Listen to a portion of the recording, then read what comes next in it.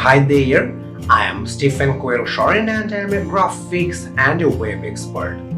This is a class about basic Adobe Photoshop for absolute beginner, and we will learn together Photoshop. If you never opened Photoshop before, or if you don't have any previous knowledge on Adobe Photoshop, then you don't have to worry about it. This is a perfect class for learning Adobe Photoshop from the basic to advanced. This is a project-based class, so you can apply the skill you will learn from the lesson in a real-time class project, and you will have a practice about your learning lesson.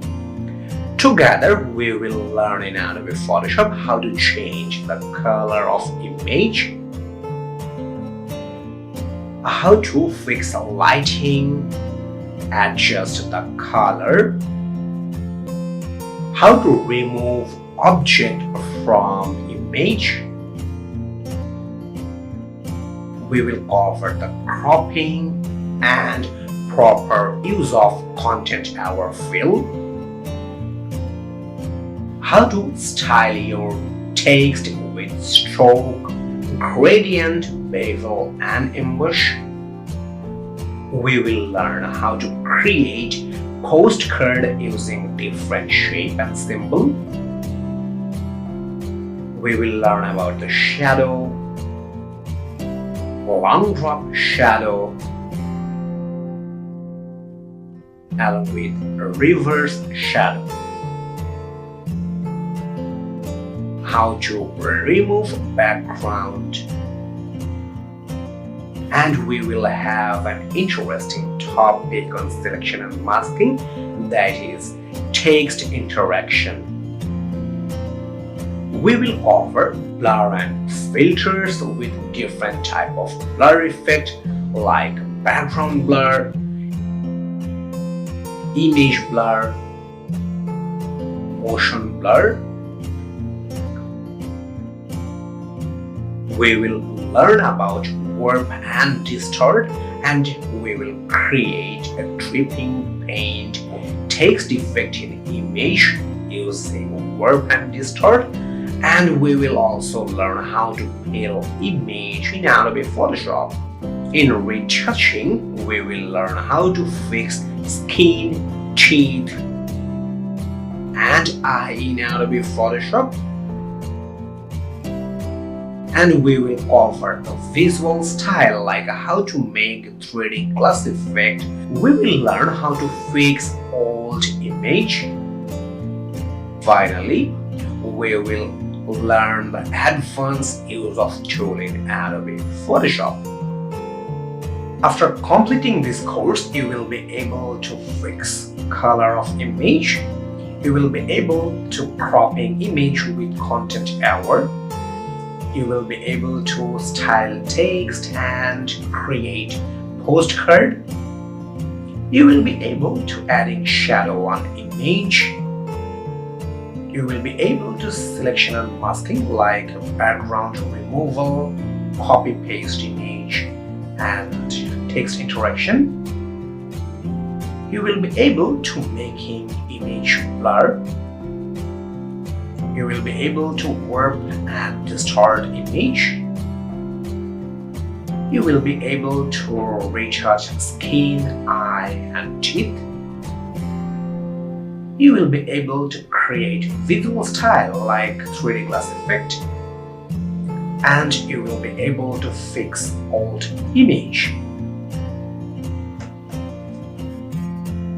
I have given an exercise file in this class, so you can practice with the exercise file during learning with me, and I also given the complete PSD file in exercise folder, so you can take a look or you can match your work with mine. So during learning time, if you face any problem, you don't have to worry about it. You just have to ask me the question, and I'm always there for you to help you out. So start watching and happy learning.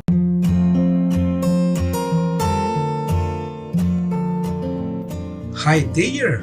welcome to very first video of Adobe Photoshop, as this is the topic of learning graphics design, and for learning graphics design we will cover the Adobe Photoshop, and this is the first lesson of Adobe Photoshop. And in this lesson we are going to learn about the hue and saturation. So let's take a look how hue and saturation works in Adobe Photoshop.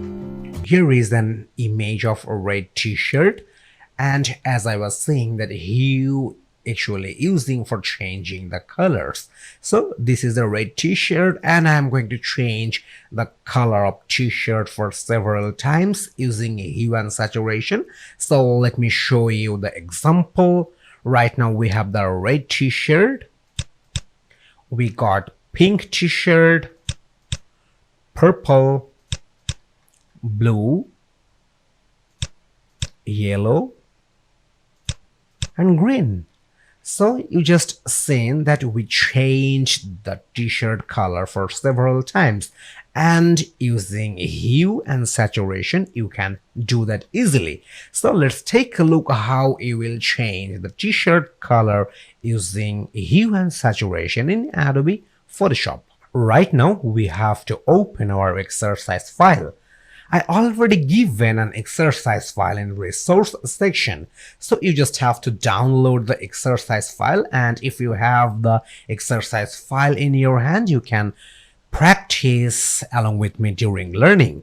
So you just have to download the exercise file. So I'm pretty sure you have the exercise file right now in your hand.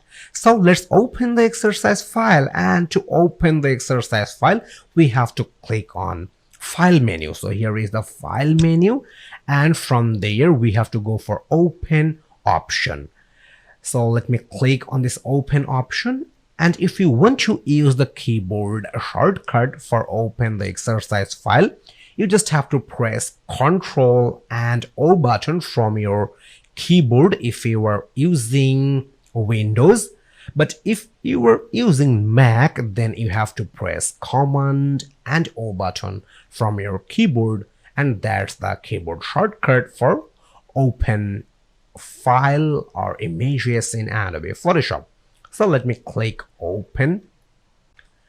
Here is our exercise file, and inside the exercise file you will get color and adjustment folder.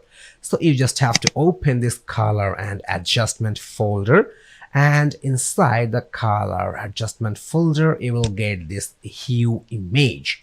So you just have to select this hue image and then you have to click Open. Okay, this is an image of a red t-shirt, and we are going to change the color of this t-shirt, and therefore we have to use the hue and saturation. So where you will get the hue and saturation in Adobe Photoshop? You will get hue and saturation inside the Adjustments panel. So this is the Adjustments panel, and if you don't have the Adjustments panel in your Photoshop software, then you have to click this Windows menu. Here is the Windows menu, and then you will get this Adjustments option.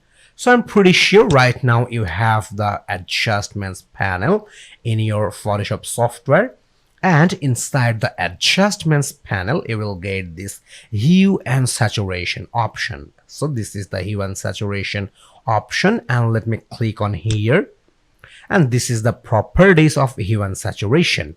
You can take a look. This is the hue bar, and here is the field for manual input.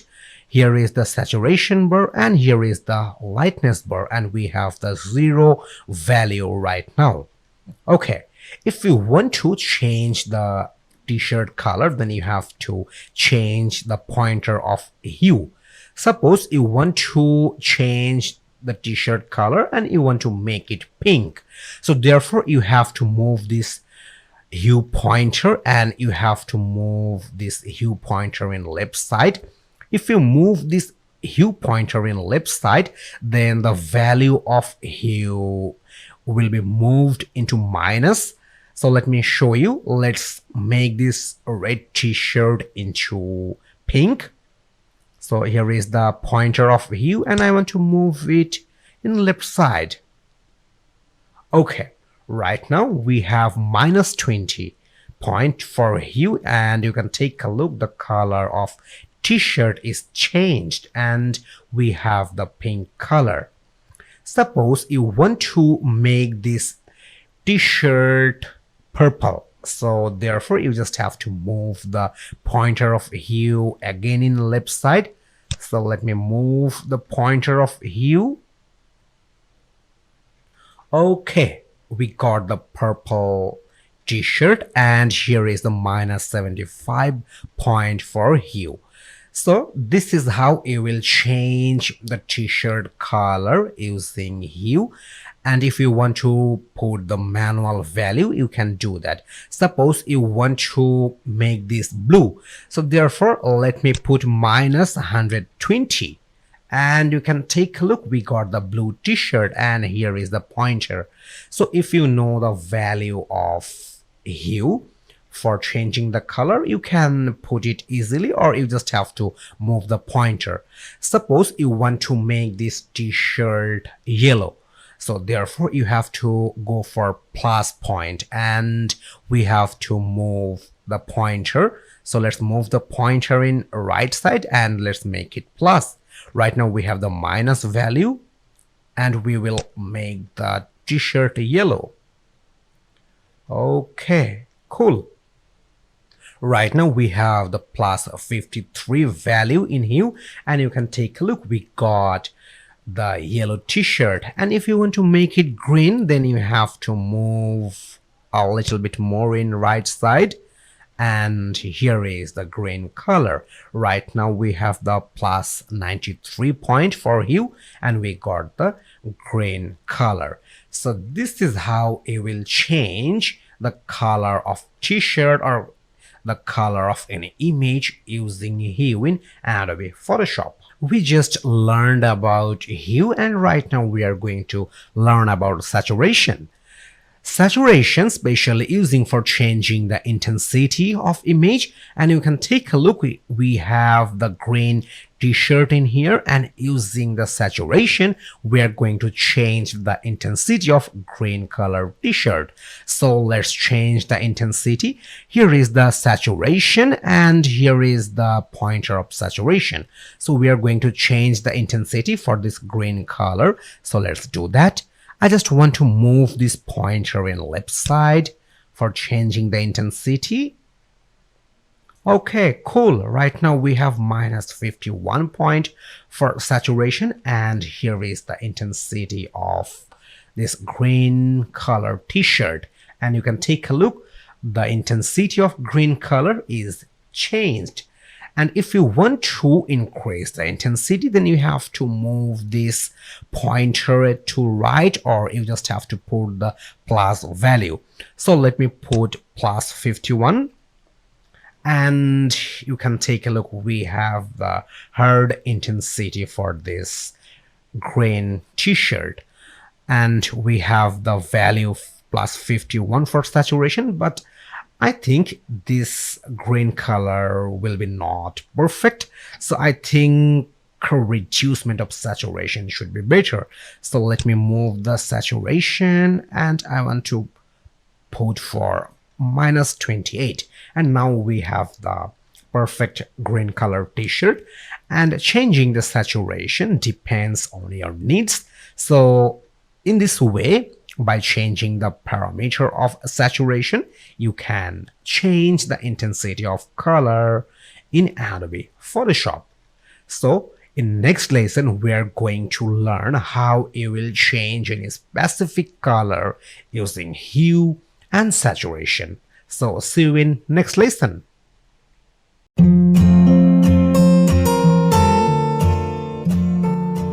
Hi there, welcome once again, and in this tutorial we are going to learn how to change a specific color in an image using hue and saturation.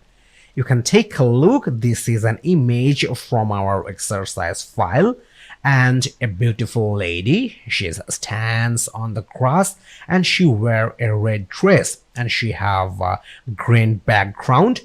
and we are going to change the dress color of her, and we are not going to change the background color. So how you will do that? You can do that easily using hue and saturation. So let me show you the output or example. Magic! You can take a look. The color of our dress turned into blue from red, and we have the same green background as like before. So this is the process, and let's take a look how it will change any specific color in an image using hue and saturation. Okay, right now we have to open the exercise file, and therefore we just have to click the file menu, open option, and inside the color adjustment folder you will get change one color image. So you just have to select it and then you have to click open. Okay, you can take a look. A beautiful lady, she's wearing a red dress and she stands on grass and she have a beautiful green background. Right now we want to change only the dress color of this beautiful lady, and we don't want to change the background color. We will only change the red color and we will make it blue. So how you will do that? You were thinking that you just have to change the parameter of hue, then the color of this red dress will be changed. So let's take a look. Here is the adjustments panel. Here is the hue and saturation. Okay, so our main motive is we will keep the green background like this, but we will not change the green background. We will only change the red color. So if you move the hue in left, or if you put minus 120 point for hue, then what will be happen? Let's move the pointer and let's place for minus 120. You can take a look, we have the minus 120, and you can take a look, we got the blue color in her dress, but the background is changed. But we don't want to change the background. We want to keep the background green, we want to keep the grass green, we want to keep the trees green, and we want to only change the dress color. But if you change the pointer of hue, the entire image are changing. But we don't want to do that. We want to change only the dress color, and the rest of the things we want to keep like before. So how you will do that? Let me show you. So let's change the image and let's make it as like before. So we have to change the hue and we have to make the value 0. So let's move the pointer and let's make it 0. We have the 0 point for hue, and here is the actual image. So we don't want to change the entire color of this image. We only want to change the red dress color, and we want to keep the background and grass green. So how you will do that? You can do that easily. So to change the red dress color, we want to make it blue, and therefore you have to click on this master option. Here is the master option, and from there you have to select the reds option. You will get yellows, greens, cyans, blues, and magentas. But we will change the reds color. So here is the reds option, and as she wear a red dress, therefore we have to select the red color. And if you move the hue pointer right now, then only the red dress color will be changed. So let's take a look. Let's make it pink first. Okay, cool. We have the pink dress, we have the purple dress, and we have the blue dress. And you can take a look, the entire background are still same as like before, and now we only changed the dress color. So this is how you will change any specific color in an image using hue and saturation option in Adobe Photoshop.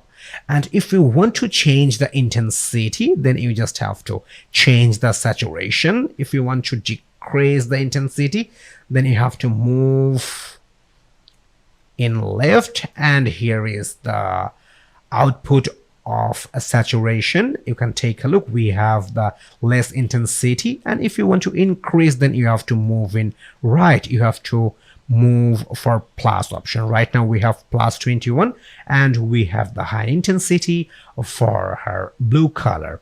So this is how you will change any specific color using hue and saturation in Adobe Photoshop.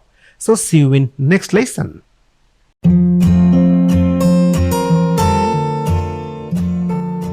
Hi there, welcome once again, and in this tutorial we're going to learn about vibrance and saturation in Adobe Photoshop.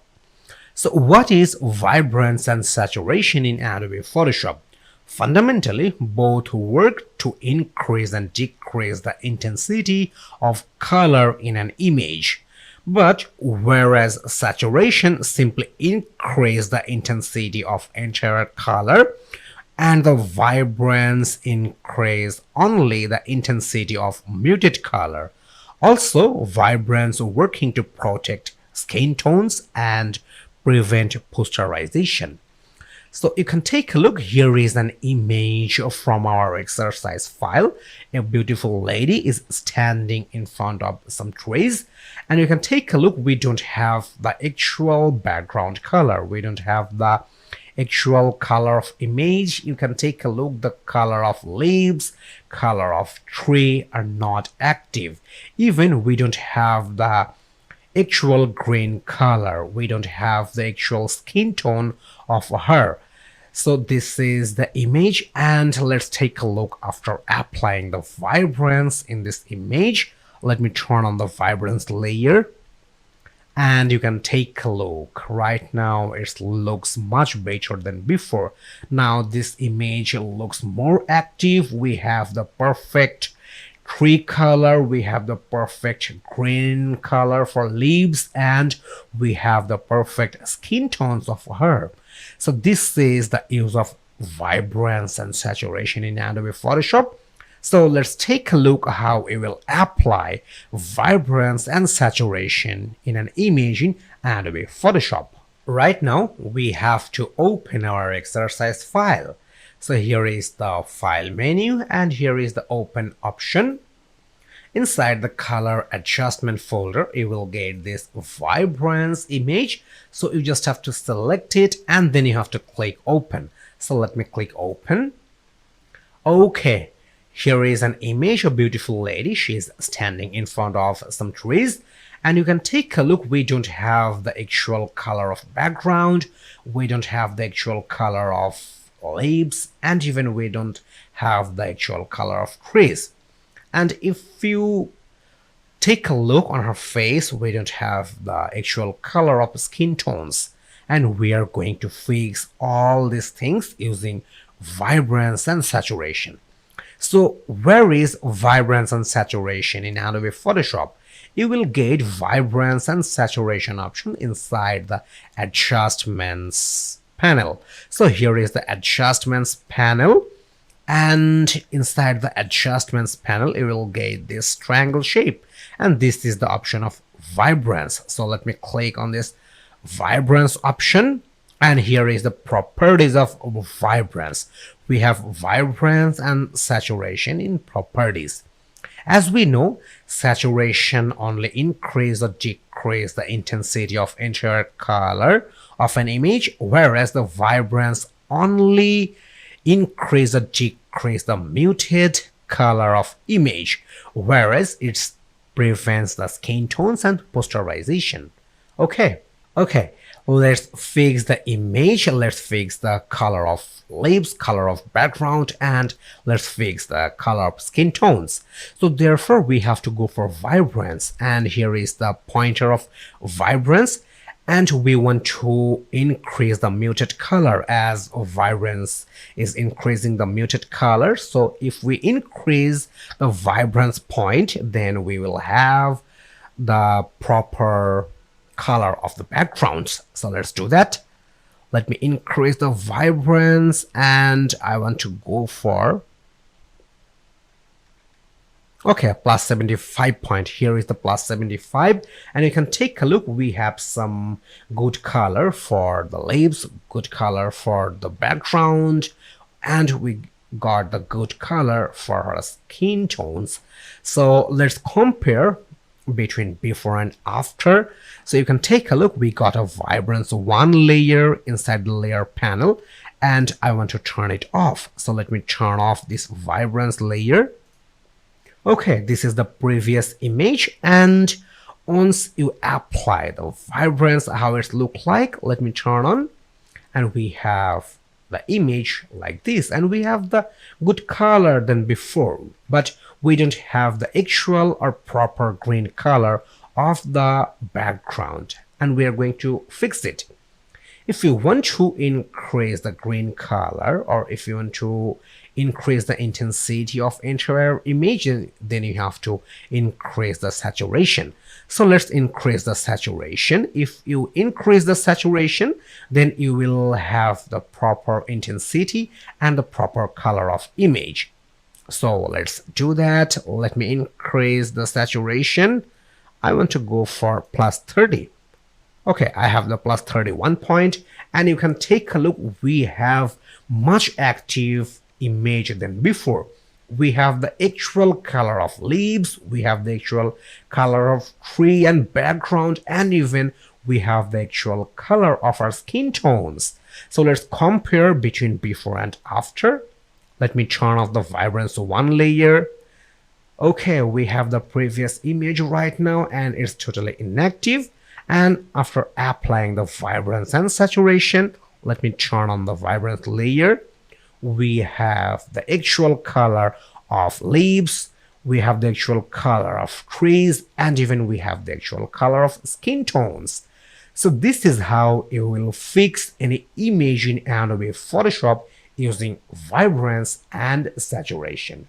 So let's take a look on next lesson how you will fix image using labels. So see you in next lesson. Bye bye.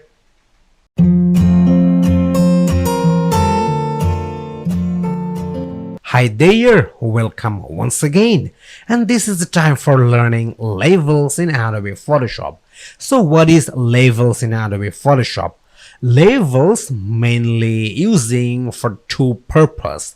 The first thing is labels mainly using for color correction. If you want to adjust the color of an image, then you have to use the labels. And secondly, labels using for correction of tonal range. So you can take a look. Here is an image from our exercise file, and you can take a look. We don't have the actual adjustment of color in here. So we're going to fix it, and let's take a look how it looks like after applying the labels. So let me turn on the labels one layer. Magic, you can take a look. We have the actual adjustment of color correction, and we have the actual tonal range. So this is how labels are using for making adjustment of color and tonal range in Adobe Photoshop. So let's take a look in details how it will apply labels in Adobe Photoshop. So at first we have to open our exercise file for learning labels. So here is the file menu, and here is the open option. Okay, so inside the color adjustment folder, you will get this labels image. So you just have to select it, and then you have to click open. Okay, so this is our image, and you can take a look. We don't have the actual color in this image. We don't have the proper brightness. We don't have the proper adjustment of color in here, and we are going to fix it. And we are going to fix the image, we are going to fix the brightness, we are going to make the color correction using labels. So where is the labels? You will get the labels option inside the adjustments panel. So here is the adjustments panel, and inside the adjustments panel you will get the labels option. So here is the labels option, and you can take a look. This is the properties of labels. So we're going to make the color correction for this image, and therefore we have to move this pointer, and you can take a look. Here is the range. Right now we have the 255, and we have to reduce this point of 255, and this is the settings of highlight actually. So we're going to fix it. So let's move this pointer. If you move this pointer at left, then the point of highlights will be reduced. And please make sure you are keeping the RGB option. You will get a red, green and blues option, but we will work RGB at once. Okay, so let's make the adjustment of highlight and brightness. So therefore we have to move this pointer at left, and you can take a look. We are getting the proper brightness. Okay, cool. So you can take a look. We got the perfect brightness and highlights for this image. But if you move this pointer, then what will be happen? If you move this pointer at right side, then you will have some black or dark shadow in here. So let me show you.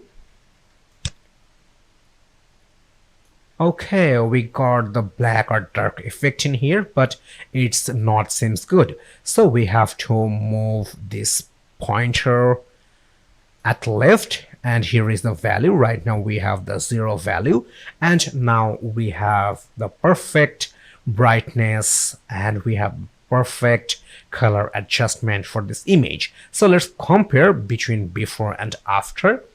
So here is a new layer is created inside the layer panel.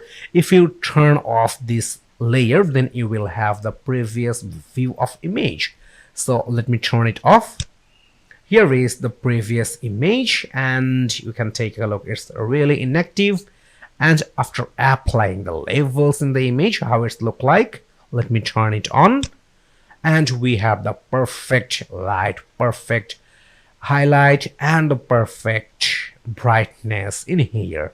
So this is how you will apply levels in Adobe Photoshop, and this is how you will fix some images in Adobe Photoshop using levels. So see you in next lesson.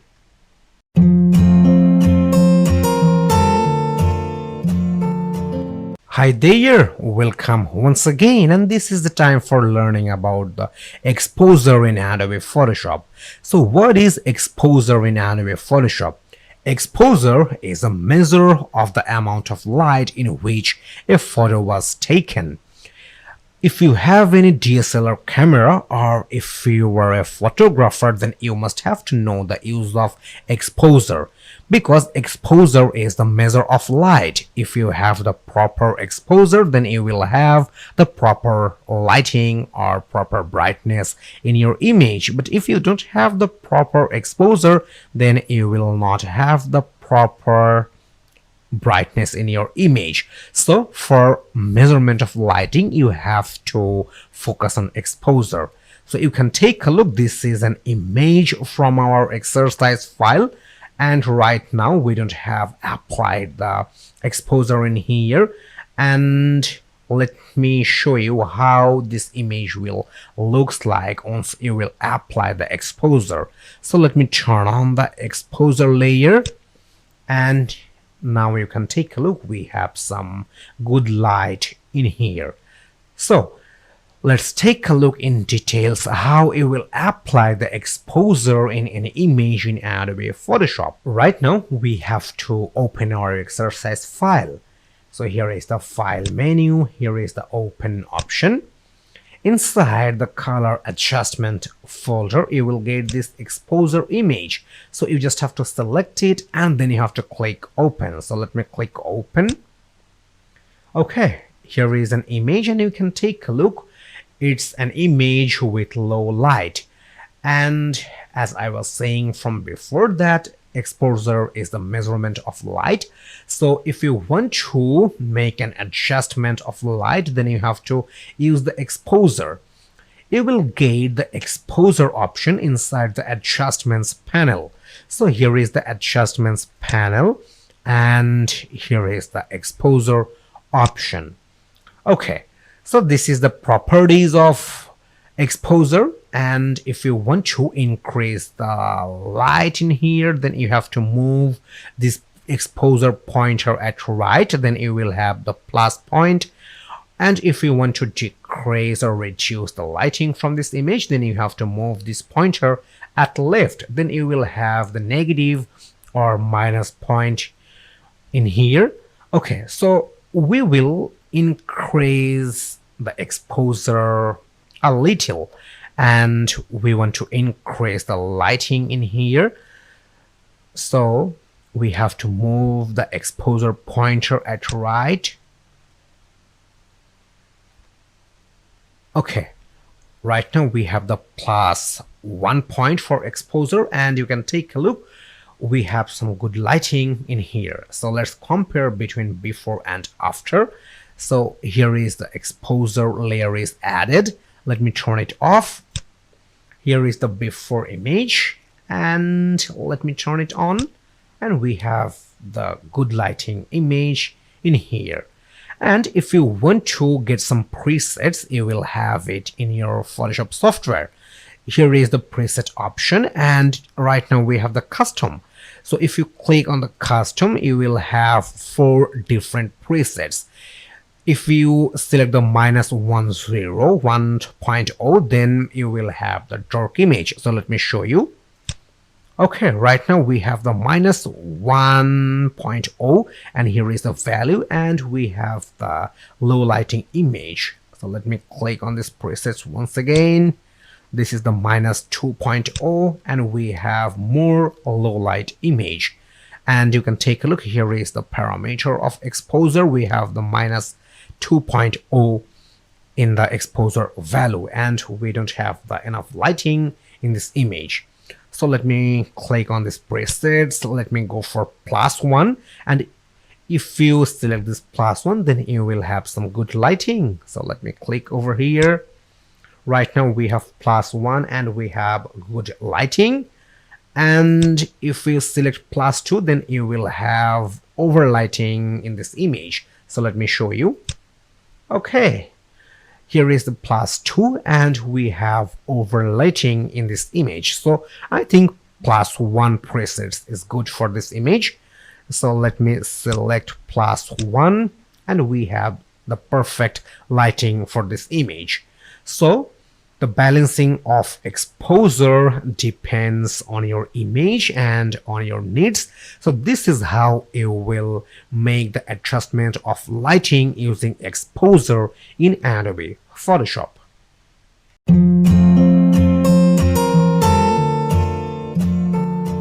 Hi there, welcome once again, and this is the time for learning invert and threshold in Adobe Photoshop. So what is invert? Invert using for making the negative effect in image. Suppose you want to apply the negative effect in your image, then you have to use invert in Adobe Photoshop. So you can take a look, this is an image from our exercise file. And if you want to apply the negative effect, then you have to apply the invert. So let me show you. Let me turn on the invert 1 layer, then you will have the negative effect in here. So let me turn it on. Okay, you can take a look, we have the appropriate negative effect in here. And if you want to make any image, and if you want to convert any image into negative effect, then you have to apply the invert in Adobe Photoshop. Okay, so what is threshold? Threshold usually convert the grayscales and it's turned into black and white image. Suppose you want to make this image black and white, then you have to apply the threshold. So let me show you. Let me turn on the threshold layer, and we can take a look. We have the black and white image, and it converts, the threshold converts the grayscale and turn into black and white. So this is the use of threshold. So let's take a look in details about how you will apply invert and threshold in Adobe Photoshop. Right now we have to open our exercise file. So here is the file menu, here is the open option. and inside the color adjustment folder you will get this invert image. You just have to select it and then you have to click open. So let me click open. Okay, you can take a look. We have a beautiful image for person smiling on the image. But if you want to apply the negative effect in this image, then you have to apply the invert in this image. So let's do that, and it's really simple. You will get the invert option inside the adjustments panel. So here is the adjustments panel, and inside the adjustments panel you will get this invert option. Once you will click on this invert option, then the negative effect will be applied to this image. So let me click on here. Magic, you can take a look. Our image is converted into negative and the negative effect is applied on the image. And it's quite simple. And to make any image or to apply the negative effect in an image, you just have to use the invert option from the adjustments panel. Right now we will learn about the threshold. So let me turn off this invert one layer. Okay, here is our image is back as like before. So right now we're going to apply the threshold, and once you will apply the threshold in this image, the grayscale of this image will be converted and it will turn into a black and white image. So let's do the process. So here is the adjustments panel, and inside the adjustments panel you will get this threshold option. So let me click on threshold option, and you can take a look. The image converted into black and white image, and here is the level of threshold, and this is the pointer of threshold. So if you move this pointer at left side, then the level of threshold will be decreased and the percentage of white will be increased inside the image. So let me show you. Let me move this pointer at left, and the threshold level is decreasing and the percentage of white are increasing. Okay, right now we have 100 point of threshold level, and you can take a look. We have the maximum percentage of white, and if you move this pointer at right side, then the threshold level will be increased and the percentage of black will be increased inside the image. So let me move this pointer at right side. Okay, the level of threshold are increasing and the percentage of black are increasing inside the image. Okay, right now we have the 154 point for threshold level, and we have the maximum black color percentage inside the image. So this is how you will balance the threshold level in Adobe Photoshop.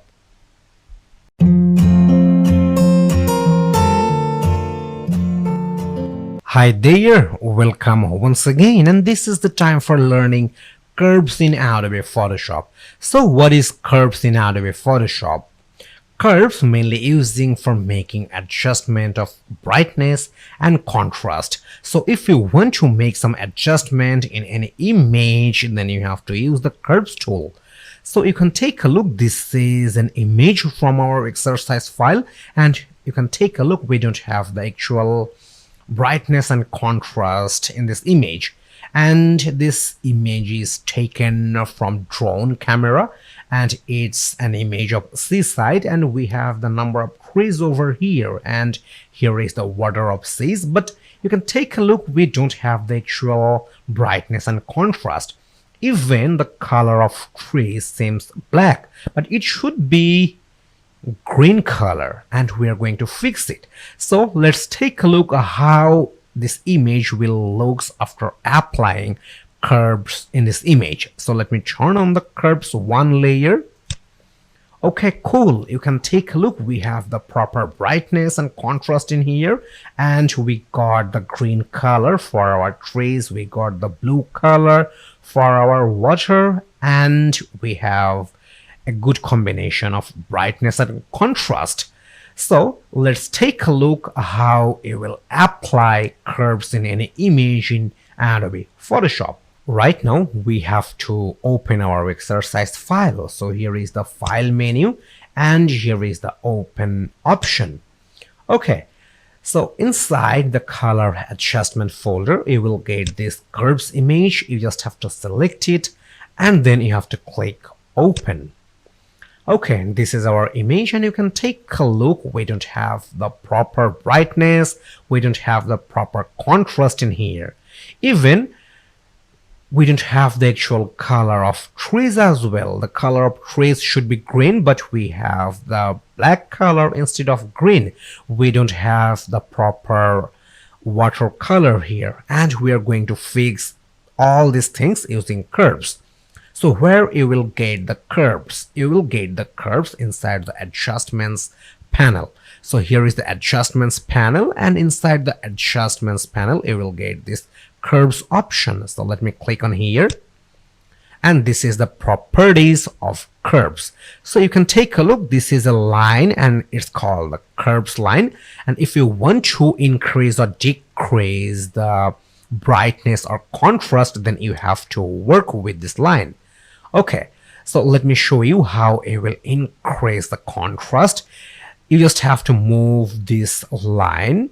So let me pull it at up.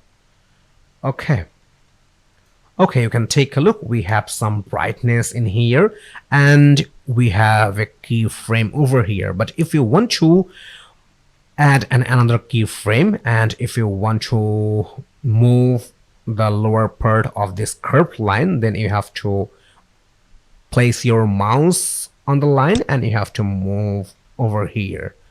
Okay, we got some little green color in our trees, and let's move the upper part and let's add another keyframe in here. Okay, cool. So right now we have some good brightness and contrast in this image, and if you turn off this curves one layer, then you can compare between before and after. So let me turn off the curves one layer. Here is the before and here is the after. Okay, but we don't have the actual green color for these trees. We don't have the actual watercolor yet. So we have to do that. We have to bring the actual green color for here. And therefore we have to select this RGB option. And if you click on this RGB option, you will get red, green and blues for different color option. So we want to increase the green color. So therefore I have to select this green option. And this is the green curves line. So let me increase the green line over here. And let me add a little bit here.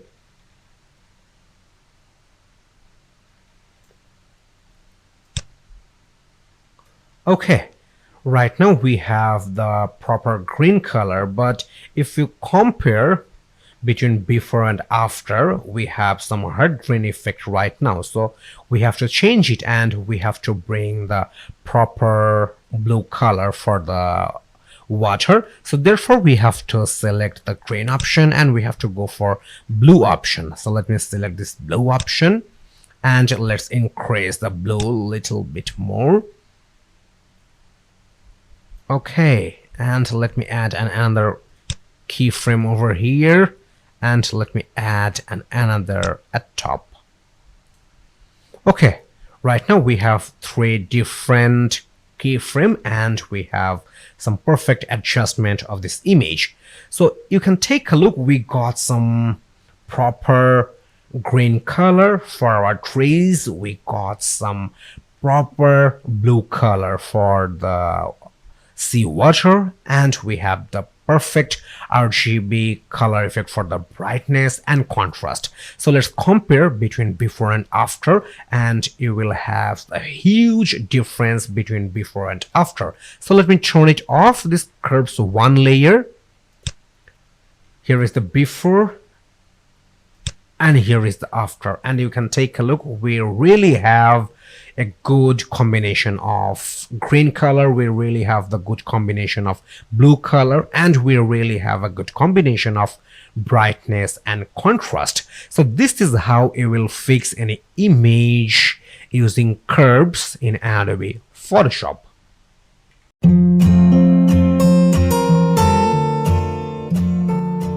Hi there, welcome once again, and this is the time for class project. You can consider this class project as your homework, and this is the time for apply your skill you gain about the color and adjustment. So this is our first class project, and in this class project you have to change the color of this banana. Here we have the yellow banana, and you have to change the color of banana. You have to make it green. I already given a PDF and a Word file, and this PDF and Word file will help you out to complete the class project. So let's take a look on our Word file. So this is our Word file, and one thing I want to tell you before starting the class project 1. Once you complete your class project, please do share your result with me so I can take a look, and you can share your work in project or assignment section, or you can just post your work in comment of project video, or you can tag me on social media. Okay, so let's start the class project 1. This is our class project 1, and the name of class project 1 is change banana color yellow to green. So let's follow the steps. First, you have to go for image. So use image from exercise file, or you can use your own, or you can get it from unsplash.com. Okay, this is the image, and I already given this image inside our exercise file, so you can use it. Or if you have any other image on your computer, then you can use it for class project, or you can get some images, royalty-free images from unsplash.com. Okay, next step is duplicate layer. Duplicate background layer in layer panel. So this is our background layer. Inside our layer panel, you have to duplicate this background layer. Once you will duplicate the background layer, a new layer will be created, and this is the output. This new color layer I have duplicated from the background layer. And the next step is use hue and saturation. Use hue and saturation for change color. Now you have to use hue and saturation for changing the colors, and you will get it inside the adjustments panel. This is the hue and saturation, and this is the properties for changing the colors. And the final step is output. Save the image in JPEG format, and this is my output. So once you apply the hue and saturation on image, the color of banana will be changed. So let me turn it on. Okay, this is my output, and you can take a look. The color of banana is changed. And once you complete, you have to save this image. And to save, you just have to go for file menu, and from there you can go for save or save as option. I'm going to show you using the save as option.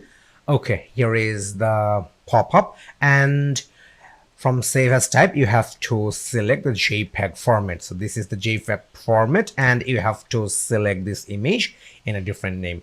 Okay, so once you write the name for your file, then you just have to click the save option, and then you can check the quality. We have maximum, high, medium, low. You can pick any quality from here, but I prefer use to maximum, and then just you have to click OK.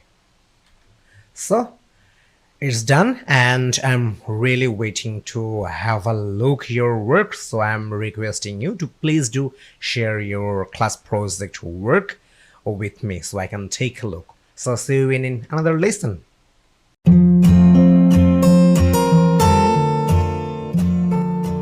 Hi there, welcome once again, and this is the time for learning content aware fill in Adobe Photoshop, and this is really an amazing tool of Adobe Photoshop. So what is content aware fill? Content aware fill mainly using for removing unwanted object from your image, along with its using for removing the distracting elements from your image as easy as possible.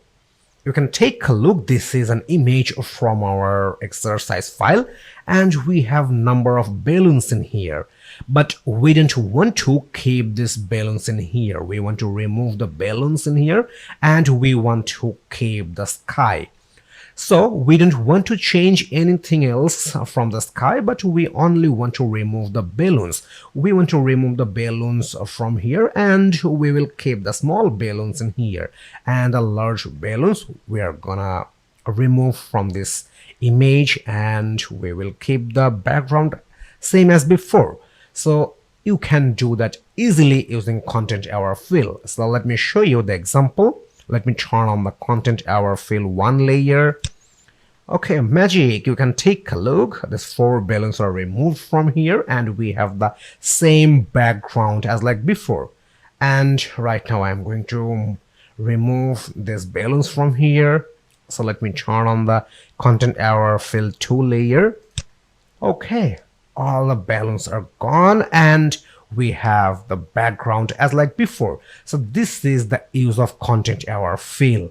So let's take a look in details how you will apply content aware fill in your image. At first we have to open our exercise file, and therefore we have to go for file menu, and here is the open option. Inside the exercise file, you will get content aware and crop folder. You have to open it, and inside the content aware and crop folder, you will get this Jan Julie unsplash image. So you just have to select it, and then you have to click open. Okay, this is our image, and from this image we are going to remove the balloons. So let's do this process step by step. So at first we will remove these 2 balloons, and therefore we have to make a selection. For making a selection, we will use lasso tool. So this is the lasso tool, so we have to use it, and let's make a circle selection for these 2 balloons. Okay, here is the selection, and right now we are going to remove these 2 balloons from here. So let's click the edit menu. Here is the edit menu, and from there we have to go for fill option. So let me click on fill option, and this is the pop-up for fill option, and you have to make sure one thing. This is the option for contents, and in contents you have to keep the content aware option. You don't have to put the foreground color or background color. You must have to use the content aware option for content. Okay, so let me click OK. Magic, you can take a look. The balloons are removed from here. Let me deselect the selection, and to deselect you can press Ctrl or Command D from your keyboard, or you can just click the select menu. Here is the select menu, and from there you can click on this deselect option. Okay, you can take a look. Our balloons are removed from here, and let's do for next 2 balloons. Let's make a selection. Okay, edit menu, fill option, and please make sure the contents should be with the content aware option, and then you have to click the OK. Magic, it's gone. So you can take a look. First 4 balloons are removed from here, and now we are going to remove this entire portion. So let's make a selection for this entire portion. Okay, we have a nice circle selection for these balloons, and we have to do the same things once again. So therefore we just have to click the edit menu, fill option, and the contents should be with the content aware option, and then you just have to click OK. Okay, magic, you can take a look. All the balloons are gone. So this is how you will remove any unwanted object or distracting element from your image using content aware fill. So see you in next lesson.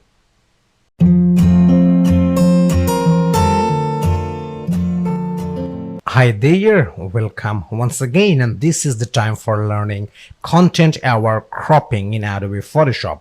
In last lesson, we learned about the content aware fill.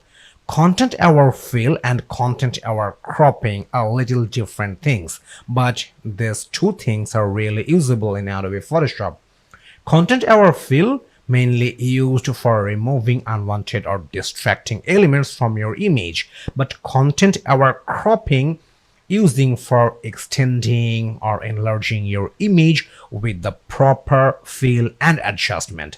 So as an example, this is an image from our exercise file, and you can take a look at a rock mountain standing in the sea, and we have some blank space over here, and we don't want to keep this space blank. We want to fill this blank space with the water. So how you will do that? You can do that easily using content aware cropping. So let me show you the output. Let me turn on the fill layer.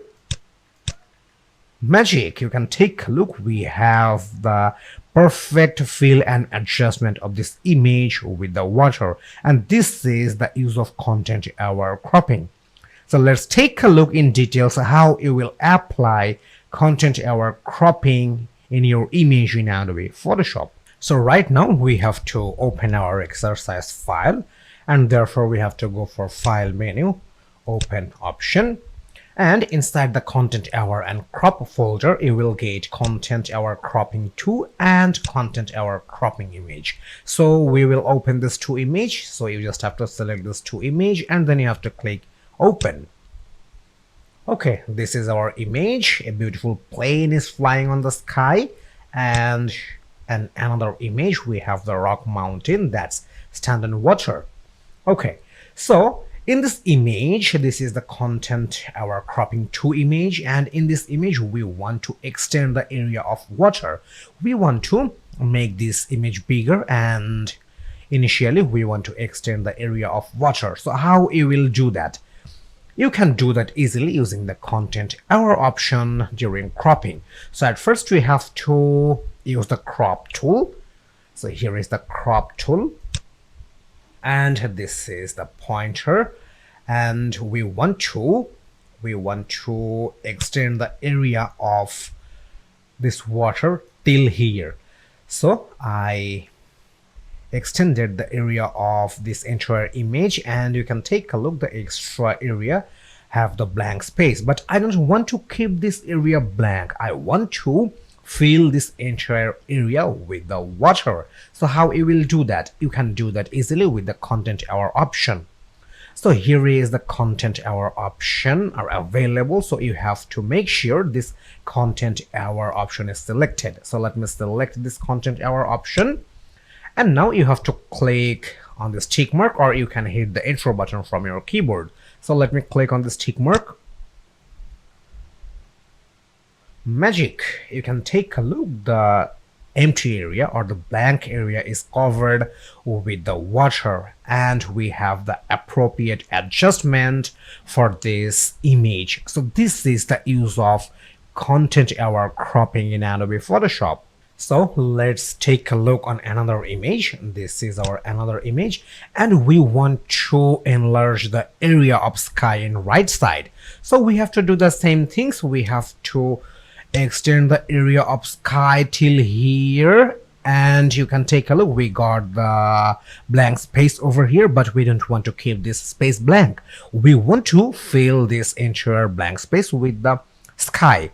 So you just have to make sure this content aware option is selected, and then you have to click the tick mark, or you can hit the enter button. So let me click on this tick mark. Okay, cool. You can take a look.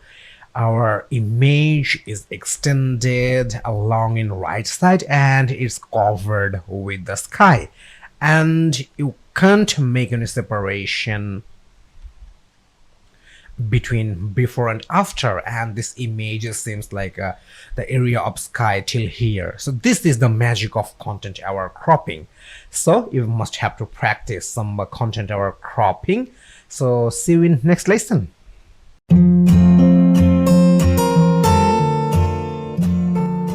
Hi there, welcome once again, and this is the time for learning how to remove subject and text using content aware fill in Adobe Photoshop. In last lesson, we learned about the content aware cropping, and we also learned about the content aware fill. Using the content aware fill, we remove the balloon, but if you have any subject or text in your image, then how you will use the content aware fill?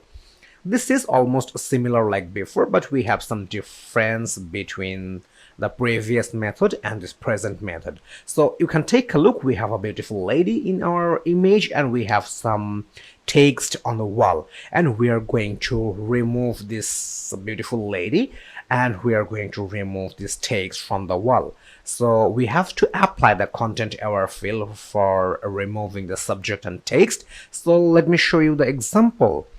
Let me turn on the image layer. Magic. Subject is removed and we have the text still available in the wall and we want to remove that. So let me turn on the text layer. Magic. The text and subject all are removed and we have only the wall. So this is the process how it will remove the entire subject and text. So let's take a look how it will remove any subject and text using content aware fill in Adobe Photoshop. So right now we have to open our exercise file. So here is the file menu and here is the open option. And inside the content aware and crop folder, you will get this wall text font image. You just have to select it and then you have to click open. So this is our image and you can take a look. Beautiful lady, she is standing in front of wall and we have some text on wall, and we are going to remove this beautiful lady from this image, as well as we will remove the text from this wall, and we will keep only the wall. So how you will do that? You can do that easily using the content aware fill. So let's start the process. So at first we have to make a selection for the subject and we are going to remove the subject right now, and therefore we have to use the lasso tool. So this is the lasso tool and we have to make a selection for the subject. Okay, we have a nice selection for the subject and right now we are going to remove the subject from here. So therefore you just have to click the edit menu and from there you have to go for content aware fill option. In previous lesson we used the fill option and from there we used the content aware fill contents, but in this lesson we are not going to use the fill option. We are directly going to use this content aware fill option. So let me click on here and this is the pop-up for content aware fill settings, and this is the preview. You can take a look. Already the subject is removed from here. This is the preview of our image, but I'm using this content aware fill option directly because with this settings we will have some output settings. For output I want to create a new layer, so if I need to get back this subject in later, so I can get it back easily, therefore we have to go for output settings, and from output you have to select the new layer. So if you select the new layer, then you can bring back your subject, but if you select the current layer, then you will not be able to get back the subject. So therefore I am using the new layer, and let me click OK. And you can take a look, our subject is removed from here and we have a new layer over here. Okay, so if you want to get back the subject once again in this image, then you can bring it easily. So in that case you just have to turn off this background copy layer. So let me turn it off and our subject is back once again. So this is the privilege for creating the new layer and removing the subject using the content aware fill. So let me turn it on and our subject is removed, and right now we will remove the text from here. But before that you have to make sure that background layer is selected. So this is the background layer, and right now we have to make a selection for this text. So let's make a selection for this text using the lasso tool. Okay, we have the perfect selection for this text, and we have to do the same things. We just have to click the edit menu, and here is the content aware fill option. So let me click on content aware fill, and this is the pop-up, and you can take a look. Our text is removed from this image, and please make sure that output should be with the new layer. So let me click OK. Magic, you can take a look.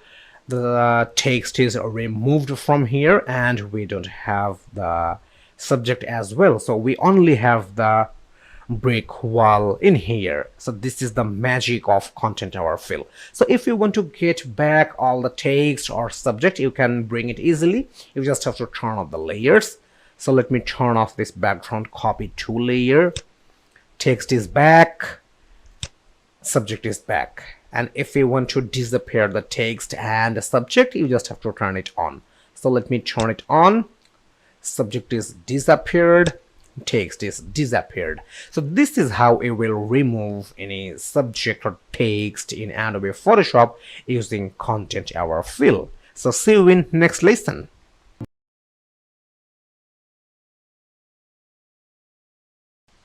So this is the time for stylize your text, and we are going to add a stroke, gradient, bevel, and emboss in the text. So let's start with stroke. So what is a stroke in Adobe Photoshop? Stroke is a kind of paint border, and you can place the border around the text or in any image. So let's start the process. Once you type the text in here, you can take a look. A text layer is created inside our layer panel, and you have to make sure this text layer is selected. And to apply stroke in your text, you have to use the blending option. So therefore you just have to click on this FX option. Here is the FX option, and from there you will get this stroke option. So you can go from here, or you can right click with your mouse in text layer, and from there you will get this blending options. So you just have to click on this blending options. Okay, this is the layer style tab, and from there you have to go for a stroke option. So this is the stroke option. Let me click on here. Okay, this is the stroke tab, and this is the settings for a stroke. So at first we have to increase the size. So right now we have 1 pixel, and if you increase the size, the stroke will be applied on the text. So let me increase the size. Okay, right now we have 18 pixel, and this is the output of stroke. And you can take a look. A black border is applied to the text, and if you increase more, then the size of border or thickness of border will be increased, but that will be not perfect for applying the stroke. So we don't want to put 18 pixel, we want to go for 10 pixel. Okay, right now we have the good stroke in here, and this called the position. If you want to place the stroke inside, then you have to put inside in here. But if you want to put the stroke outside of the text, you can do that easily. In that case, you just have to select the position, and from there you just have to select the outside. Okay, now it looks much better than before. So I want to keep the outside for position, and this is the color. So you can pick any color. Right now we have the black color, and you can take a look. Here is the black stroke is applied to the text, but if you want to change the color, you can do it easily. You can pick any color. Suppose I'm picking the green color, and you can take a look. The color of the stroke is changed, and if you want to pick the blue color, you can pick it easily, but I want to go with the black color. Okay, so let me click OK, and I'm clicking OK. Okay, so you can take a look. A new layer is added in our text layer, and that's called the stroke. So if you turn this stroke layer off, then the black border will be disappeared. So let me turn it off. Okay, it's gone, and if you want to get it back, you just have to turn it on. Okay, so we just applied stroke in our text, and right now we are going to apply gradient in here. So let's take a look. So right now we are going to add gradient in this text. So what is gradient? Actually, gradient, a blend between multiple colors. So right now we have only red colors inside our text, and we are going to apply the gradient. And if we will apply the gradient, then we will have multiple color. So let's start the process. For adding gradient, you have to follow the same things as like before. You just have to click the effects menu, and from there you will get this gradient overlay option. Or you just have to right click with your mouse, and from there you will get this blending option. So right now we will go for effects option, and from there we will go for gradient overlay. So let me click on here. Okay, this is the pop-up for gradient, and you can take a look. Once we added the gradient, the color of our text is changed because we have some gradient presets in here. So let me show you. So this is the presets of gradient. You just have to click over here, and you will get this gradient editor tab. You will have different type of presets, like if you want to put some blue color or blue gradient, you will have the presets inside the blue folder. So this is the different type of gradient. So let me pick one. I want to pick this gradient, and you can take a look. We have two color over here. Let me pick this one. Let me pick this one. Okay, so we have that two different color in here, and if you want to put any manual color, you can do that, and I'm going to show you. So you will have different type of more gradient presets, like a purple. So you just have to open the purple folder, and from there you can pick any color.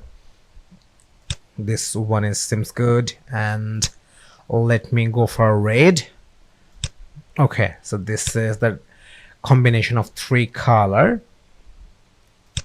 This one seems good. Let me go for green. Let me pick this one, and let me go for naturals. Okay, so this is the presets of gradient. So if you want to put some manual color, then you can do that easily. So how you will do that?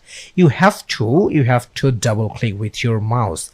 We have two pointer over here, and you just have to click on the color point in here. So let me double click with here, and you will have the color picker. So I want to pick some pink color. So here is the pink color, and I want to put this pink color as well. Okay, looks good. And for a second color, you just have to click over here. So you can double click with your mouse on this pointer, or if you click a single click on this color pointer, then you will have the option for changing the color from here. So you just have to click the color option, and then you will have the color picker. So I want to pick the red color, so let me pick the red color. Okay, and let me click OK. So you can take a look. We have the manual color inside our text, and if you want to increase or decrease the percentage of any color, you can do that. Suppose you want to increase the pink color percentage in here, then you just have to move this pointer at right, and you can take a look. We only have the small portion of red color, so only the first text line is previewing with the red color, and the rest of the two text are previewing with the pink color. So if you want to put maximum percentage of red color, then you can do that easily. So in that case, you just have to move the pointer at left and you have to increase the percentage of red color. And right now we can take a look, the second line we covered with the red color. Okay, so this is the formation for changing the percentage or placing the percentage of color in text. So let me click OK. Okay, cool. So we have the gradient over here, and another things I want to show you, that is the angles. So if you want to change the angle of color, you can do that easily. This is called the wheel, and right now we have 90 degrees, and let me change the angles. Right now we have 15 degree, and you can take a look, the gradient angle is changed. We have the red color at the right side and pink color at left side. Okay, let me go for minus 90 degree, and once we apply the minus 90 degree, the pink color turned into at top and the red color placed at bottom. So this is the magic of a wheel. So you can move this wheel as your need, and this is using for changing the color position inside the text. Okay, so let me click OK, and you can take a look, we have the gradient inside our text. And if you want to turn it off, you can do that easily. You just have to turn on the gradient overlay layer. Once we apply the gradient in this text, we have the gradient overlay layer in our text layer. So let me turn it off. Okay, we have the color as like before, and we have the solid color right now. And once we apply the gradient overlay, we got our gradient color inside our text. Okay, so this is how you will apply, or this is how you will add gradient overlay in text in Adobe Photoshop. So we added stroke in our text, we added gradient overlay in our text, and finally we are going to add bevel and emboss in this text. So what is bevel and emboss in Adobe Photoshop? Bevel and emboss is a way to create shading and simulate shadows that make your text look three-dimensional. And if you apply bevel and emboss in your text will look more interactive. So let's start the process. To apply bevel and emboss in this text, you have to follow the same rules as like before. You just have to click the effects option from the layer panel, and from there you just have to go for bevel and emboss, or you can directly use the blending option. So let me click on bevel and emboss. Okay, this is the pop-up for a layer style, and this is the settings of bevel and emboss. So at first we are going for the style. So we have different type of style like inner bevel, outer bevel, emboss. So let me show you here. This is the different type of style, but you will not have the actual view of the different type of style, because till yet we didn't apply the depth, we didn't add the size, pixel and soften. So we have to do that. So at first we are going to increase the depth percentage. So let's increase the depth percentage. I want to go for 376%, and then we have to increase the size. So let's increase the size, and you can take a look. Once we increased the size, we have the bevel and emboss in our text. And then we have to increase the soften pixel. This is the soften pixel, and I want to increase the soften for 5 pixel, and now it really looks good. Okay, so let me show you the style of bevel and emboss. Right now we have the inner bevel, and you can change it. You can change into outer bevel. So let me select the outer bevel, and this is the output of outer bevel. Let me show you the emboss. Let me show you pillow emboss, and let me show you the stroke emboss. Okay, but I think inner bevel is the best one. So let me select the inner bevel, and we have the three-dimensional effect in our text, and let me click OK. So we have stroke in our text, we have gradient in our text, and finally we just added bevel and ambush in our text. So you can take a look, we have three different layers in our text layer.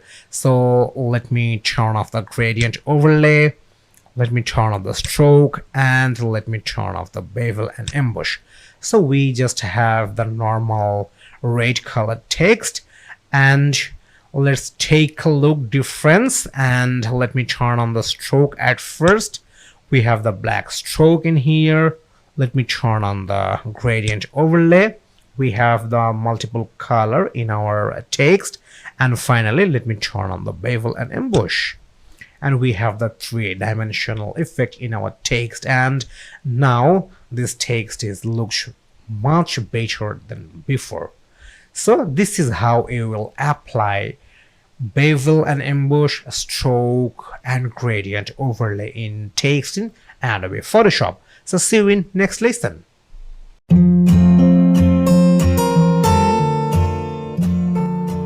Hi there, welcome once again, and this is the time for learning text style in Adobe Photoshop. Text is an essential thing in Adobe Photoshop, and many times you have to use the text. And in this lesson, we are going to learn about the text and text stylization, like how it will add some stroke, how it will add gradient, and how it will add bevel and ambush in text. We are going to discuss every single details about the text stylization. So let me show you some example. Here is an example of a text. Here is my name is written, and I'm going to show you an example of a text stylization. So at first I'm going to apply stroke in this text. So let me turn on the stroke layer. You can take a look, the black stroke is added on the text. Then I'm going to change the color, and I'm going to add gradient overlay inside the text. So let me turn on the gradient overlay. Okay, cool. And finally, I'm going to apply the bevel and ambush inside the text. So let me turn on bevel and ambush. And this is the effect of bevel and ambush, and we are going to learn every single process, how it will apply stroke, gradient, bevel and ambush in text. So let's take a look. So at first we have to create a new document, and therefore we have to go for file menu, and from there we will go for new option. If you want to use keyboard shortcut, then you have to press Control and N button, and this is the shortcut for PC user. And if you are using Mac, then you have to press Command and N button from your keyboard. Okay, so let me click on this new option, and this is the pop-up for creating your new document. You will have number of presets like photos, like prints, art and illustration, web, mobile, film and videos, and you will have different type of presets. This is HDTV 1080 pixel presets, and the resolution of these presets is 1920 by 1080 pixel. But we will not pick these presets, we will pick a presets from print tab. So this is the print tab, and I want to pick this later preset. The size of later preset is width 8.5 inches and height 11 inches, and resolution is 300 pixel per inches, and the background content is white. So let me click create. Okay, this is our document, and we are going to type the text in here, and we will stylize our text inside this new document. So let's start the process for typing text. Okay, if you want to type text, you have to use the type tool. So here is the type tool. This is called the horizontal type tool. So let me click on here, and this is the option for typing the text. So as an example, let me write my name. So you just have to click your mouse, and I want to write my name. So let me write my name, Stephen Coel Soren. Okay, here is my name, but you can take a look. The size of this text is really very small and I want to make it bigger, so therefore you just have to make a selection of this text, and from there this is the option for your font size. You have to change the point, and here is some default points are available: 6 point, 8 point, and right now we have 11 point. So let's go for 30 point, and you can take a look. Our text is bigger than before right now, but I want to make it more bigger, so therefore you just have to select the option of a font size, and from there I want to go for a 72 point. Okay, right now we have the bigger font, and if you want to change the text color, you can do that easily. Right now we have the black color for our text, and I want to change the font color. So how you will do that? You just have to make a selection of your text, and from there you will get this color picker option, and this is the option for changing the color. So let me click on here, and you will get a color picker in your software. So this is the color picker, and you can pick any color from here. So I just picked a red color. I'm going to pick this red color, and you can take a look. The color of our text is changed, and right now we have the red color. And if you want to create a green color for your text, you can pick the green color, you can pick the blue color, you can pick a red color as well. So I want to pick this color, and let me click OK. And if you want to make more bigger this text, then you can put the manual value. Suppose I want to put 100 point for my text size, so let me put 100 point, and you just have to hit the enter button in your keyboard, and you can take a look. We have the bigger font size right now. And if you want to change the font style, you can do that easily. So this is the option for changing your font. So you just have to click on here, and you will have different type of font in your software, and from there you can choose any font from there. Okay, so I have some century, elephant, and here is the ethnocentric. So this ethnocentric font really looks good, so let me pick this ethnocentric font. Okay, so I want to make this font size a little bit smaller, so I want to go for 90 point. Okay, right now we have the perfect size with our document. Okay, so let me click on this tick mark. Right now I want to make the centralization of this text, and therefore I have to use the move tool. So this is the move tool, and using the move tool I want to place this text at middle of the document, and right now we have the perfect alignment for this text. Okay, so we have ethnocentric font, we have a red color in our text, and right now we are going to stylize our text, and right now we will apply stroke, gradient, bevel, and emboss inside the text. So let's start the process.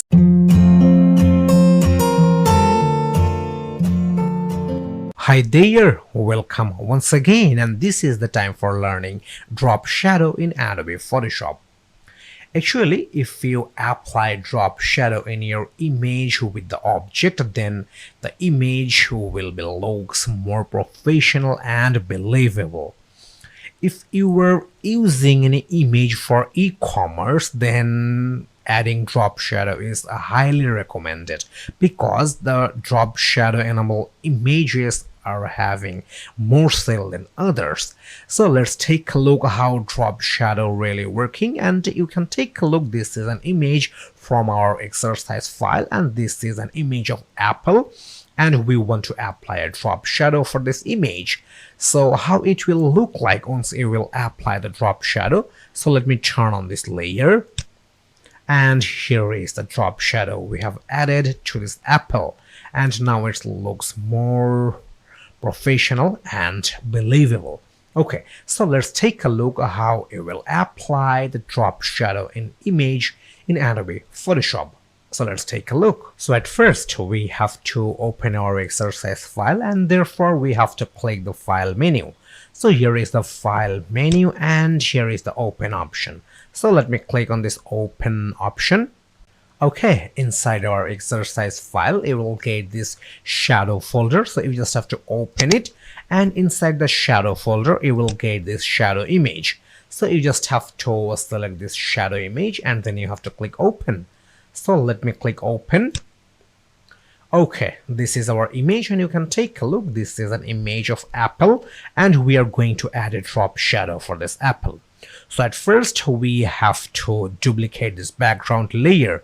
So this is the background layer and we have to duplicate this layer.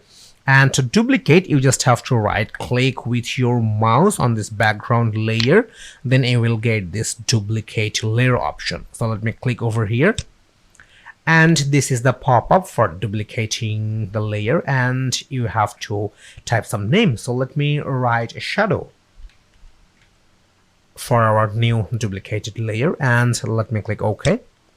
So we have the shadow layer in here, and right now we have to make a selection for this apple, and then we will add a layer mask, and then we will add a drop shadow.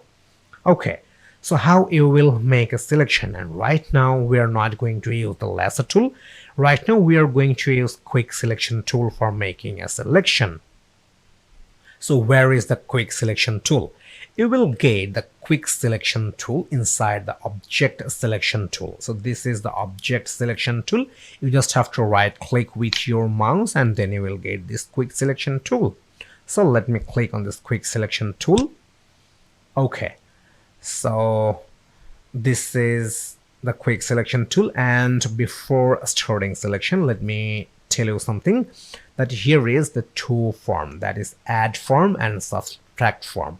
So this add form or plus sign add form is using for making the selection, and if you have any extra selection area, then if you want to reduce or deduct the extra selected area, then you have to use the subtract form. So as we will make a selection, therefore we have to use the add selection form.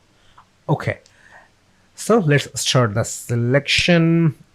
And you can take a look, the brush size seems quite smaller, and I want to increase the brush size, and therefore we have to go for the brush option in here. So let me click over here and let me increase the brush size. Right now I have 25 pixel and I want to go for 52 pixel. Okay, now I have the bigger brush, and right now I have the perfect selection of entire apple. Okay, so selection is done, and right now we have to add a layer mask.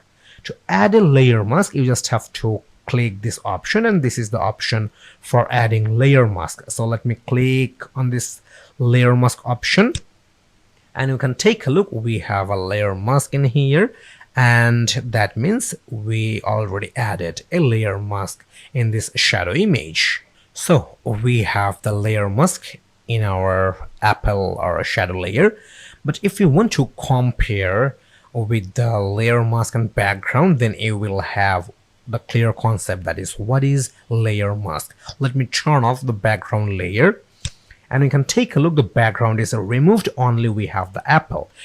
We only have the apple because we make a selection with the quick selection tool, and then we added a layer mask for this apple, and that's why we only have the apple and we don't have the background. So let me turn on the background layer. Okay, so please make sure this layer mask is selected, and now we will apply the drop shadow. To apply drop shadow, you have to click on this FX option in here. So let me click on FX option, and from there we have to go for drop shadow. So let me click on this drop shadow. So this is the pop-up for layer style, and this is the settings of drop shadow. So at first we have to work with the distance. So let me increase the distance. If you increase the distance, then you can have the look of drop shadow in apple. So let me increase the distance, and you can take a look, we are having a drop shadow in our apple. So I want to go for 40 pixel for distance, and I want to increase the percentage of spread. So let me increase the spread percentage. Okay, and this is the size of a shadow. So let me increase the size of shadow, and you can take a look. We have the bigger in size, and the size of shadow depend on your needs. So I want to go for 60 pixel. Okay, cool. We have the drop shadow right now, but you can take a look. We have a very hard drop shadow, and we don't want to use this hard drop shadow, and therefore we want to reduce the opacity. To reduce the opacity, you just have to reduce the opacity from here. Right now we have 100% opacity, and if you reduce the opacity, then the opacity of shadow will be reduced. Okay, so let's go for 51%, and we have the perfect drop shadow right now. But you can take a look the position of drop shadow placed in left side of this apple. But if you want to place this drop shadow at bottom of this apple, then you can do that easily. So therefore you just have to use this angle wheel. Right now we have a 0 degree, and to place this drop shadow at bottom, you have to move this wheel, and we can place 90 degree. Okay, so we have the perfect drop shadow right now. And if you want to increase the distance of this drop shadow from the apple, then you can increase the distance from here. Okay, so right now I have 191 pixel and the drop shadow placed over here, but it's not really seems good. So let's reduce the distance. Okay, 55 pixel is really good. Okay, so you can take a look. We have a perfect drop shadow in this image, and let me click OK. So you can take a look. We have a drop shadow over here, but if you want to disappear this drop shadow, you just have to turn off this drop shadow layer. So let me click over here. Okay, drop shadow gone, drop shadow on. Okay, so it's quite simple, and I'm pretty sure you enjoyed this tutorial. And let's take a look on next lesson.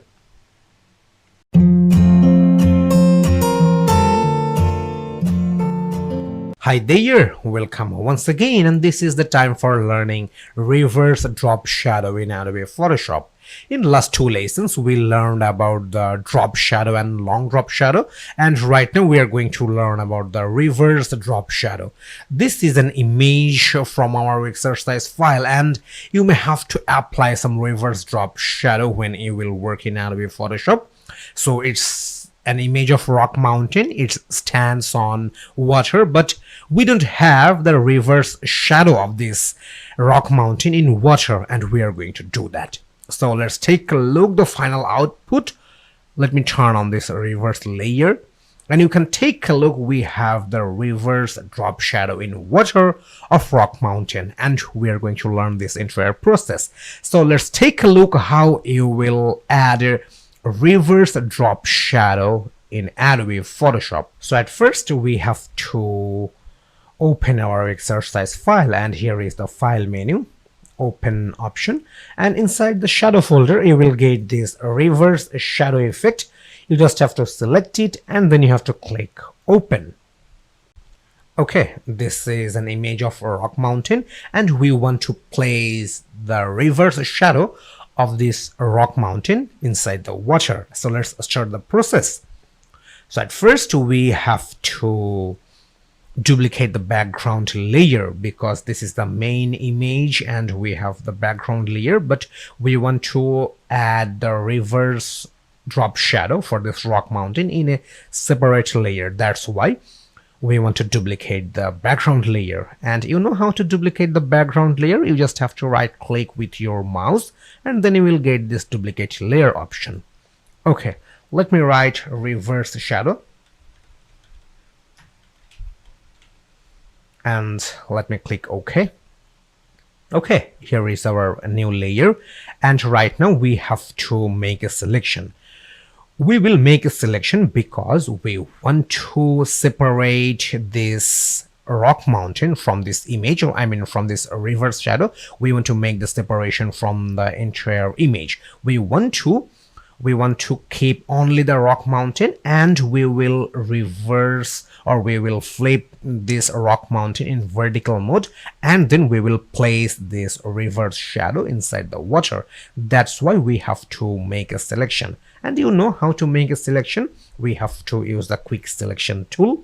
So here is the quick selection tool, and please make sure you are using this add selection form, as because we will make a selection and we will only make a selection the rock mountain part only, and we will not make any selection for sky or for water. We will only make the selection for this rock mountain area. Okay, cool. So we have a perfect selection right now, and right now we have to add a layer mask. We are adding a layer mask because we want to make a separation this selection, and that's why we are adding a layer mask. So where is layer mask? You will get the layer mask inside the layer panel. So here is the layer mask option. So let me click on here, and you can take a look. A layer mask is added for this reverse shadow, and it's already separated, but you can take a look, there is nothing separated here. So we have to turn off the background layer, then you will have the clear view of separation this rock mountain from the image. So let me turn off the background layer. Okay, you can take a look. Right now we only have the reverse shadow layer enabled, and after adding the layer mask, we separated the rock mountain from the image, and that's why we added the layer mask in this reverse shadow layer. Okay, so let me turn on the background layer, and we have the separated rock mountain still available inside this image, and therefore we have to scale it. And right now we are going to transform this reverse shadow layer into flip vertical mode, and we are going to place that separated rock mountain inside the water. So let's do that. So let's transform this reverse shadow or separated rock mountain into vertical mode, and therefore we have to go for edit menu, transform option, and inside the transform option you will get this flip vertical option. So let me click on this flip vertical, and we can take a look. We have the flip vertical mode in our separated rock mountain, and now we have to scale this rock mountain inside the water. And to scale, you just have to press Ctrl or Command T button from your keyboard, or you can just click the edit menu, and from there we will get the transform option, and here is the scale option. Okay, so let's place this rock mountain inside the water.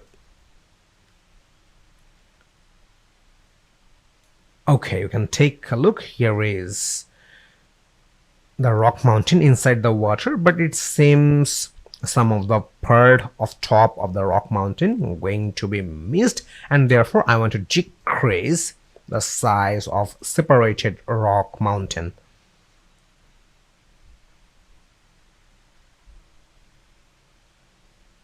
Okay, cool. Now it looks good. So you can hit the enter button from your keyboard after scaling the separated rock mountain inside the water, or you can just click on this tick mark for commit the action.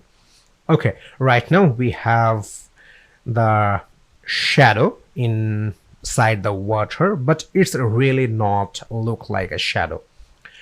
It's still 100% visible as like the real rock mountain, but we don't want to keep this like this way. We want to reduce the opacity when we want to bring the shadow effect, and let's reduce the opacity, and then we will have the clear view or clear reverse shadow effect inside the water. And to reduce the opacity, you have to go for layer panel, and here is the opacity option. So let's reduce the opacity of a reverse shadow.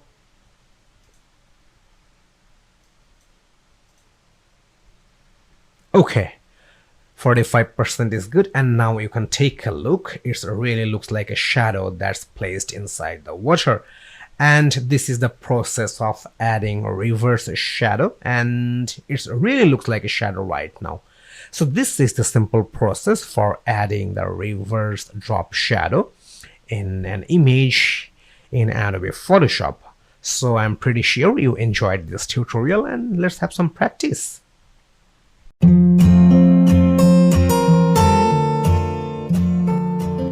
Hi there, welcome once again, and this is the time for learning long drop shadow in Adobe Photoshop. In the last lesson, we learned about how to add a drop shadow, and in this lesson we are going to learn about the long drop shadow in Adobe Photoshop. The process of adding drop shadow and the long drop shadow are a little bit different. You may have to use long drop shadow for several times, so when you will work in Adobe Photoshop, and we are going to learn this entire process in this lesson. So let me show you the output for adding a long drop shadow, and you can take a look. This is an image from our exercise file, and it's an image of shoe, and we are going to add a long drop shadow on this shoe. So let me show you the output. Okay, you can take a look. We have a long drop shadow for this shoe image, and we are going to learn this entire process right now. So let's take a look how you will add a long drop shadow in an image in Adobe Photoshop. So at first we have to open our exercise file. So here is the file menu, open option, and inside the shadow folder you will get this long drop shadow image. So you just have to select it, and then you have to click open. Okay, this is our image, and it's an image of a shoe, but you can take a look. The background of this image is transparent and it's not really looking well, so we want to add a background first. And you can add a background easily with the solid color. We want to put some solid color for making the background, and you can add solid color easily from the adjustment layer. So this is the adjustment layer inside our layer panel. If you click over here, then you will get this solid color option. So let me pick this solid color option, and this is the color picker. You can pick any color from here. So let's pick some color. Okay, this color seems good, and I want to click OK. Okay, so we have the yellow color as our background, but you can take a look. The shoe still invisible, so we have to make it visible. So how you can do that? You can do that easily. Right now we have two layers in our layer panel. So this is the solid color layer, and this is the shoe image. So let's rename the layers, then it will help us to understand. So this is solid color layer, and therefore I want to rename this layer name instead of color fill 1.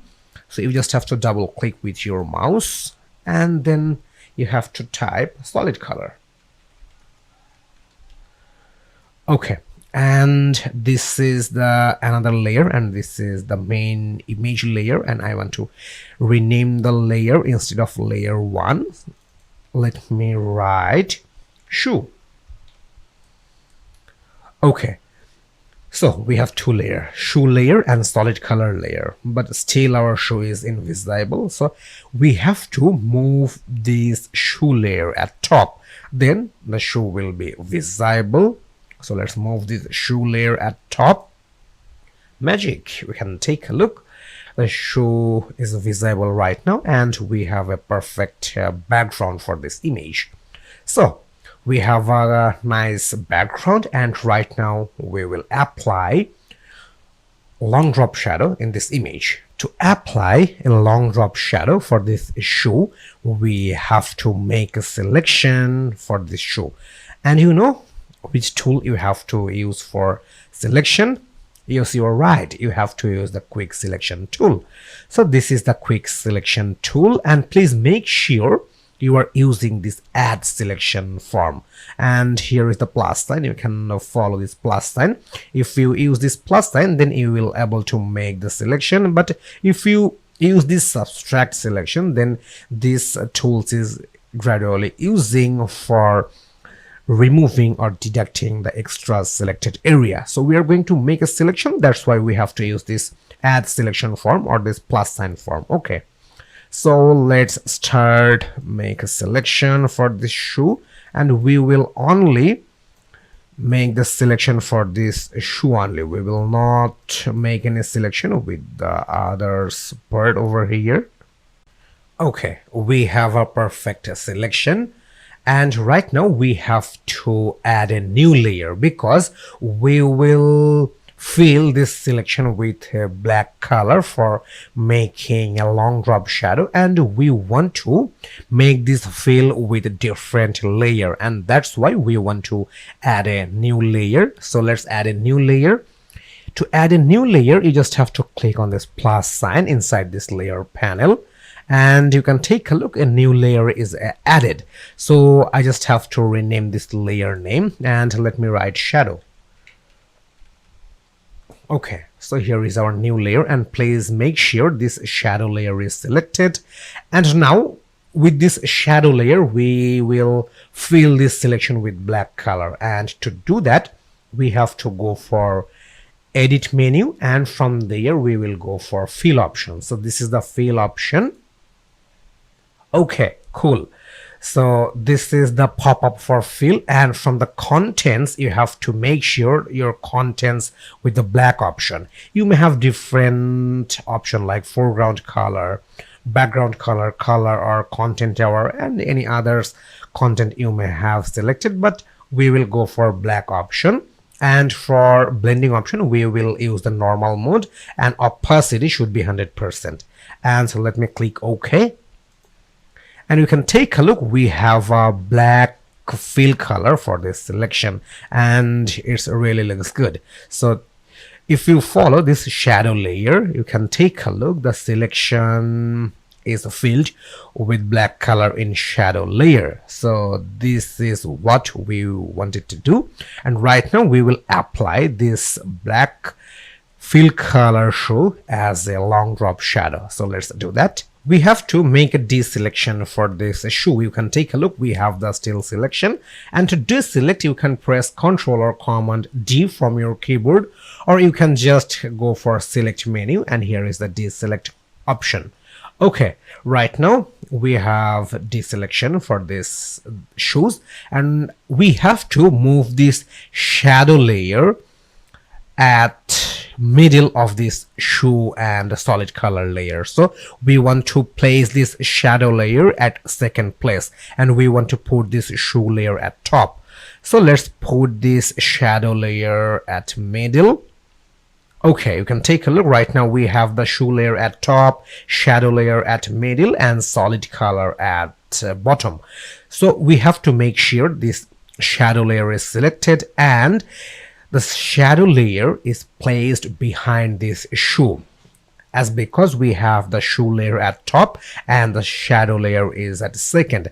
So therefore this shadow layer or the black selection is placed behind this shoe, and we want to make it visible, and we want to make this shadow layer as our long drop shadow.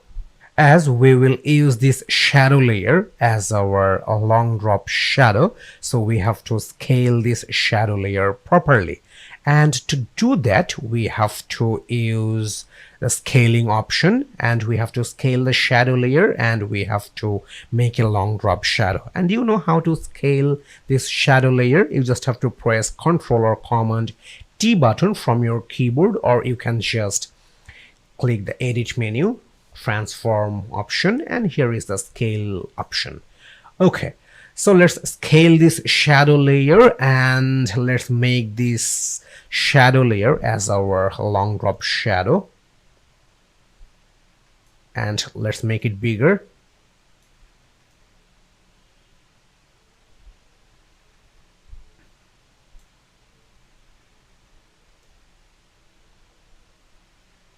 Okay, looks good. So you just have to hit the enter button, or you just have to click this tick mark for commit the action. Okay, so right now we have a long drop shadow, but is it really looks like a shadow? I think it's not really looks like a shadow, because it's just a fill color with the black color, and it's the frame of this shoe, but it's not really looks like a shadow.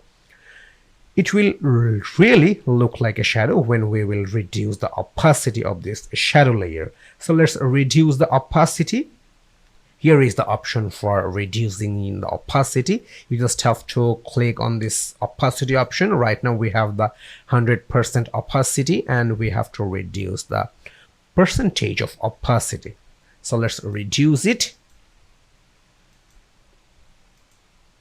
Okay, right now we have the 45% opacity, and now it really looks like a shadow.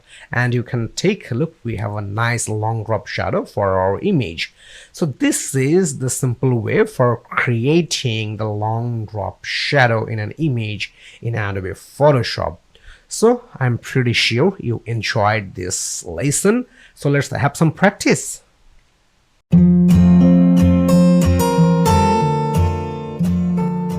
Hi there, welcome once again, and this is the time for learning one of the essential things that is really required in a shadow section, that is drop shadow for text. And in this lesson we are going to add a reverse drop shadow in text with Distort transform effect.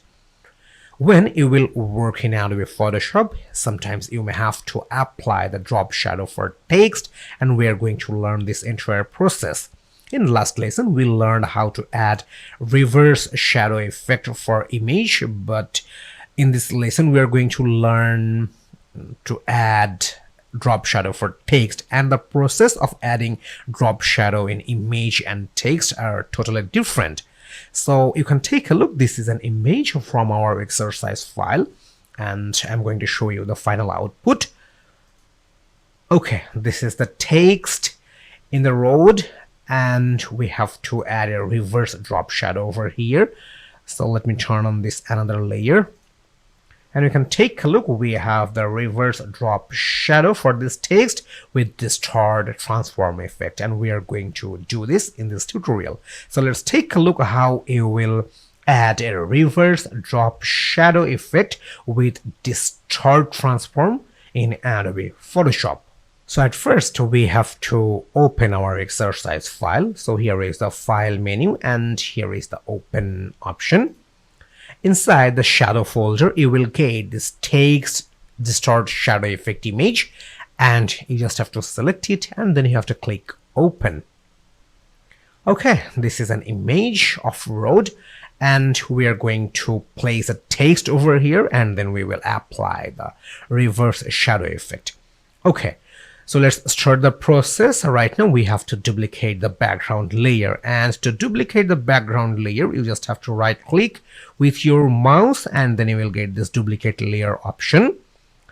And let me write a name, shadow, for my new layer, and you can take a look. We have the new shadow layer available inside our layer panel. So right now we have to go for a type tool to type the text. So let's use the type tool. So here is the type tool, and I'm using the ethnocentric font, and you can use any font from your computer, and I'm using the white color for my font. Okay, one thing I want to tell you before, if you using this image from the exercise file, then you have to increase the font size. Right now I'm using 72 point, and it's the maximum point inside the range, but this 72 point will be not sufficient for the text size because the resolution of this image is higher. So let me show you. Let me write my name here. I want to write Coel. Okay, with the 72 point, I have only the small size of text over here. That's why I want to increase. So let's select the text, and you have to go for minimum 1000 point. So let me go for 1000 point. And right now I have the bigger font, so you can imagine the resolution of the main image is really higher. Okay, so right now we have the text, and to commit the action you have to press Ctrl or Command Enter from your keyboard, or you can just click on this tick mark. Okay, so we have the text in here, and right now we want to add a stroke and the drop shadow. So let's place this text properly, and to that we have to press Ctrl or Command T for scaling.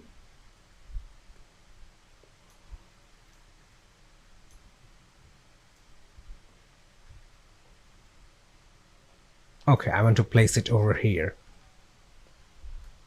Okay, cool.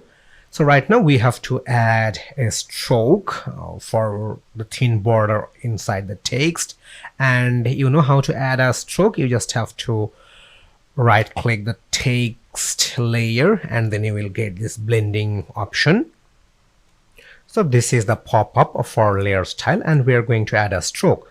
So here is the stroke option. We have to click over here, and this is the settings. And you know how to add a stroke. We just have to increase the size. And I told you before we will use the black color for stroke. Okay, 24 pixels seems good, and let me click OK. So we have a nice stroke for our text, and right now we are going to add the drop shadow. To add a drop shadow, we have to go for this FX option, or you can just use the blending option as we added the stroke. So I'm going for the FX option, and here is the drop shadow option. So let me click over here. So this is the pop-up for the drop shadow, and we have to increase the distance, spread, and size. So let's start the process. So I want to increase the distance for 30 pixels. I want to increase the spread, but still the drop shadow is not visible because we have 0 pixel for size, and when we will increase the size, the drop shadow will be visible. And you can take a look, we have the nice drop shadow over here. Okay, so I want to go for 70 pixel, and for spread I want to go for 35%, and for distance I want to go for 35 pixel. And you can take a look, we have a nice drop shadow, and I want to place the angle for 90 degree. So let me put the 90 degree, and right now we have the perfect drop shadow for our text. Okay, so you can use the same value which I used in here, or you can use your own choice. Okay, so let me click OK. Cool, we have the perfect drop shadow over here. So let's compare it's really added or not. Let me turn off the drop shadow layer. It's gone. It's on. Okay, so we have the drop shadow in our text, and right now we are going to reverse it, and we are going to apply the distort transform effect on the reverse drop shadow. So let's do that. So right now we have to separate the drop shadow from the text as well as a stroke also. Once we will separate the drop shadow from the text, then we will reverse it and we will apply the distort transform effect. So let's start the separation process. To separate the drop shadow, you just have to right click with your mouse on drop shadow layer, then you will get this create layers option. So you just have to click on this create layers option, and you just have to click OK. And you can take a look, the layers are separated from the text layer. We have the separate drop shadow layer, we have the separate stroke layer. So let me turn off the drop shadow layer. You can take a look, here is the drop shadow turned off. Right now we have the drop shadow back, as well as the stroke layer also. I just turned it off and the stroke is gone. Okay, it's back. So right now we have to select the drop shadow layer, and we have to scale the drop shadow layer. So let's scale it, and to scale you just have to press Ctrl or Command T from your keyboard, or you just have to click the edit menu, transform option, and here is the scale option. Okay, let's separate the drop shadow from the text. Okay, cool. You can take a look. We have separated drop shadow right now, and this is our drop shadow. And I want to flip vertical this drop shadow. So let's change the direction, and therefore we have to go for edit menu, transform option, and here is the flip vertical option. So let me click over here, and you can take a look. We have the vertical mode for our text, and right now we have the reverse drop shadow in here, and right now we are going to apply the distort effect.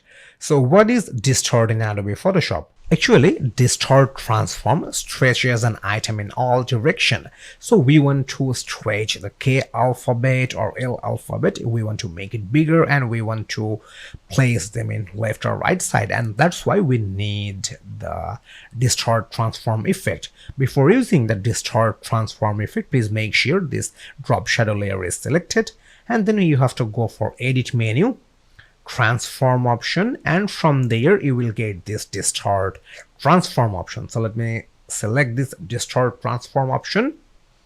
Cool, we have the pointer, and right now we want to make this K bigger, and we want to pull it in left side, as well as L also we want to make it bigger, and I want to pull in right side. And let's make the adjustment with the K and L. Okay, cool. You can take a look. We have a nice distort transform effect of reverse shadow over here, and it's done. So right now you can press enter button from your keyboard for commit the action, or you can just have to click on this tick mark. Okay, cool. But it's not really looks like a drop shadow because we have the 100% opacity. So to bring the actual shadow effect, you have to reduce the opacity, and here is the opacity option. Let's reduce the opacity.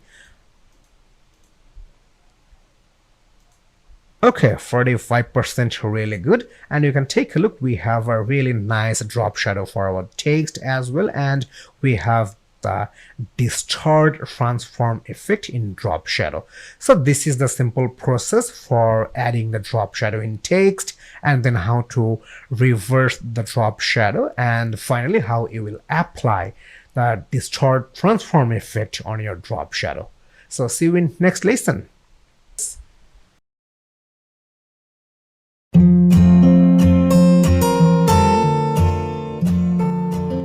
Hi there, welcome once again, and this is the time for learning shape and symbol in Adobe Photoshop. If you are newbie, or if you are absolute beginner in Adobe Photoshop, then you have to know the use of shape, because during working in Adobe Photoshop you have to use different type of shapes for many times, and in this tutorial we are going to create a postcard using different type of shape. So this is our output of created postcard. We applied a round circle in here, we applied a star shape, we applied a horse kid, we applied a rounded rectangle shape over here, and we're going to apply most of the shapes in here. So let's take a look how you will create a postcard using different type of shape in Adobe Photoshop. So at first we have to create a new document, and therefore we have to click the file menu, and from there we will go for new option. Okay, this is the pop-up for creating the new document, and we want to use default Photoshop size for creating the new document, and it will get the default Photoshop size preset in Photo tab. So this is the Photo tab, and inside the Photo tab you will get this default Photoshop size preset, and the value for width is 7 inches and height is 5 inches and resolution is 300 pixel per inches for default Photoshop size. So let me click on create, and we have the document in our Photoshop software, and we are going to create a postcard in this blank document. But before that, I want to zoom out this document, then it will help me to create postcard properly. To zoom out, you just have to click the view menu, and from there you will get this zoom out option, or you can press Ctrl or Command minus button from your keyboard, and this is the keyboard shortcut for zoom out. So let me click on here, and you can take a look. We have the perfect size for creating the postcard, and right now we're going to create our postcard in here. So at first we have to create a round circle, and to create a round circle we have to use the ellipse tool. But where you will get the ellipse tool? You will get the ellipse tool inside the rectangle tools. So this is the rectangle tools, and with the rectangle tools you will be able to draw different type of rectangle shape, but with the rectangle tool you will not be able to draw any round circle. To draw a round circle, you just have to use ellipse tool, and you will get the ellipse tool inside this rectangle tool. You just have to right click with your mouse, then you will get this ellipse tool. So let me click on this ellipse tool. Okay, right now we have the ellipse tool, and I don't want to use the black color as our fill color of round circle, and this is the option for black, and I want to change the black color, and you can pick any color, and here is the color picker option, and from the color picker I want to put the green color. Okay, so this is the green presets, and I want to pick the green color from here. Okay, I want to pick this green color, and let me click OK. Okay, cool. So right now we are going to draw a round circle. So let's draw a round circle.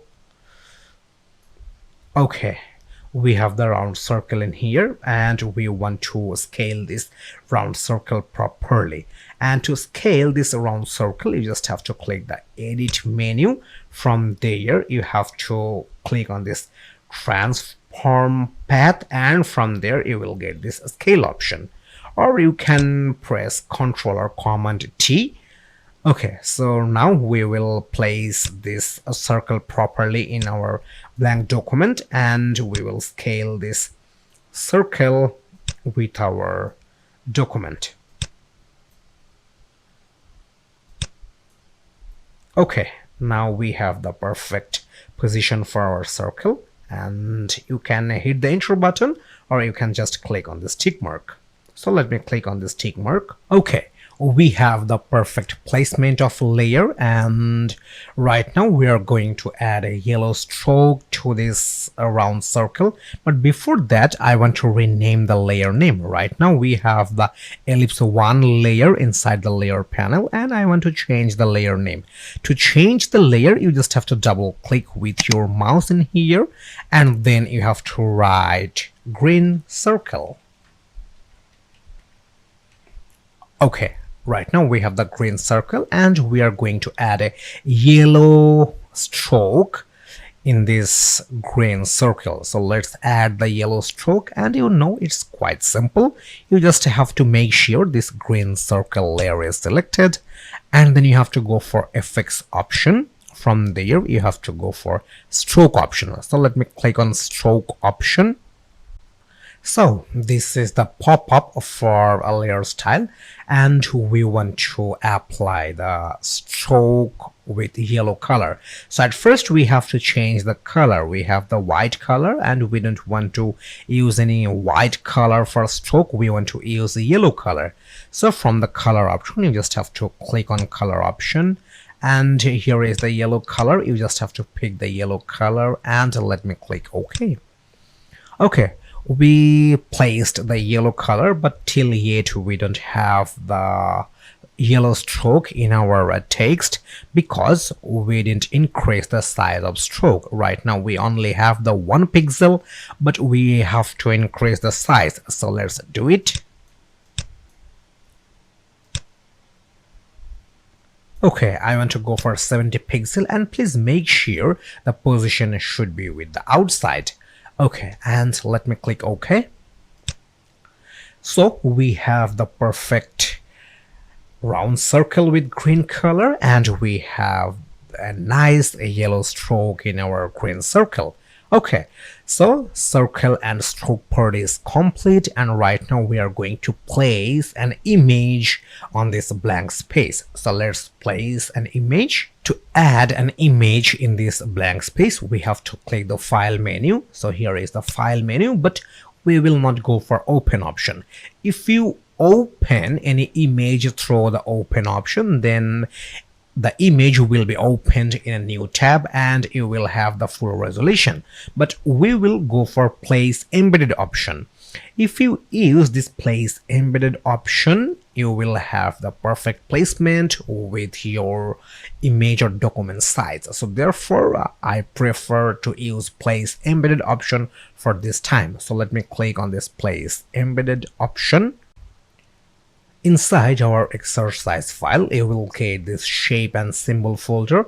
So you just have to open it, and inside the shape and symbol folder, you will get this superhero image. So you just have to select it, and then you have to click place. So let me click on this place option. Okay, you can take a look. Here is our image. It's placed in here, and we want to scale this image properly. So let's scale the image properly.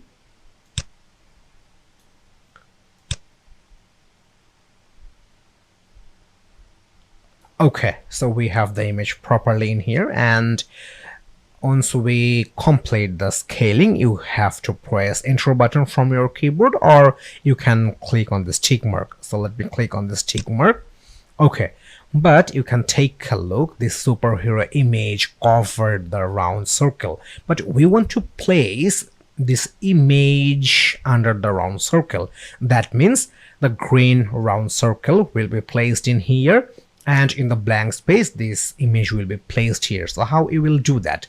Here is a technique by layer placement. You can take a look. We have the superhero layer at top, and to make the adjustment properly, that the round green circle will be visible in left side and this image will be placed in blank space. To do that, you just have to move this superhero layer at middle. So right now we have the superhero layer at top, just we have to place this superhero layer under the green circle layer. So let's move this superhero layer under the green circle layer.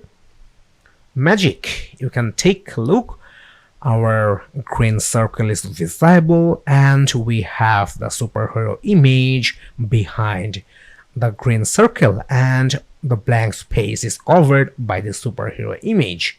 So this is how you will place an image, and this is how you will place the layer properly in Adobe Photoshop. So our circle and image part is done, and right now we're going to work with the element of inside circle. So at first we have to draw a star, and therefore we have to use the polygon tool. But before using the polygon tool, please make sure this green circle layer is selected and it's on top. Okay, to draw a star we have to use the polygon tool, and you will get the polygon tool inside the ellipse tool. So you just have to right click with your mouse in ellipse tool, then you will get this polygon tool. So let me select this polygon tool. Okay, and please take a look on sides, that we have 5 sides in here. So let me draw a polygon shape, and I want to add a stroke. So here is the stroke option for this polygon shape, and you just have to click over here, and I want to put the black color for stroke. So let's pick the black color, and I want to increase the size of stroke. Right now we only have the 1 pixel, so you just have to increase the stroke size. Okay, we have the 12 pixel stroke in here, and this is the visibility of a stroke with the polygon shape. Okay, you can take a look. We have 5 sides in here, 1 2 3 4 5. And if you want to draw in a triangle, in that case you just have to place 3 sides. So let me put the 3, and with the three sides I can easily create a triangle in here. Okay, you can take a look. This is the easiest way for creating the triangle using the polygon tool. But our main focus is we will draw a star. So let's draw a star, but before that I want to delete these two new layer that's created through the polygon tool. I want to delete polygon 2 and polygon 1. Let's delete. You just have to select the polygon tool, and here is the delete option of layer. You just have to click oh yes, and let me delete the polygon 1, and you just have to click yes. Okay, so our polygon shapes are gone, and right now we are going to create a star. To create a star using the polygon tool, you just have to click on this settings option, and this settings option are placed beside the sides. So you just have to click over here and you will get this star option inside the settings. So you just have to select the star, and right now you have to put 5 for sides because we will draw a 5 star. That means we will have the 5 sides in the star. Okay, so let's draw a star in here. Okay, cool. And we want to add a stroke for this star, and you know it's quite simple. You just have to click on this stroke option, and from there you can pick this black color, and you just have to increase the pixel. So let's increase the pixel. Okay, 10 pixel is good. Cool. So let's scale this star properly, and you know how to scale it. You just have to press Ctrl or Command T from your keyboard, or if you want to go through the edit menu, here is the edit menu, here is the transform path, and here is the scale option. Okay, so let's place this star in here. Okay, cool.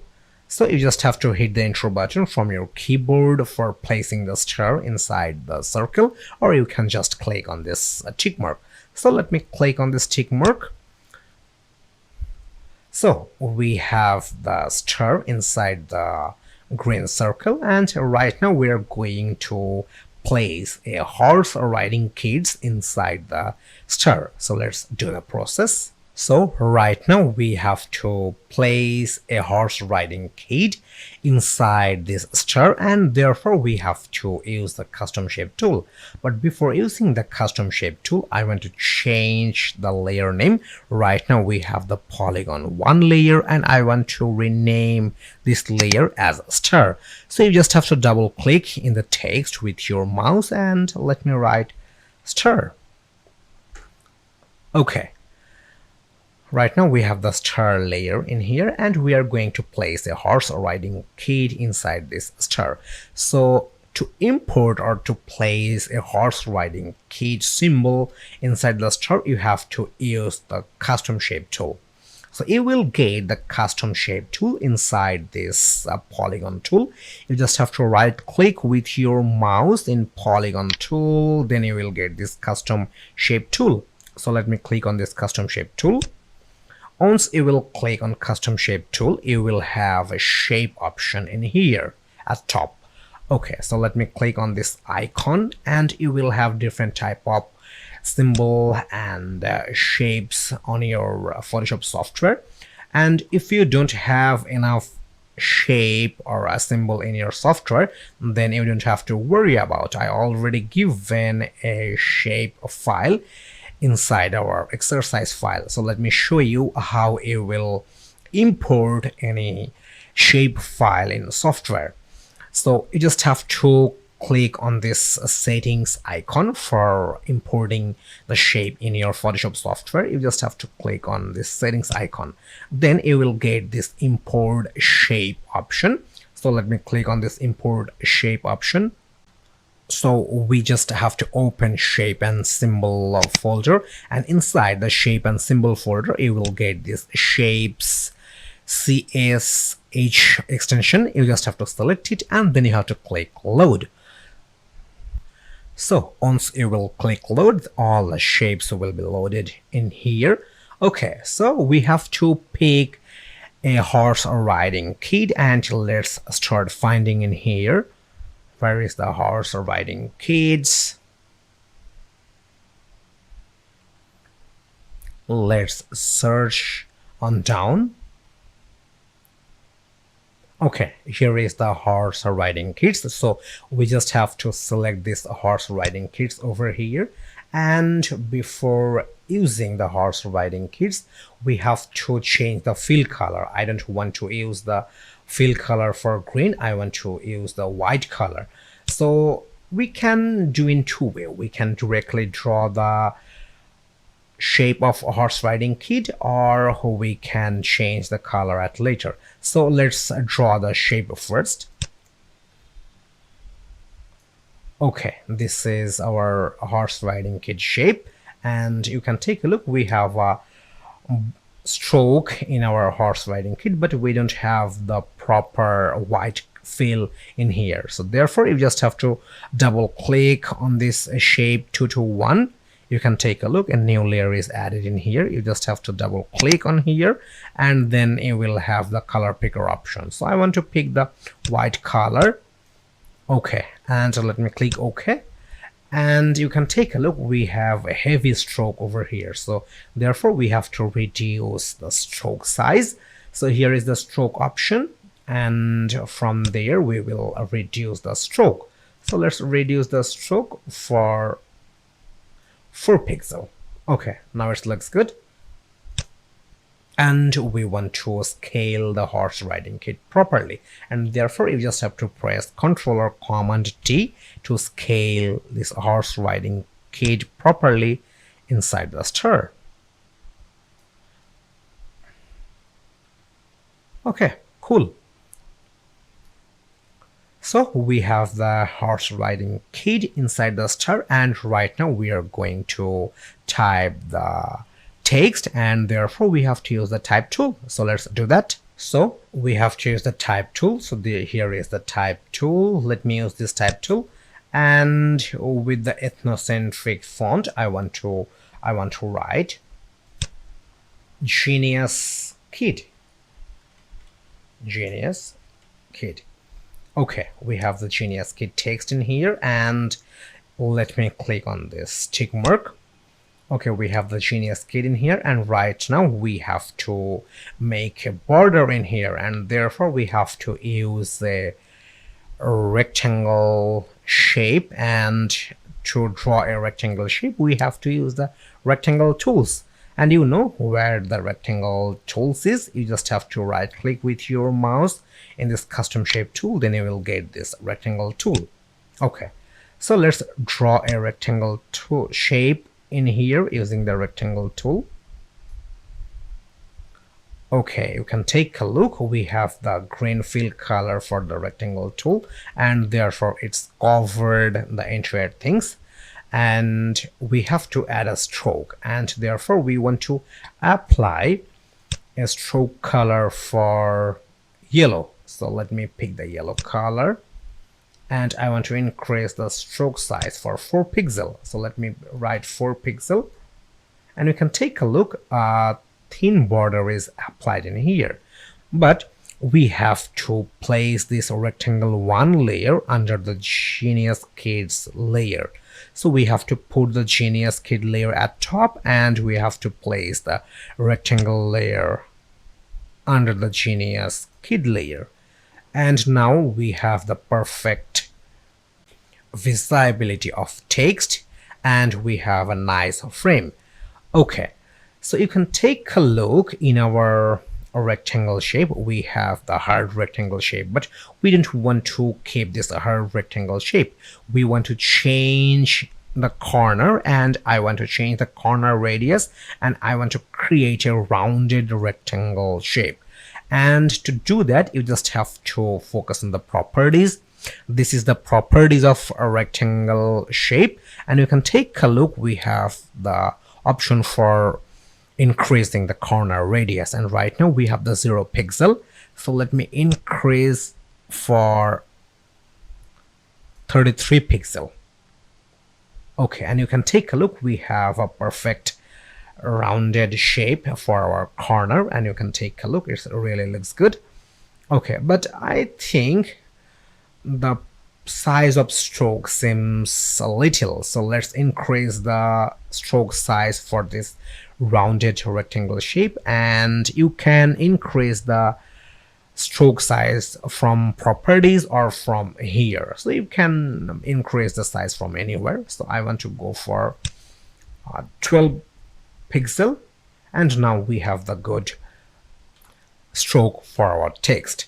Okay, so we have to scale the text properly. We have the Genius keyed text in here, and we have to scale it properly, and therefore we have to select the Genius keyed layer, and then we have to press Ctrl or Command T for scaling. Okay, let's scale this text properly over here. Okay, now we have the proper scaling with the rounded rectangle shape and text. Okay, so we have a complete postcard in here. We have a nice round circle with the yellow stroke. We have the image, we have the star, and we have the horse riding shapes. We have the text, and we have the rounded rectangle shape. So this is how it will create a post.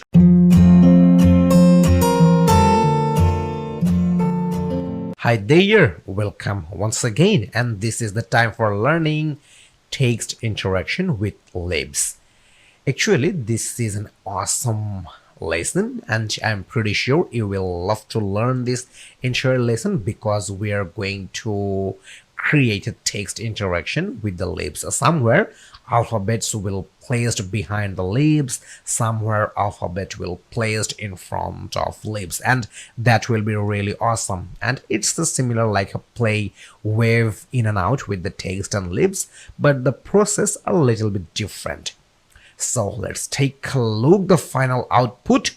We have the text and we have the libs, and after interaction of text and libs, how it look like. So let me turn on this layer, and you can take a look.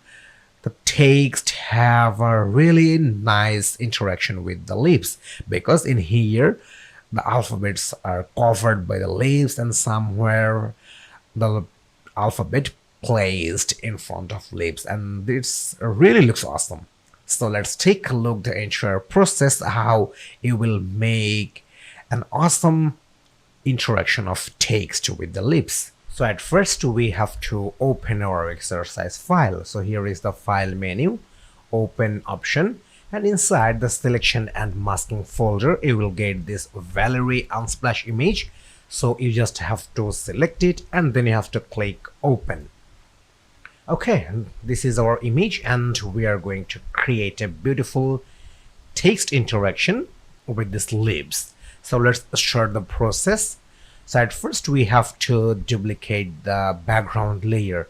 I'm duplicating this background layer because with the new layer I am going to add a layer mask, and that's why I want to work with the duplicated layer. So let's start the duplicate the background layer. You just have to right click with your mouse on background layer, then you will get this duplicate layer option, and I want to write as name in and out. Okay, so let me click OK, and here is our new layer. And right now we have to go for text part, and to do that you have to use the type tool. So here is the type tool, and I'm going to write my name as an example over here. But I want to tell you one thing before writing the text. You have to go for minimum 400 point for text font, because the resolution of this image are bigger. Okay, so let me write my name here. I want to write Stephen. Okay, so this is our text, and we are going to make in and out interaction effect with this text and libs. So let's start the process. So let me click on this tick mark for commit the action. And now I want to scale this text properly, and to scale you just have to press Ctrl or Command D button from your keyboard.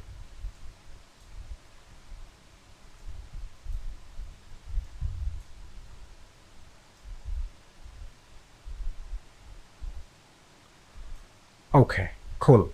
Now it looks good.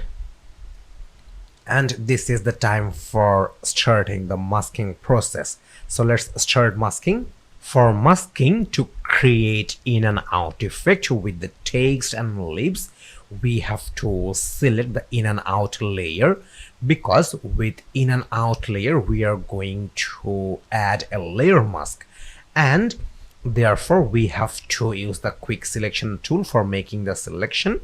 So let's use the quick selection tool. Okay, here is the quick selection tool, and let me tell you one thing. You have to select only the lips where you want to bring the lips in front of text. So you only have to make a selection the lips which you want to bring that lips in front of text. So for S alphabet I am going to make a selection for this lips because I want to bring this lips in front of S alphabet.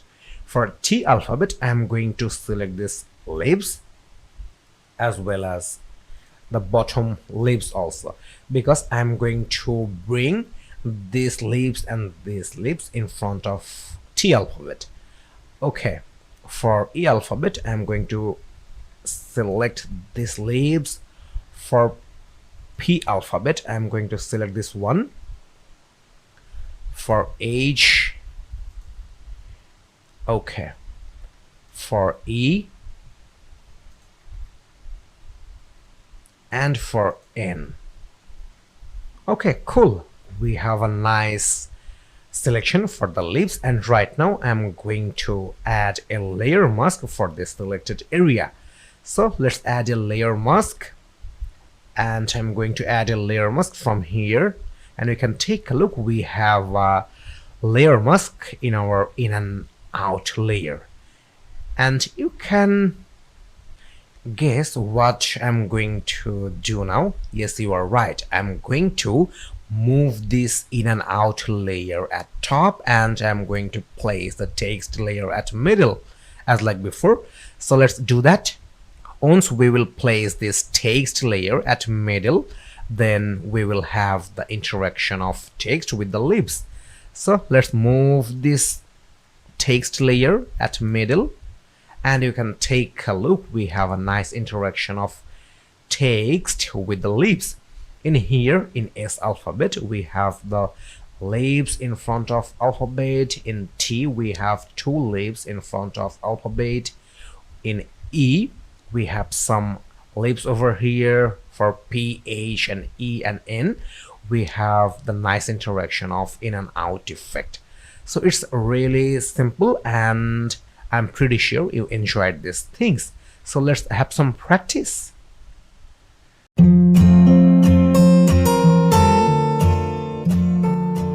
Hi there, welcome once again, and this is the time for learning copy paste image in Adobe Photoshop. When you will work in Adobe Photoshop, you have to copy some object or a subject from an image, and then you have to paste that subject or object or any kinds of elements from the image to other image. So right now we're going to learn how you will copy some subject or any image and how you will paste that subject, object, or element to the other image. So as an example, you can take a look. This is an image from our exercise file. A girl is jumping in the air and she's alone in here, but we want to paste another girl beside her and she will also jump in the air. So let me turn on this layer 1. Okay, you can take a look. We have another girl from another image and we paste her beside her and she also jumping in the air. So this is the entire process. So let's take a look how you will copy any subject or object from any image and how it will paste that subject or object in any other image. So let's take a look. So at first we have to open our exercise file, and therefore we have to go for file menu, and from there we will go for open option. Inside the exercise file, you will get this selection and masking folder, and from there we will pick two images. The first one is Anthony Unsplash image, and the second one is Dimitri Unsplash image. So we have to select these two images, and then we have to click open. Okay, here is our image, and you can take a look. A beautiful lady. She wear a red shirt and she's jumping in the air, and she have a green background. She have a grass and tree background. And in another image, a beautiful lady. She is also jumping in the air, but she have a wood background. We want to copy her from this image, and we want to paste her in this image beside her. So let's start the process. To copy, we have to make a selection for her, and we have to use the quick selection tool. So here is the quick selection tool, and please make sure you are using add selection form. So we have to start making the selection for her.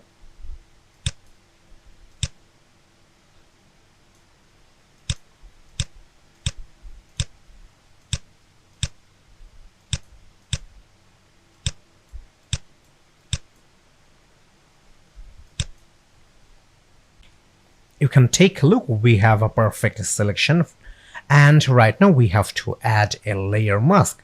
And to add a layer mask, you just have to click on this add a layer mask option, and you can take a look.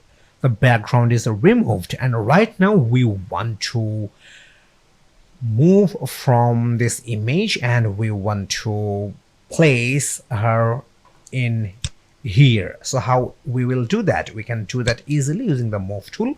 So here is the move tool, and we will move her using drag and drop method. So you just have to drag her from this image, and we have to drop her beside her in this image. Okay, so you can take a look. We placed this red shirt woman in here, but we have to scale her properly, and therefore we have to zoom out this image. And to zoom out, you just have to click on this view menu, and from there you just have to click on this zoom out option, and now we have to scale it. To scale, you can press Ctrl or Command T, or you can just click on edit menu, transform option, and from there we will go for a scale option. Okay, cool. So let's scale her properly, and let's make some adjustments.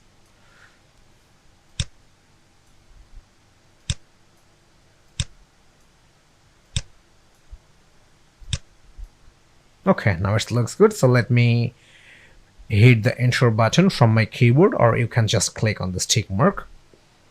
Okay, you can take a look. We have this red shirt girl in here, and we moved from her from another image, and we placed her beside this beautiful lady, and these two girls are jumping in the air, and right now she have the wood background. So this is the process, and I'm pretty sure you will enjoy these things for doing in real-time work. And this copy and paste is one of the most essential part in Adobe Photoshop, and you have to do this again and again for many times when you will work in Adobe Photoshop. So I hope you enjoyed this tutorial, and see you in next lesson.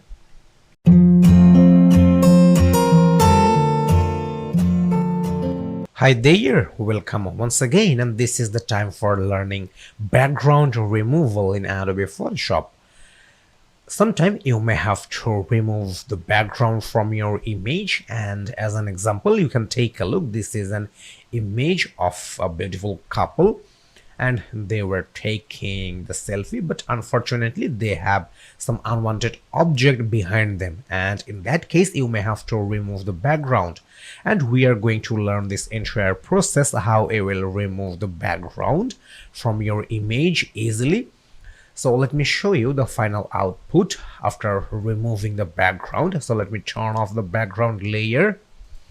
You can take a look, the background is removed and only this couple remains in this image. But if you want to place this couple in any other image, you can do that easily after removing the background. Right now they don't have any background and we placed them in here.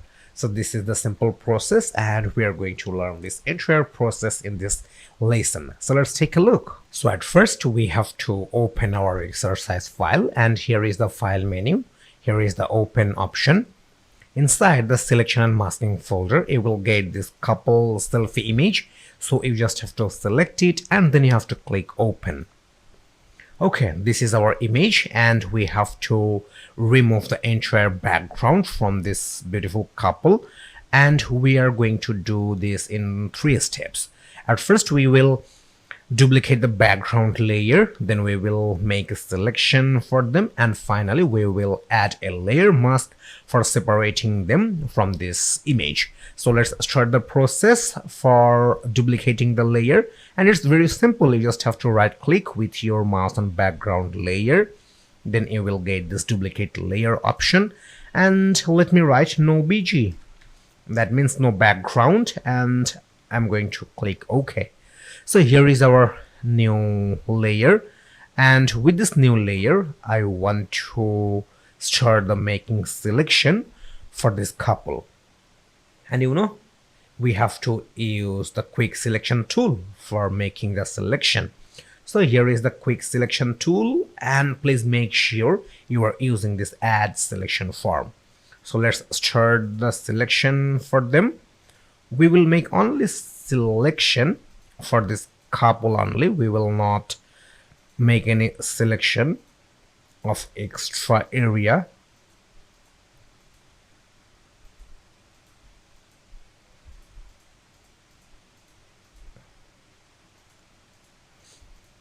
Okay, cool. We have a perfect selection for them, and right now we have to add a layer mask for separating them from the image.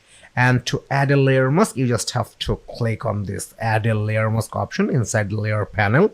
So let me click over here, and you can take a look, a layer mask is added to our no beige layer.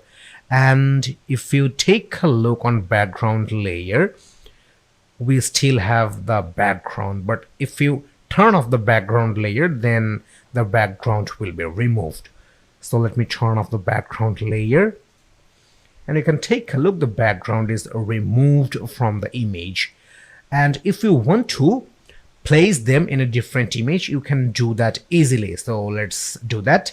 To place them in a different image, we have to open our exercise file once again, and here is the file menu, open option, and inside the selection and masking folder you will get this Victoria Unsplash image. So you just have to select it and then you have to go for open option. Okay, a nice image of island, and we are going to place these couples to that island image. So we have to move them, and to move them we want to use the quick selection tool. So here is the quick selection tool, and please make sure this no beige layer is selected, and we want to drag and drop this couple from this image to that island image. So you just have to use your mouse for dragging them from this image, and we will drop them over here. Okay, we have to scale them properly, and to scale you just have to press Ctrl or Command T button from your keyboard. Okay.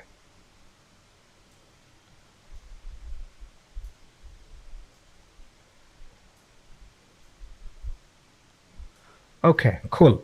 Now it looks good. And you can take a look the couples are placed in here, and it looks like they are taking the selfie in an Iceland. So this is the simple process for removing the background and place that image in a different image. So I hope you enjoyed this tutorial, and let's have some practice.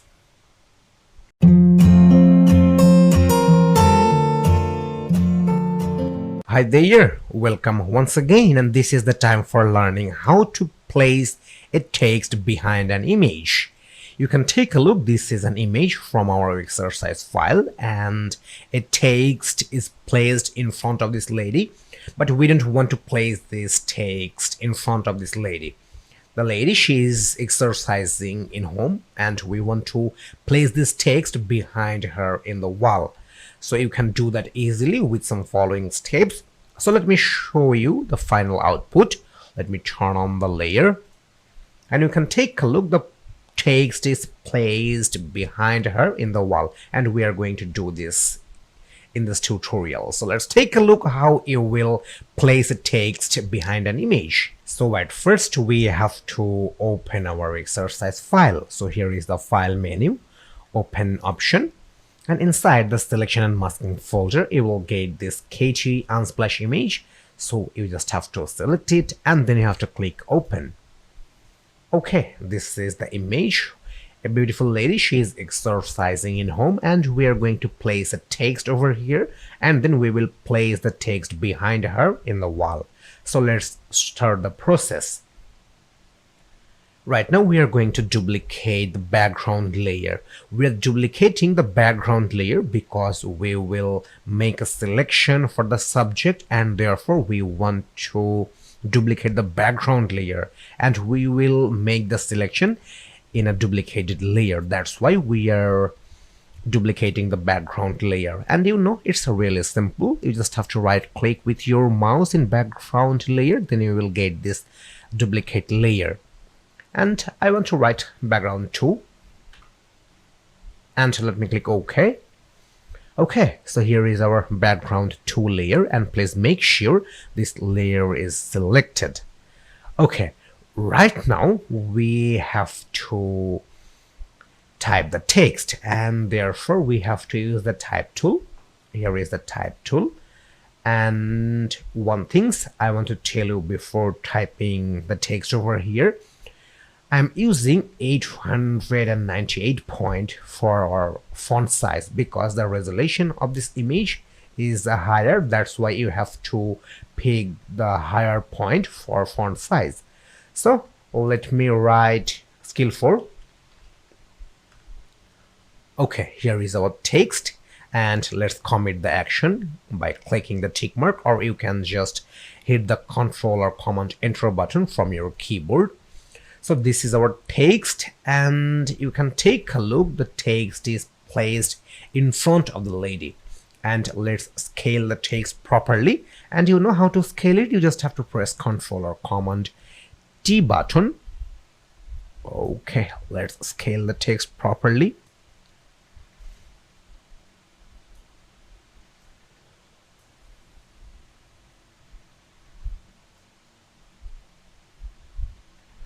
Okay, cool. Okay, now it looks good, and let me hit the enter button, or you can click the tick mark for commit the action. But you can take a look. One thing, the text is placed in front of this lady, but we don't want to place this text in front of this lady. We want to place this text behind her in the wall, and right now we are going to do this. So just for a while, I'm going to turn off the text layer because we will work with the background 2 layer. That's why I'm going to turn off this text layer. And with the background 2 layer, we will make a selection, and we will add a layer mask for separating the subject from this image. And right now we have to start the selection process, and before that you have to make sure that background 2 layer is selected. Okay. So let's start the process. Here is the quick selection tool, and using the quick selection tool we are going to make a selection for the subject, and please make sure the add selection form is selected. Okay,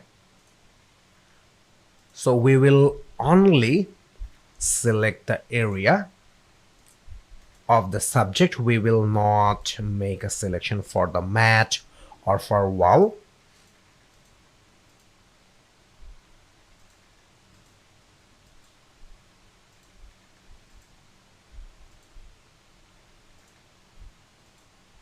Okay, cool. We have a perfect selection. And right now we have to add a layer mask. And to add a layer mask, you just have to click on this add a layer mask option. So let me click over here.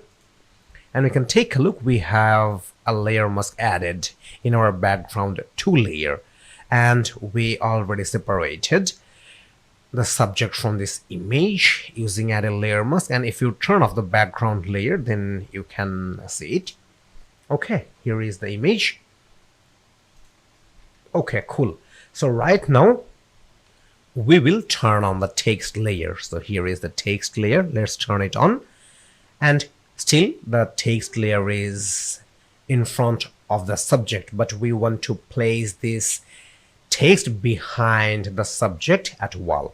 And you can do that easily by layer placement. So let me explain you the layer placement process. Right now we have the background 2 layer at second position or at middle position. At top we have the text layer and at bottom we have the background layer.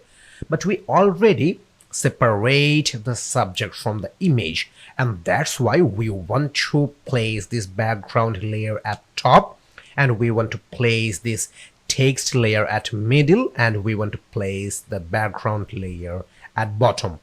If we place the text layer at middle, then the text will be placed behind the subject, because the subject already separated from the background 2 layer. That's why we want to place the background 2 layer at top, and we are going to place this text layer at middle. So let's move this text layer at middle. Magic, you can take a look. The text is placed behind the subject and it's placed on the wall. So this is the simple process for placing the text behind a subject in a wall. So I'm pretty sure you enjoyed these things. So let's have some practice.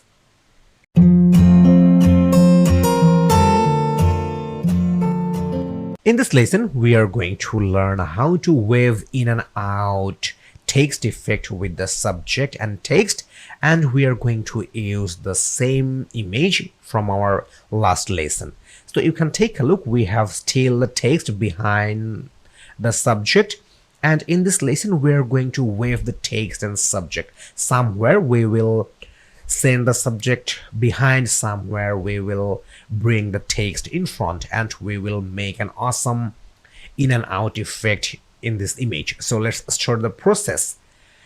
So right now we have to select the text layer, because we are going to make a selection for the alphabet, and that's why we have to select the text layer. So please select the text layer, and you have to use the quick selection tool. So here is the quick selection tool for making the selection, and we are going to select or make a selection for the K alphabet, I alphabet, and L alphabet. So let's make a selection for K alphabet. Let's make a selection for I alphabet, and let's make a selection for L alphabet. Okay, so we have the 3 alphabet selection with the quick selection tool, and now we are going to create an in and out effect with this text and subject. So right now we have to select the background 2 layer. Okay, so still we have the subject in front of text, but in K alphabet I am going to place the hand behind the alphabet, and I am going to bring this alphabet in front, and that's why we have to use the brush tool. So let's start the using of brush tool. Here is the brush tool, and please make sure you are using white color of the brush color, because we already used the white color for text. Okay, so in K alphabet, I am going to put the hand behind the K alphabet, and that's why I want to add a brush in this K alphabet. I want to paint a brush in K alphabet. So using the brush tool, I'm going to add a white color in the K alphabet, and you can take a look, the hand placed behind the K alphabet. And for L alphabet, I am going to bring this L alphabet in front. I don't want to work with the I alphabet. I want to bring this L alphabet in front, and that's why I have to paint the white color in L alphabet. Okay, you can take a look. We have the L alphabet in front of the subject, and in I alphabet we have the I alphabet behind the subject, and in K alphabet we have the K alphabet in front of a subject. So here is an effect of in and out. Here is we have the K alphabet in front, here is alphabet is behind, and here is alphabet is in front. So we have a nice in and out combination over here, and this is the simple way using the selection and brush tool for creating an in and out effect with the subject and text in Adobe Photoshop. So let's have some practice. Curd using different type of shapes in Adobe Photoshop. So let's have some practice.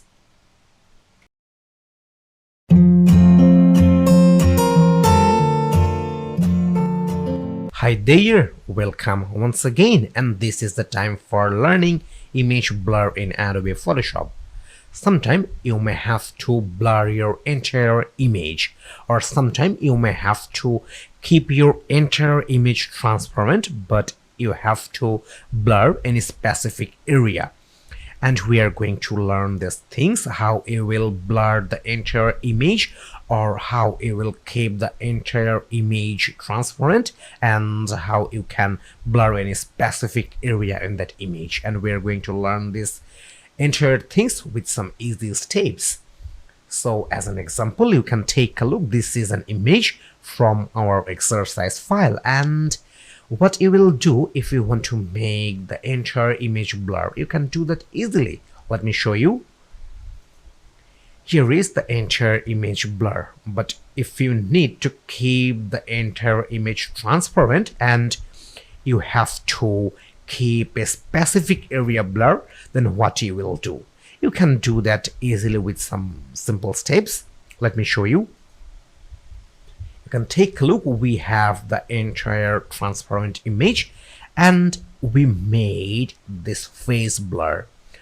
So we blurred a specific area. So this is the process. So let's take a look how you will make the entire image blur and how you will make a specific area blur in an image in Adobe Photoshop. So let's take a look. Right now we have to open our exercise file, and here is the file menu.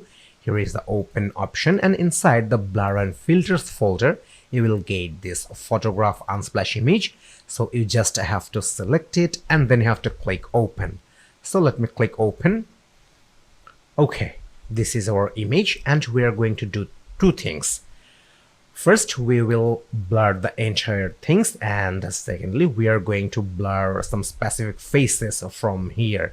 And therefore, we have to duplicate the background layer for 2 times. So let's start the process. Let me duplicate the background layer, and I want to write all image. Okay, so let me click OK. With all image layer, we will blur the entire image, and let me duplicate the background layer once again, and I want to write face only, and let me click OK. So with the face only layer, I am going to blur the face part only, and let's start the all image layer. Okay. With the all image layer, we are going to blur the entire image, and therefore you just have to click the filter menu, and from there you will get this blur option, and from there you just have to go for Gaussian blur. So let me click Gaussian blur. So this is the pop-up for Gaussian blur, and we want to apply the blur effect for this entire image, and therefore we have to increase the radius pixel. Once you will increase the radius pixel, the blur effect will be applied to the image. So let's increase the radius pixel. You can take a look, a light blur is applied to this image.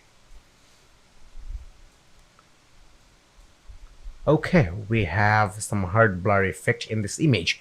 Depends on your need, you can increase or decrease the radius pixel, and if you increase the radius pixel you will have the hard blur effect, and if you decrease the radius pixel you will have the light blur effect.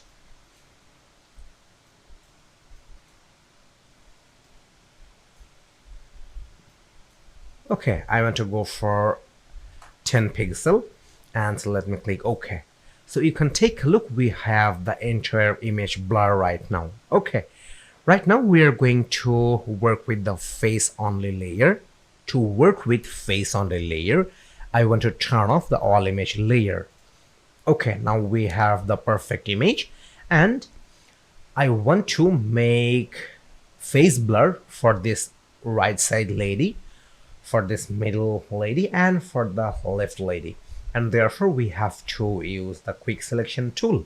So here is the quick selection tool, and using the quick selection tool we have to make a selection for the face, because we will only blur the face part. Okay, cool, we have a nice selection for face. Let's make the selection for her also. Okay, and finally let's make a selection for her. Okay, cool, we have 3 selection, and right now we are going to make blur their face, and rest of the ladies they will have the transparent face. And to do that we have to follow the same things. We just have to click the filter menu, and from there you just have to go for blur option, and here is the Gaussian blur. So let me click on this Gaussian blur. Okay, here is the pop-up, and let's increase the radius. And let's increase the radius, and you can take a look, a slight blur effect applied on their face, but we want to make a hard blur effect. Okay, we put 35 pixel of radius, and let me click OK. Okay, you can take a look, we have the blur face effect for these 3 ladies, and this is the simple way for making any specific area blur. So you just have to make a selection, and then you have to apply the Gaussian blur filter for making a specific area blur. So this is how you will make the entire image blur, and this is how you will make a specific area blur in Adobe Photoshop. So see you in next lesson.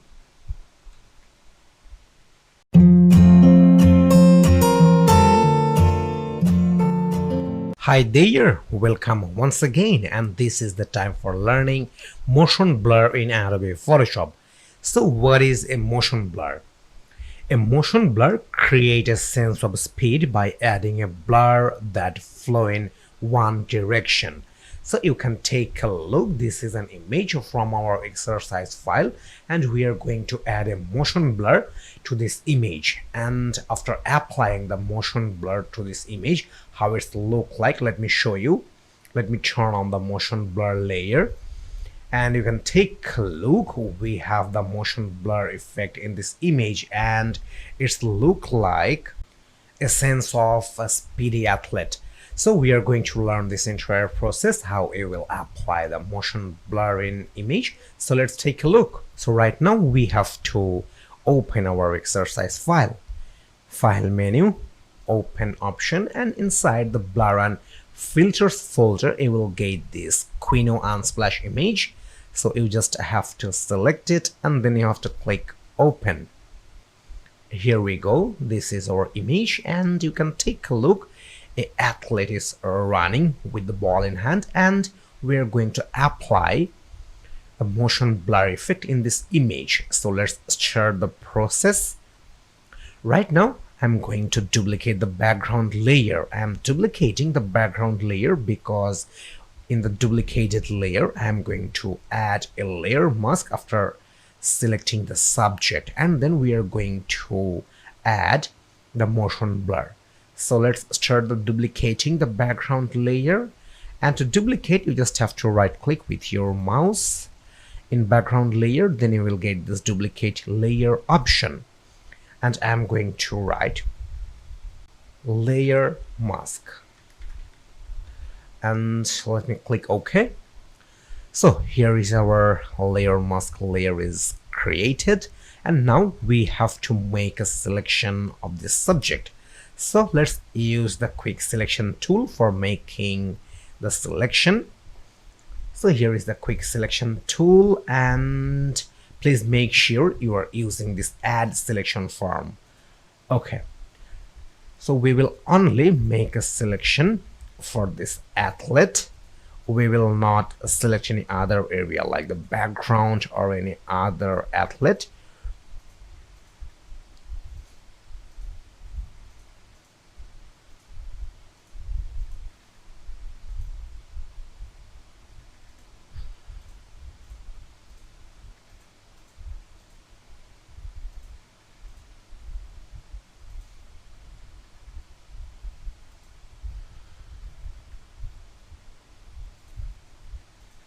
Okay, I have some extra selection in hand and I'm going to reduce it, and therefore I have to use this subtract selection tool. Okay, cool. Okay, right now we will add a layer mask, and to add a layer mask you just have to click on this add a layer mask option inside our layer panel. Okay, you can take a look. We have a nice layer mask in our layer mask layer. Okay, right now we have to convert this layer into smart filters. So let's click the filter menu, and here is the convert for smart filters option. So let me click on here. You just have to click OK. Okay, you can take a look. Our layer mask converted into smart filters, and this is the time for apply the motion blur in this image. So therefore we have to select the background layer.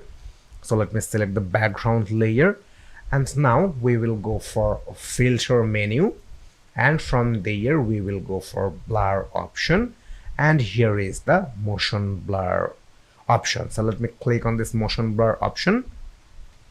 So this is the pop-up of motion blur, and here is the distance pixel. You just have to increase the motion blur's distance pixel. So let's start the increasing distance pixel. We have a slight motion blur effect in here.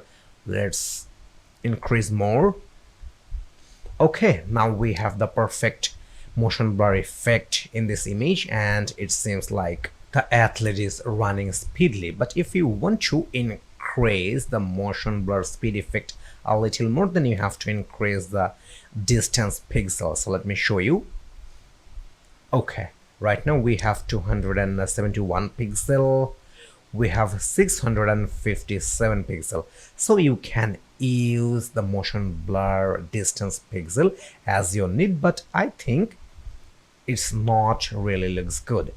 I want to decrease the distance pixel. Okay, 152. Now it looks good. So let me click OK. So you can take a look. We have the motion blur effect in this image, and it really looks beautiful. So this is the simple way for adding the motion blur effect in any image in Adobe Photoshop.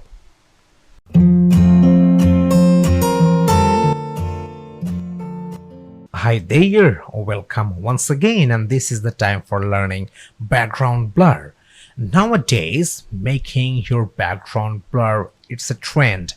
And if you want to make your blur background in your image, you can do it easily with some simple steps.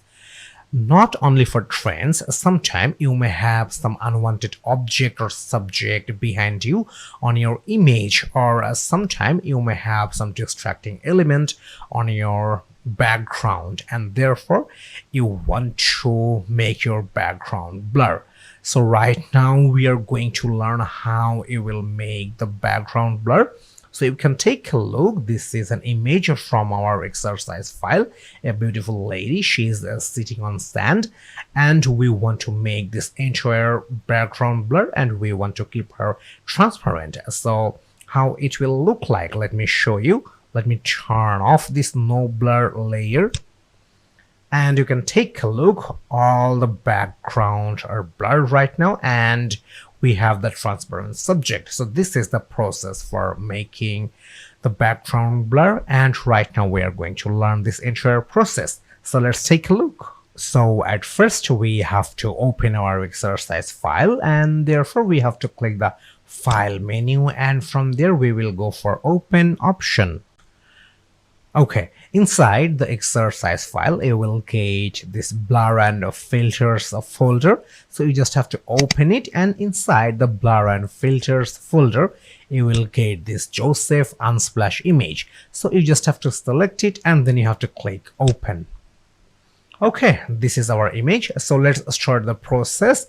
We want to make this entire background blur, and we want to keep this beautiful lady transparent. Okay, so let's start the process. So at first we have to duplicate this background layer, and to duplicate the background layer you just have to right click with your mouse, and then you have to click on duplicate layer option.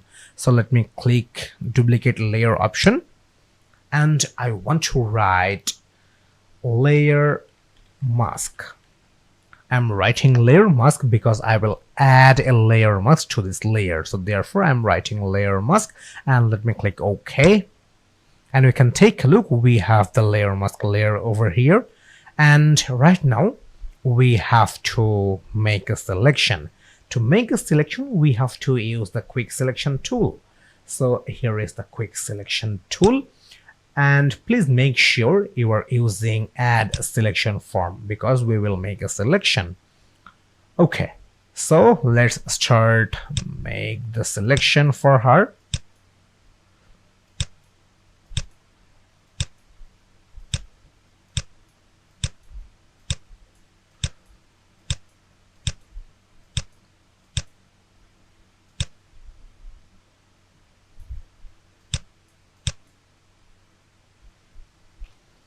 Okay, we have a nice selection for the subject, and right now we have to add a layer mask.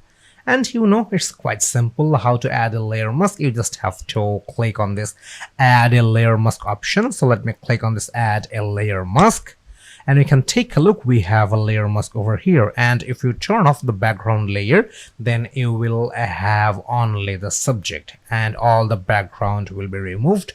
Let me show you. Let me turn off the background layer, and we can take a look. We only have the subject, and the background is removed from here. Okay, cool. So let me turn on this background layer, and right now we have to do the most important part, and that is we have to convert this layer into smart filters. So please make sure this layer mask layer is selected, and then we have to go for filter menu. This is the filter menu, and from there we have to go for convert for smart filter option. So let me click on this convert for smart filters option, and you just have to click OK. Okay, you can take a look. Our layer is converted into smart filter, and right now we will use the blur effect in here. But before that, you have to make sure that the background layer is selected. Before starting the blur process, you have to make sure that background layer is selected. And now we will go for blur effect. So to make the background blur, you just have to select the filter menu. Here is the filter menu, and from there you have to go for blur option, and from there you have to go for Gaussian blur option. So let me click on this Gaussian blur. So this is the pop-up for Gaussian blur, and here is the radius and pixels. So you have to increase the radius. If you increase the radius, then entire image will be blurred and we will have the transparent subject. So let's start the process. I want to increase the radius, and you can take a look. We have a slight blur background in here, and let's increase a little bit more. Okay, we have some more blur. Let's increase for more. And right now we have a heavy blur background, and you can take a look. The entire background is totally blurred and we have the subject transparent. But if you don't want to keep this 75 pixel for your radius, you can reduce the radius, and that's totally depend on your needs. So I want to put 30 pixel. Okay, I want to put 30 pixel, and right now we have the perfect blur background over here, and let me click OK. So let me click OK. Okay, cool.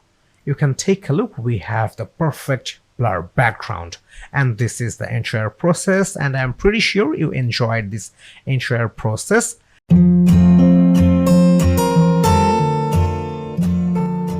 Hi there, welcome once again, and this is the time for learning Distort transform in Adobe Photoshop.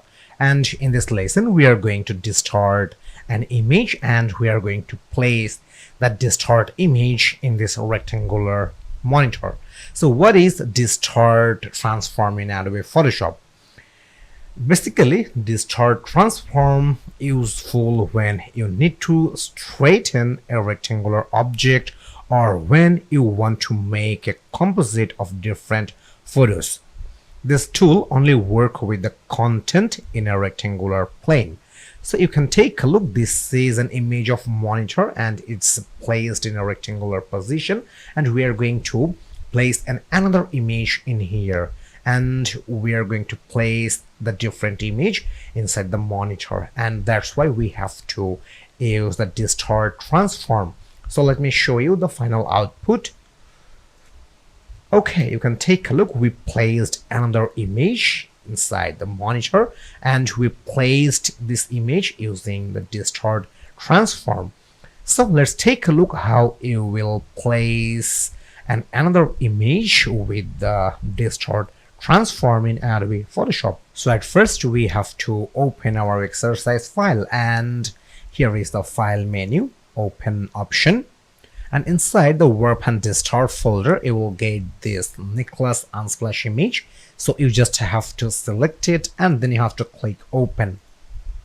Okay, here is our image, and you can take a look. We have a monitor in our image, but the monitor placed in a rectangular position, and we are going to place another image.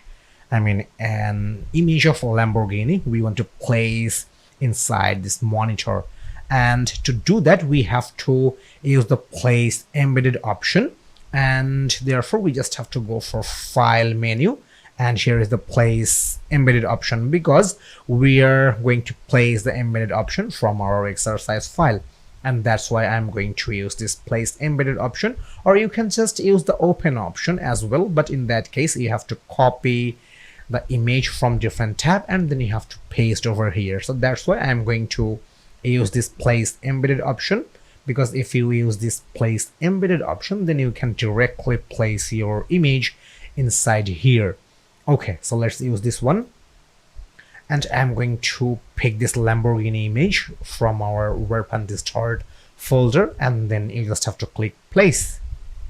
Okay, here is our image, and let's place this image inside the monitor, and to do that we have to scale it. So let's scale the image.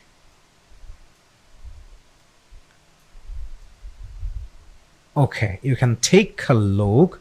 The image is really not adjustable right now for the monitor, because the monitor placed in a rectangular position, but the image placed straight in on here, and that's why we have to use the distort transform option. And using the distort transform option, we can place this image in this rectangular positioned monitor. So let's use the distort transform effect, and right now we have to hit the enter button, or you can just click on this tick mark for commit the action. Okay, right now we will use the distort transform for this image, but one thing I want to tell you before using the distort transform, if you have any text or if you have any image, then you have to convert your image into smart object before using the distort transform, because you will not be able to use the distort transform without converting your layer into smart object. And to do that, you just have to right click with your mouse on the layer, and then you will get this convert to smart object option. Okay, so you can take a look, our layer is converted into smart object. This is the icon of smart object, and right now we are going to use the distort transform, and therefore you just have to use the edit menu. From there you will get this transform option, and inside the transform option you will get this distort option. So let me click on distort option. Okay, here is the key pointer, and right now we are using the distort transform. So let's place the image in our monitor, and using the distort transform we can place this image in a rectangular position as well. So let's place this Lamborghini image in a rectangular position inside the monitor. Okay, you can take a look using the distort transform effect. It's really placing the image properly inside the monitor.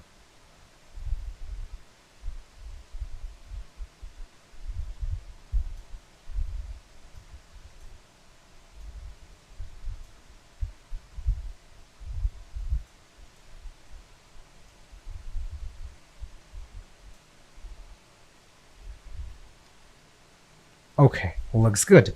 So you can hit the enter button from your keyboard, or you can just click on this tick mark for commit the action, and you can take a look. We placed the image properly in a rectangular monitor, and it's really placed perfectly inside the monitor. And right now we have the rectangular monitor, and we placed our image in a rectangular position. So this is how you will use the distort transform effect for placing an image or text in a rectangular position in Adobe Photoshop. So see you in next lesson.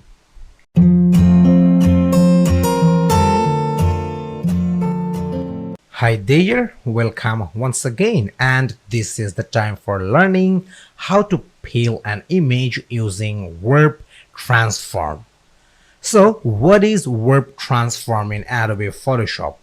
The warp command lets you to drag control points to manipulate the shape of images, shapes or paths and so on.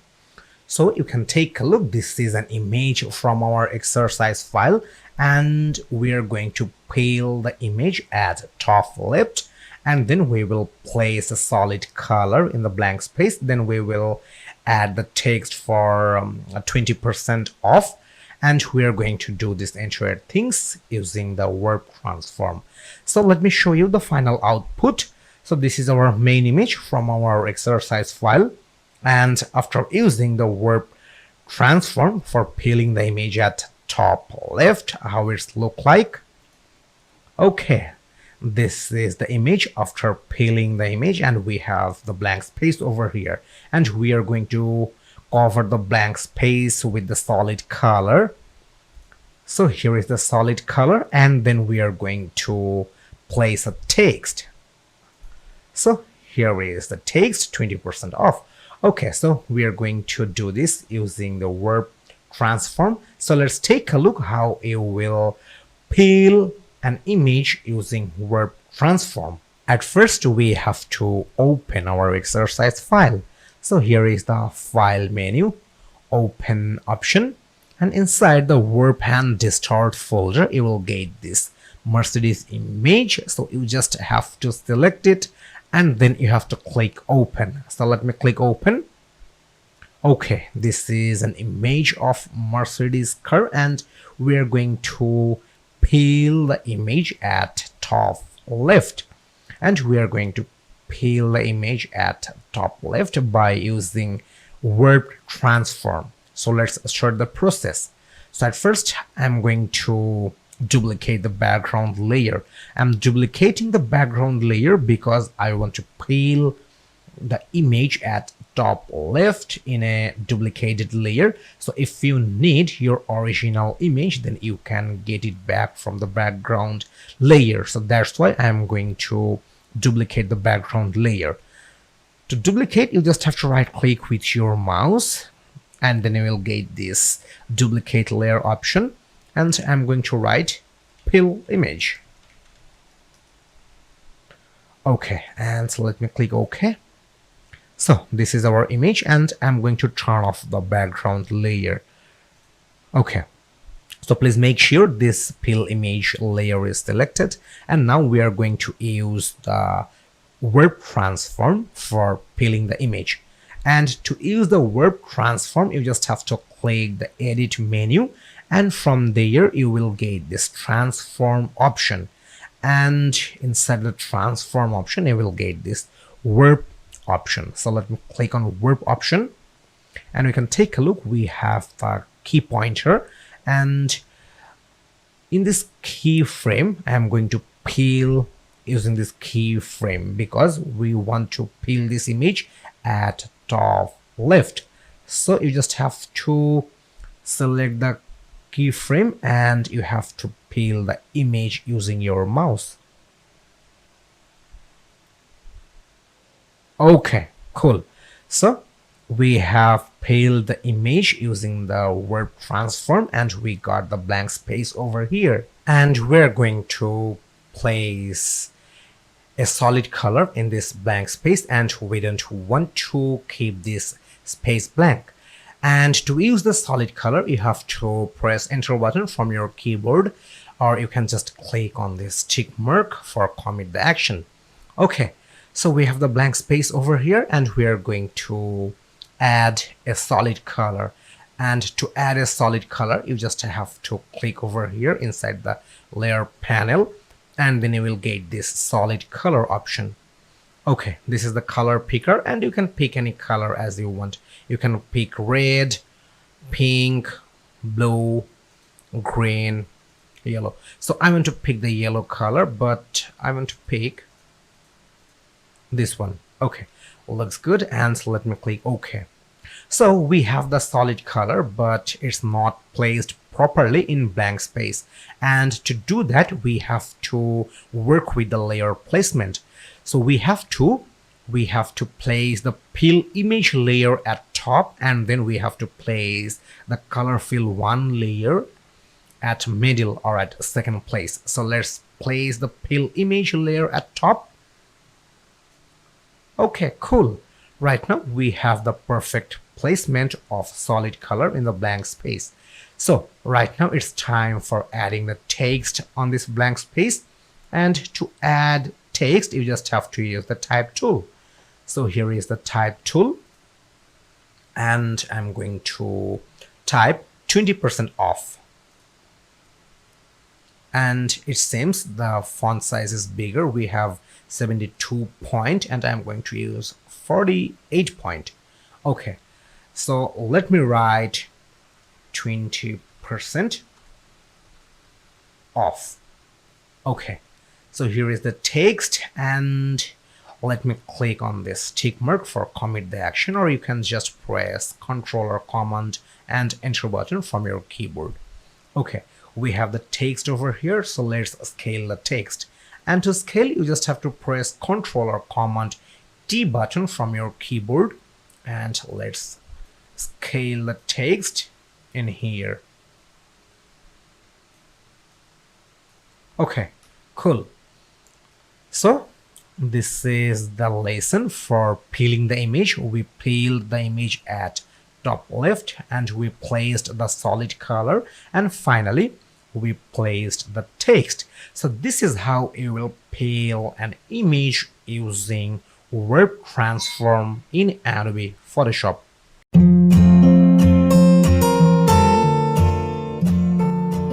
Hi there, welcome once again, and this is the time for learning how to cut fat from belly using liquify filters, and really it's an amazing tool in Adobe Photoshop. So what is liquify filters? Liquify filters allow you to push, pull, rotate, reflect, and blot any area of an image. So using the liquify filter, we are going to cut the fat from this image, and this is an image from our exercise file, and we are going to cut the fat from the belly. So let me show you the final output. Let me turn off the layer 1.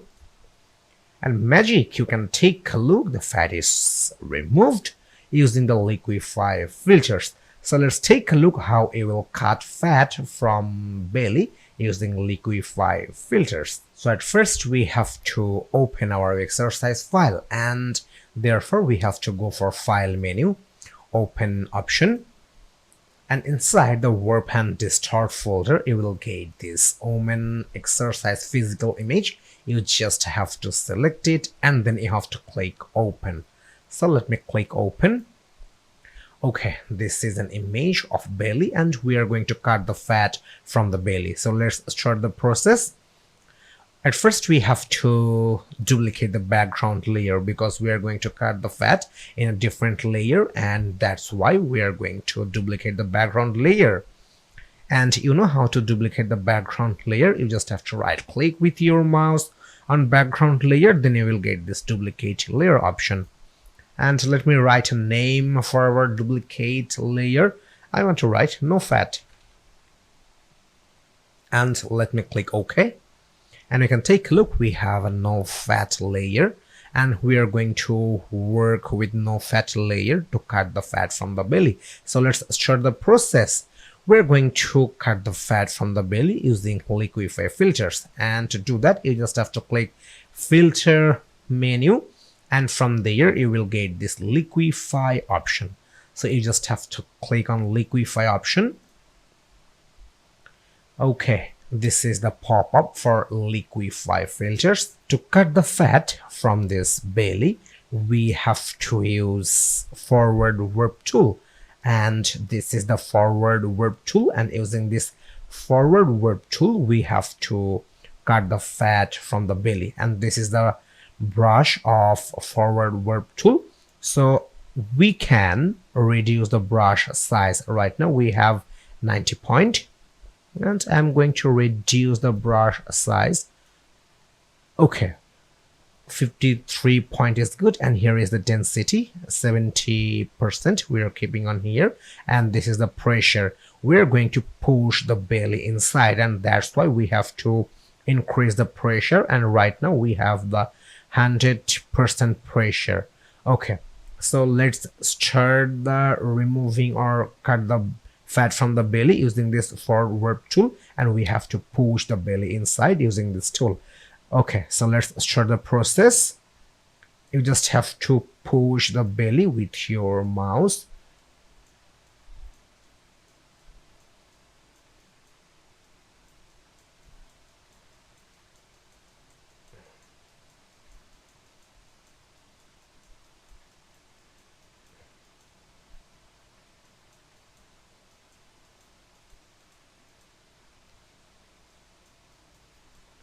Okay, cool. You can take a look. We nicely cut the fat from the belly using the forward warp tool, and using the forward warp tool we just pressure the belly inside, and that's why we have to use the 100% pressure, because using this forward warp tool we just push the belly inside. And you can take a look, we have a nice belly in image, and in this image right now she don't have any fat. So this is the simple process using the forward word tool for cut the fat from the belly. So let me click OK. Okay, this is our output. And if you want to compare between before and after, in that case you just have to turn off the no fat layer. Let me show you. Here is the fat, no fat, fat, no fat. So this is the simple way to cut the fat from belly using liquify filters. So see you in next lesson.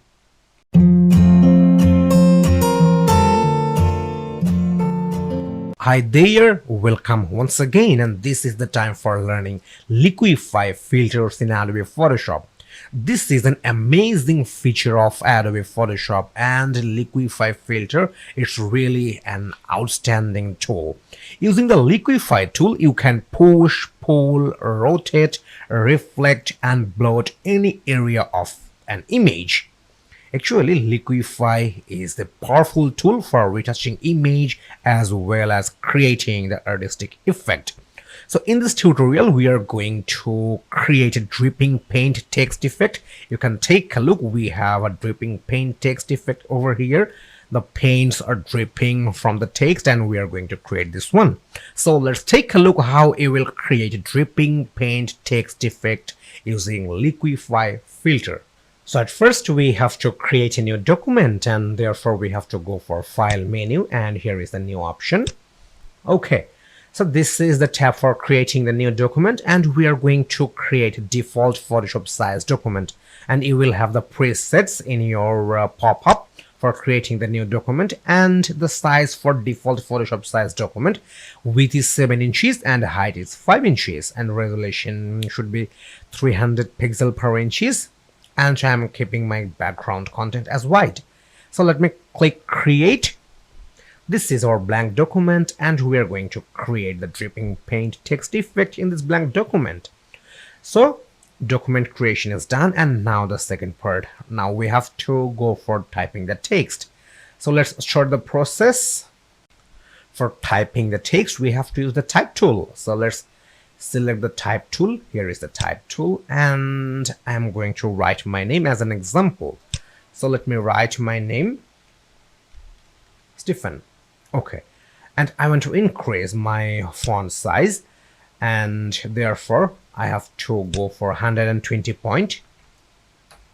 Okay, now it looks bigger, and I have an advice for you. For creating the dripping paint text effect, you always have to try to pick some font which is with italic style. You can take a look. We have the font with italic style, and the name of our font is Hello Solid Italic. So italic font will be much better for creating the dripping paint text effect. So you can pick any font from your Photoshop software. Okay. And we have the black color for our text, and for now I'm going to change the color. Okay, so let's change the color. Here is the color picker option, and as an example I can pick this green color seems good, so let me pick this one, and so let me click OK. Okay, so let's commit the action. Here is the tick mark, or you can press Ctrl or Command Enter button from your keyboard. Okay, but I think we have to scale this text properly because we can make it bigger. We have some more extra spaces at top and bottom. So let's scale this text. To scale, you just have to press Ctrl or Command T.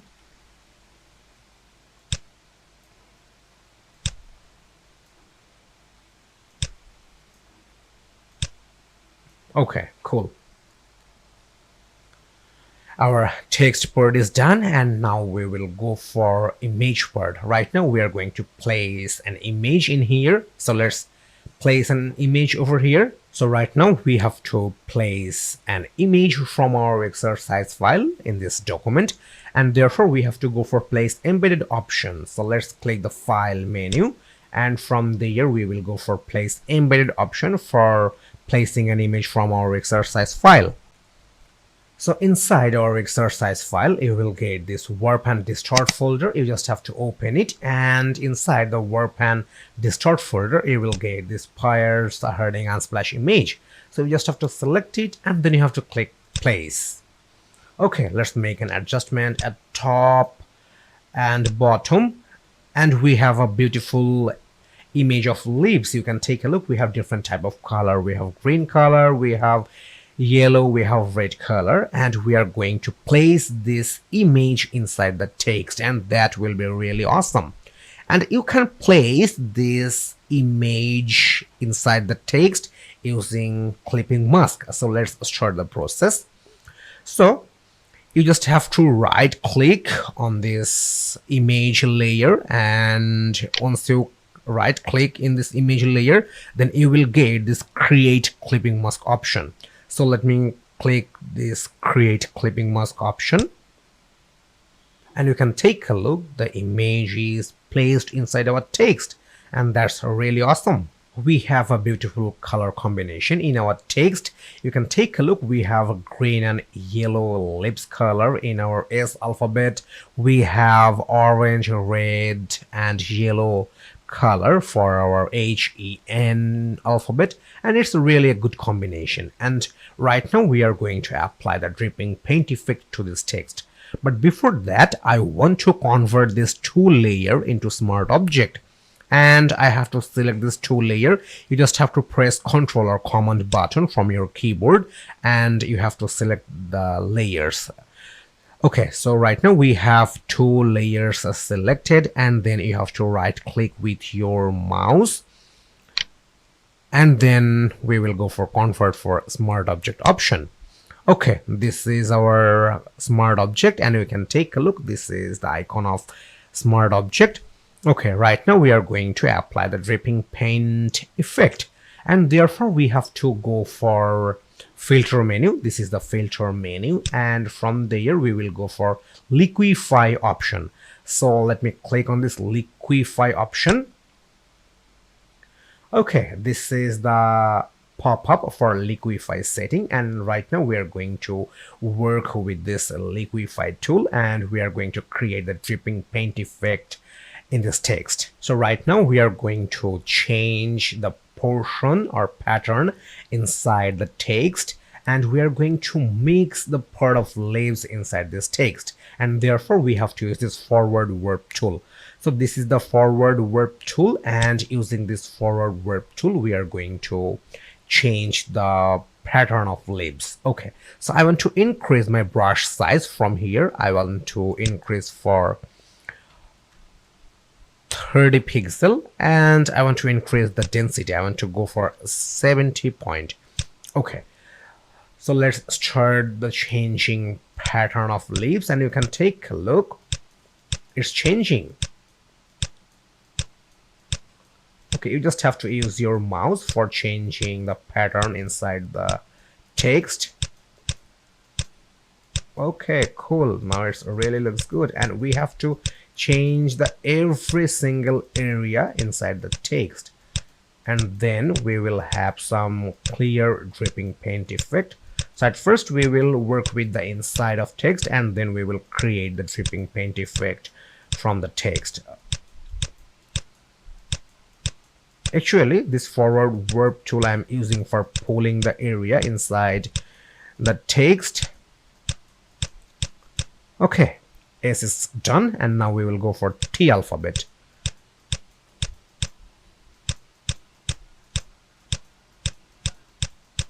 Okay, let's go for E.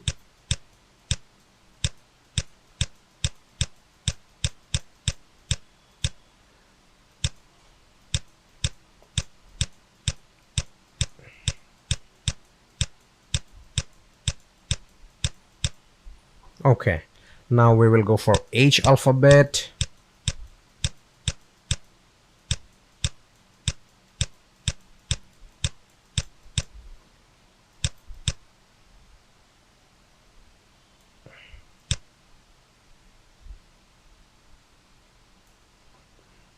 And finally we will go for N alphabet.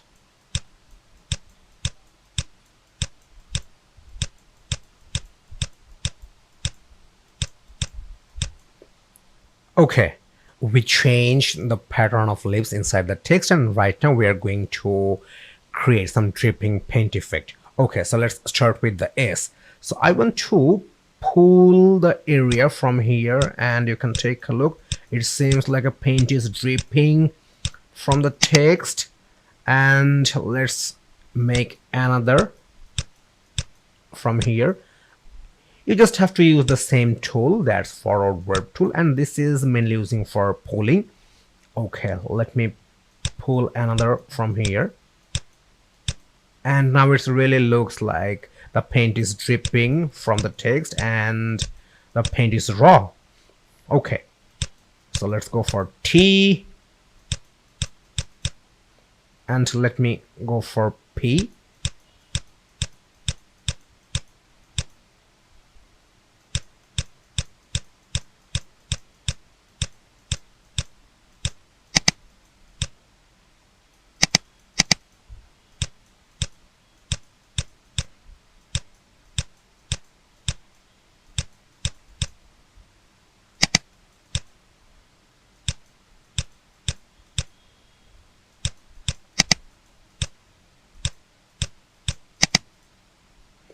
Okay, let's create one for E alphabet. Okay, let's go for H, and we're going to create a long dripping paint in here. Okay, that means it's dripping from here for a long time. And let's make one for here.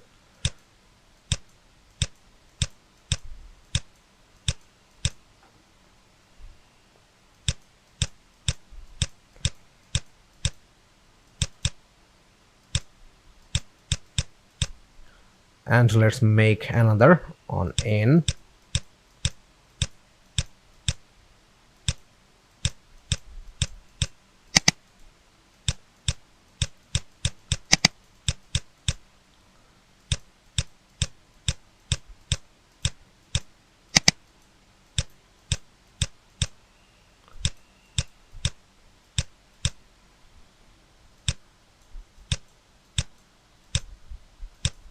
Okay, cool. So we have the dripping paint text effect over here, and let me create another for N and for P. Let me pick another for inside of P. Let's make another for S. Okay, now it looks good. So let me click OK. So now we have the dripping paint effect in our text, and paints are dripping from the text. It seems that a few moments ago this text is painted and the paint is raw and it's dripping from the text. But we will make a three-dimensional view to this text, and therefore we want to apply the bevel and emboss. And you know, it's quite simple to apply the bevel and emboss. You just have to go for effects option, and from there you just have to click the bevel and emboss option. So let me click over here. So this is the pop-up for creating the bevel and emboss, and we are going to change the depth, size, and soften. So let's increase the depth for 150% or 157% is good, and let's increase the size. Okay, I'm going to give for 29 pixel, and let's increase the soften as well. Okay, 5 pixel is good. And now you can take a look. We have the three-dimensional view in the text, and let me click OK. Okay, right now we have three-dimensional view after applying the bevel and emboss, and now it really looks much better than before. So it's quite simple for creating the dripping paint text effect, and this is the final output of dripping paint text effect. So this is how you will create the dripping paint text effect using liquify filter in Adobe Photoshop. So let's have some practice. So see you in next lesson.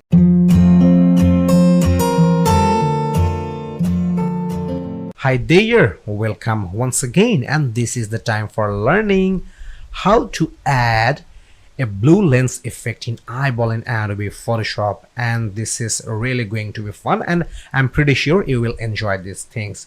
Sometimes you may have to create a lens effect in your image in eyeballs, and we are going to learn the entire process how you will add a blue lens effect in eyeballs in Adobe Photoshop. So this is the image from our exercise file, and let me show you after applying the blue lens effect in eye how it's look like. So let me turn on the blue lens layer. Okay, we have the blue lens effect inside the eyeballs. Let me turn it off. Here is the previous image, and here is the after image after applying the blue lens effect inside the eyeballs, and it really looks great. So let's take a look how you will apply or how you will add the blue lens effect in eye in Adobe Photoshop. So right now we have to open our exercise file. So here is the file menu, open option, and inside the retouching folder you will get this blue eye image. You just have to select it and then you have to click open. So let me click open. Okay, here is our image, and we used this image for eye retouch, and we are going to apply the blue lens effect in this image as well. So let me zoom in the image, and you can take a look. She have white eye, but we want to place the blue lens effect in her eyeballs, and that will be really awesome. And to do that we have to add a new layer.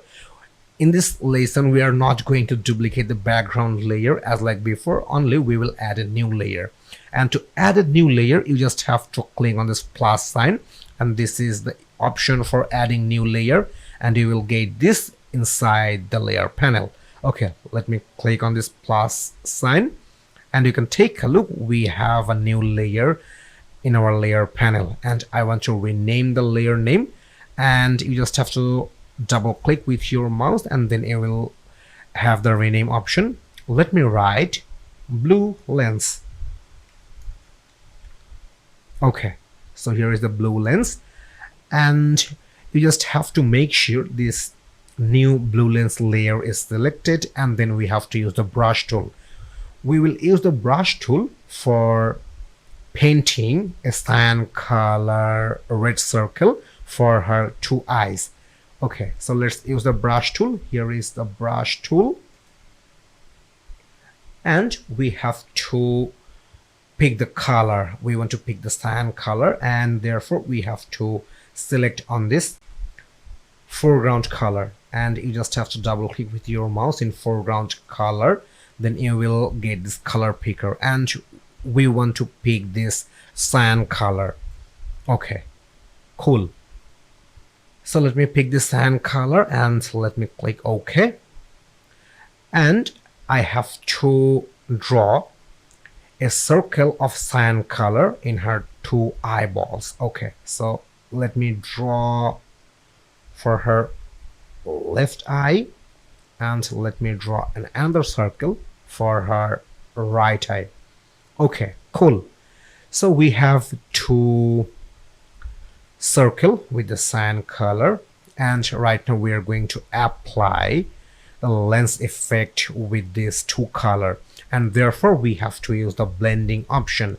To use the blending option you just have to click on this blending option, and this is right now we have the normal mode, and from there we will use the hue option, and you can directly go for hue option. Here is the hue option, and after applying the hue option you can take a look. We have the blue lens effect on her eye. So let me use this hue blending option, and it really looks good.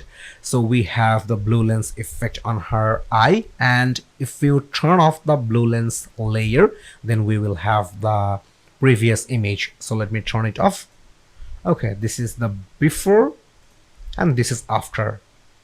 Before, after, and it really looks good after applying the blue lens effect on her eyeballs. And this is the simple way to add a eye blue lens effect in Adobe Photoshop.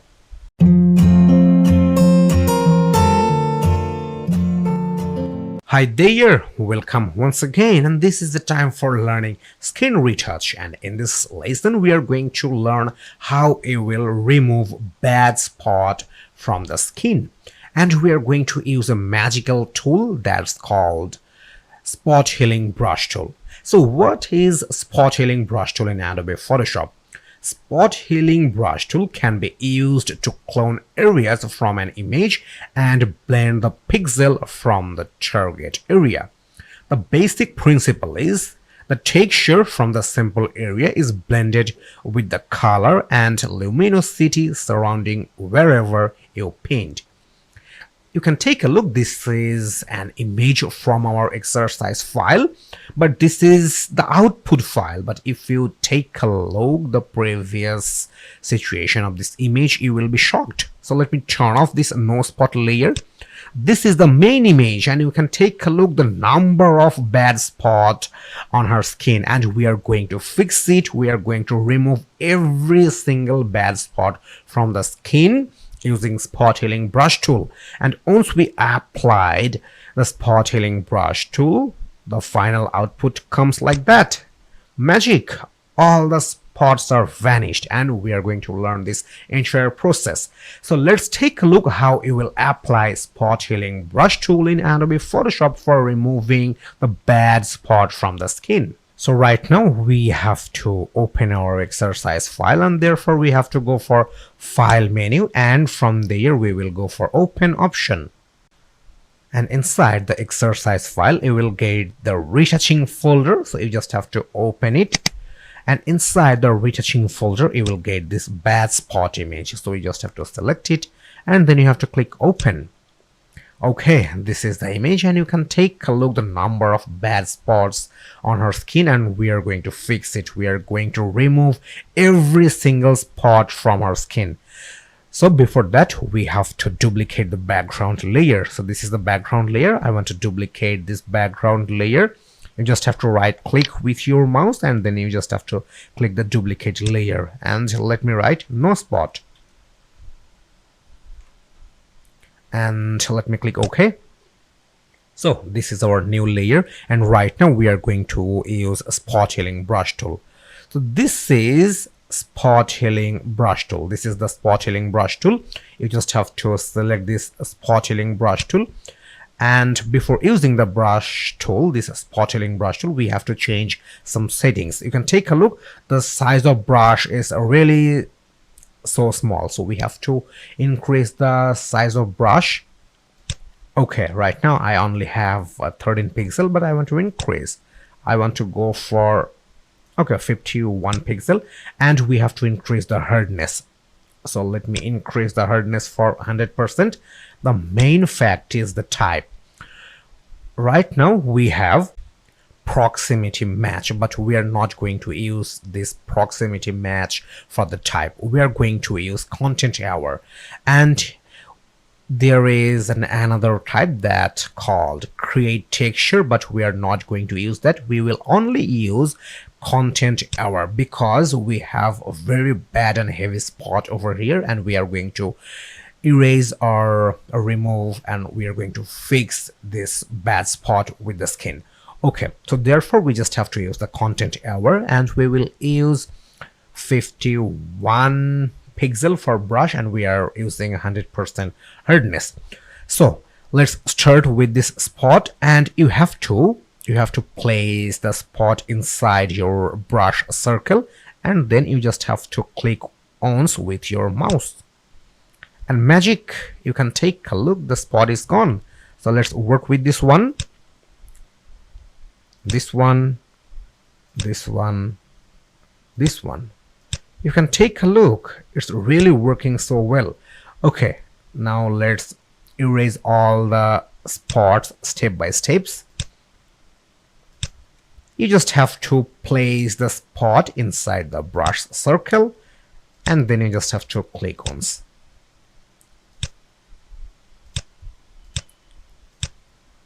Actually, we used 100% hardness, therefore it's removing within just a click.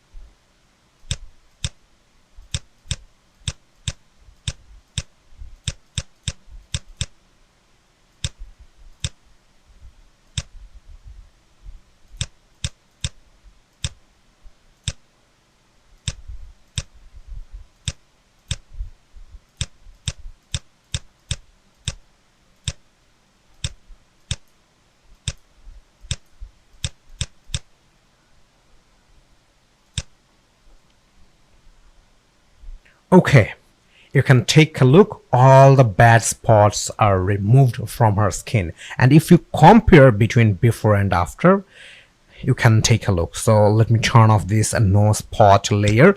This is the before image, and you can take a look. Very bad spots are on skin, and once you applied the spot healing brush tool, then you will have this one, and all the bad spots are removed.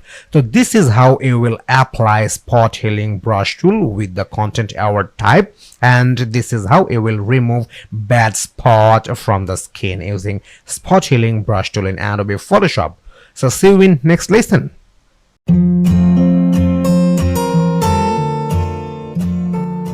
Hi there, welcome once again, and this is the time for learning teeth retouching in Adobe Photoshop.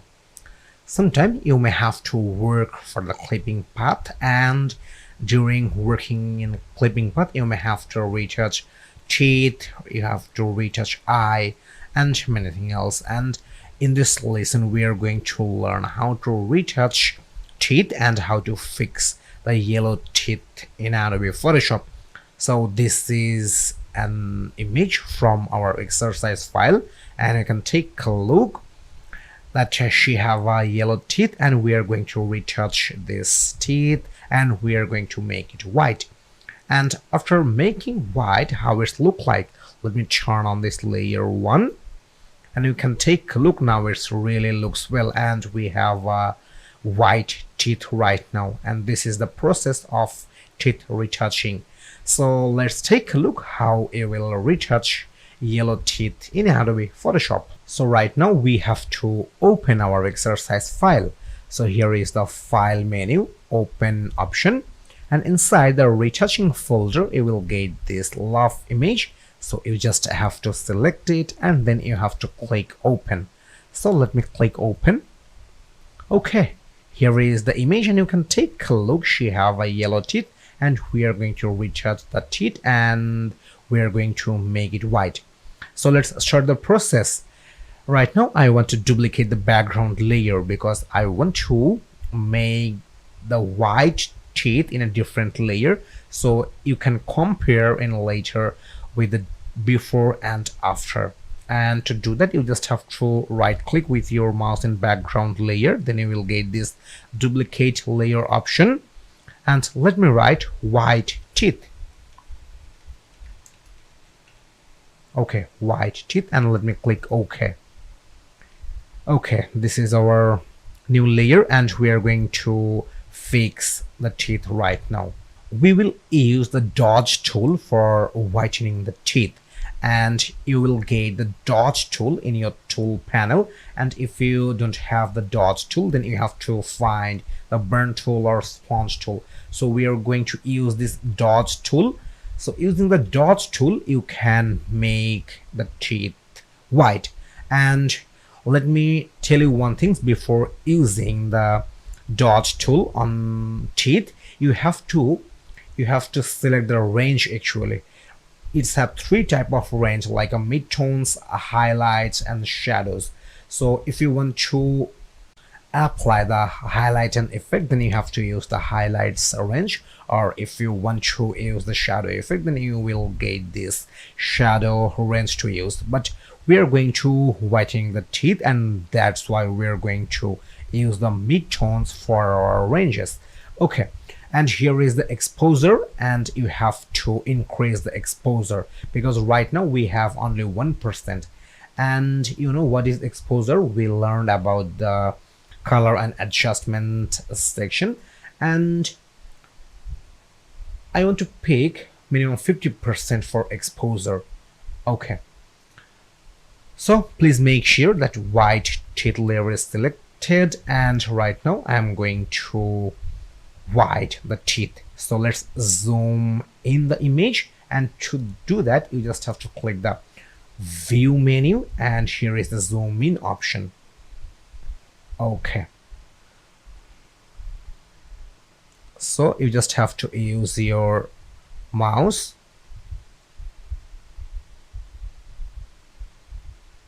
and you just have to draw the white midtones in teeth. and you can take a look now. The teeth looks white.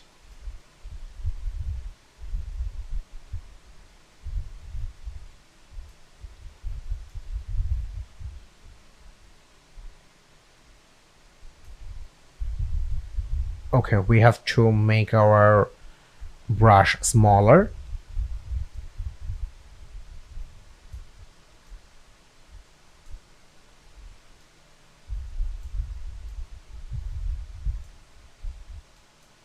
Okay, cool.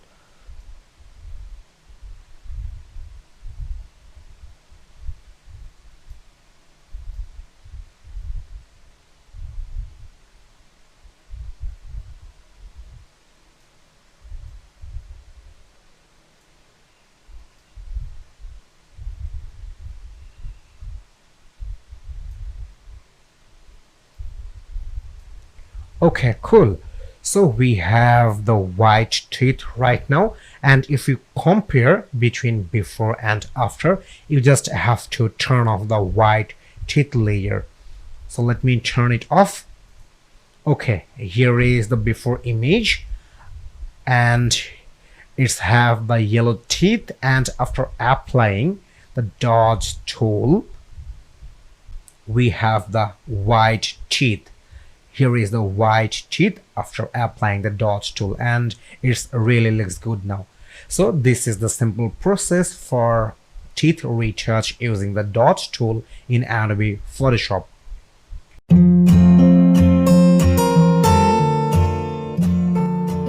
Hi there, welcome once again, and this is the time for learning how to retouch eye in Adobe Photoshop. In the last lesson we retouched the teeth, and in this lesson we are going to retouch eye. So let me show you the final output after eye retouch.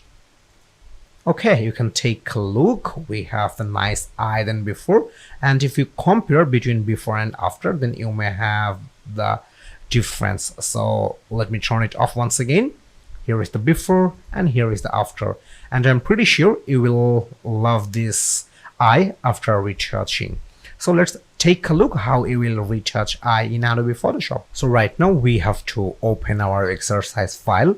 Here is the file menu, open option, and inside the retouching folder you will get this blue eye image.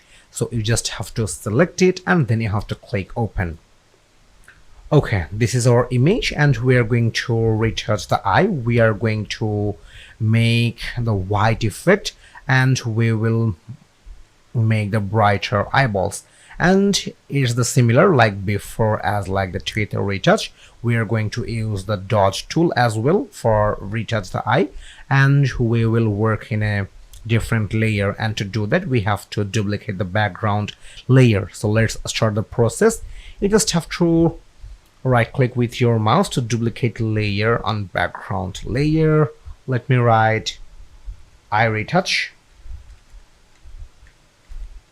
and let me click OK. Okay, so we are going to work with the eye retouch layer, and as well as we are going to use the dots tool with mid-tone range, and to do that we have to use the dots tool. So here is the dots tool, and we are going to use the mid-tones and we are going to use the 50% of exposure. So let's zoom in the image. Okay, so at first I'm going to work with the eyeballs, so I want to make it brighter.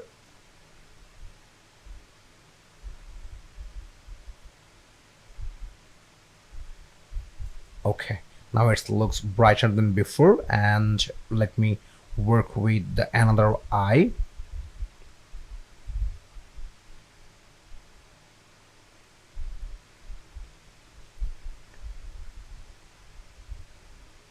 Okay, cool. So let's compare between before and after. Let me turn it off, the eye retouch layer. Okay, you can take a look. We have the dark eyeballs, and after applying the dots tool inside the eyeballs, how it look like, we have the brighter eye. Okay, cool.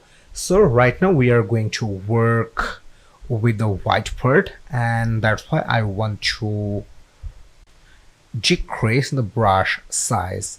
Okay, so let's work with here.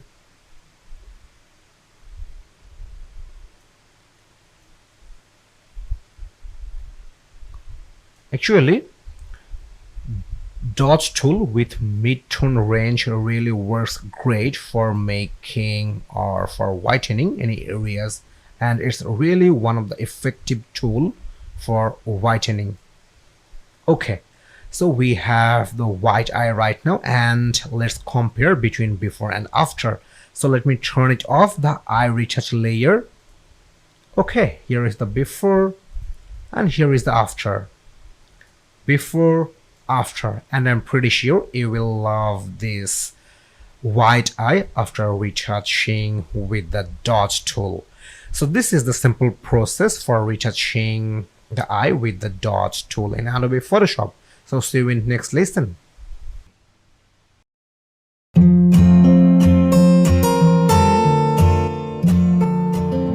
Hi there, welcome once again, and this is the time for learning and amazing things in Adobe Photoshop, that is 3D glass effect in image.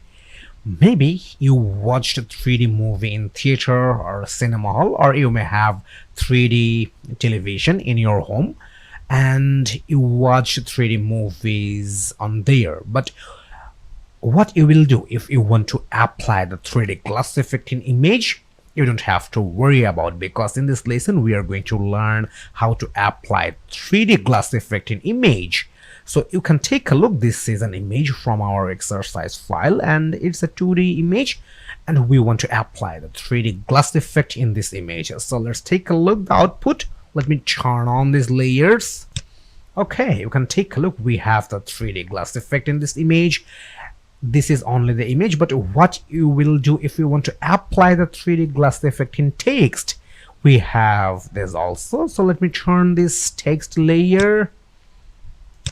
Magic. So we have the 3D glass effect in image, as well as we have the 3D glass effect in text.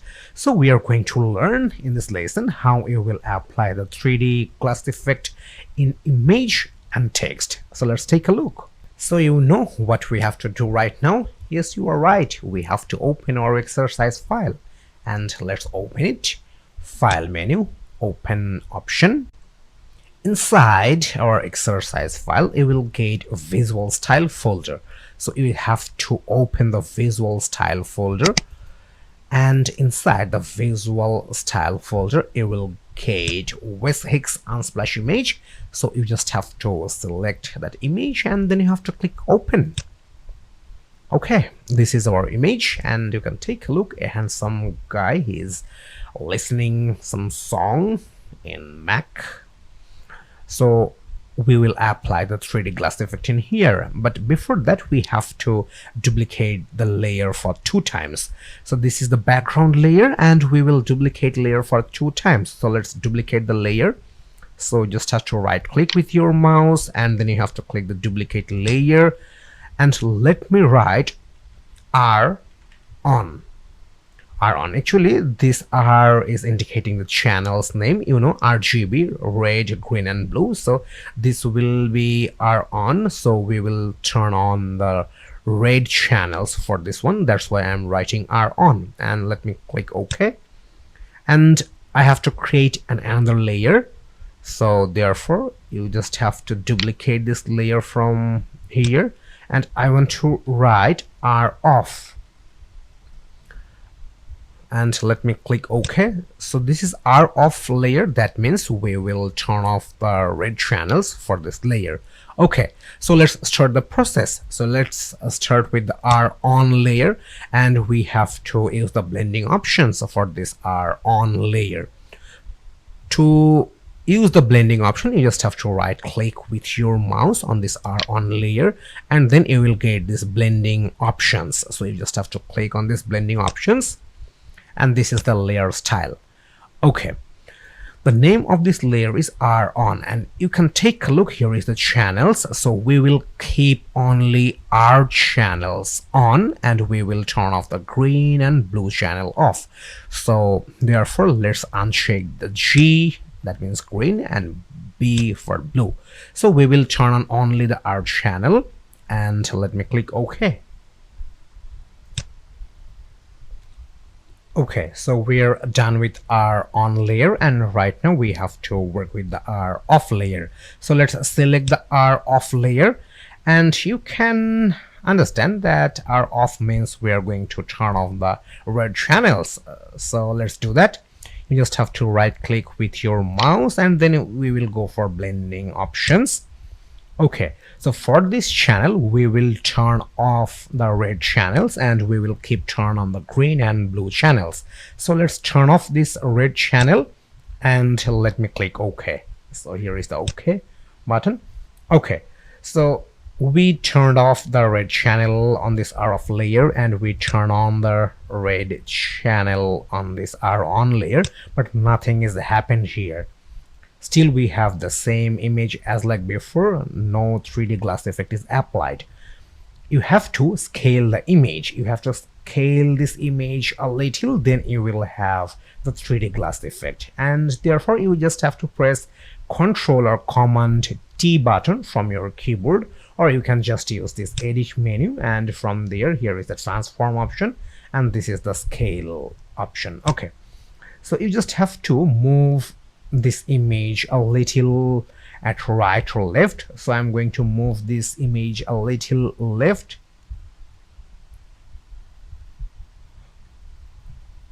Okay, you can take a look. We have the 3D glass effect in here. So after scaling, we are getting the 3D glass effect in this image, and this is the simple way for creating 3D glass effect in image. And right now we are going to learn how you will apply the 3D glass effect in text. So right now we will apply the 3D glass effect in text, and therefore we have to use the type tool. So here is the type tool, and we have to type the name. And as an example, I am writing my name here.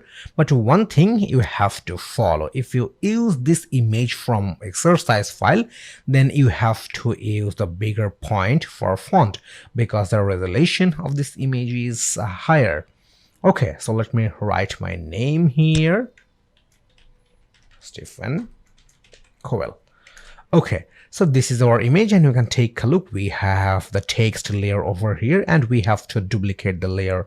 And the procedure for making the 3D glass effect to this text is similar like before. So we have to do the same things. So let's duplicate this text layer. Okay, let me write R off, and let me rename this layer. Let me write R on. Okay, so in this layer we are going to keep the R channel on, and therefore you just have to use the blending options. So you just have to right click with your mouse, and here is the blending options. And for this R on layer, we will turn on the R channels, and we are going to turn off the G and B channels. Okay, so let me click OK. And this is the R off layer, so we have to turn off the R channel from blending option. So you just have to right click with your mouse, blending option, and we will turn off the R channel. Okay, so let me click OK.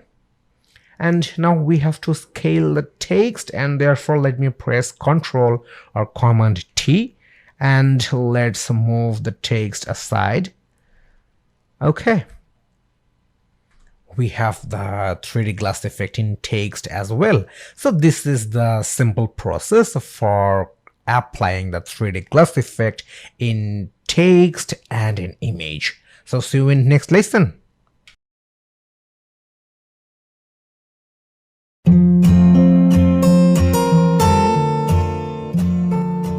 Hi there, welcome once again, and this is the time for learning blending in Adobe Photoshop. So what is blending in Adobe Photoshop? Blending is a way to blend pixels of two images with each other to get a different type of effects. So you can take a look. We have an image from our exercise file, and we have a text over here, and we are going to blend this text with this wall so that the wall effect can be visible in the text, and that's the blending option in Photoshop. So we are going to blend this text with the wall. So let me show you how it will look like. Right now we have the white text and we don't have any type of blending option or any type of wall effect inside the text, but after applying the blending option, how it will look like. So let me turn off the no blend layer, and we can take a look. We have the text here and we have the brick or wall effect applied to the text, and it's blended with the text with wall.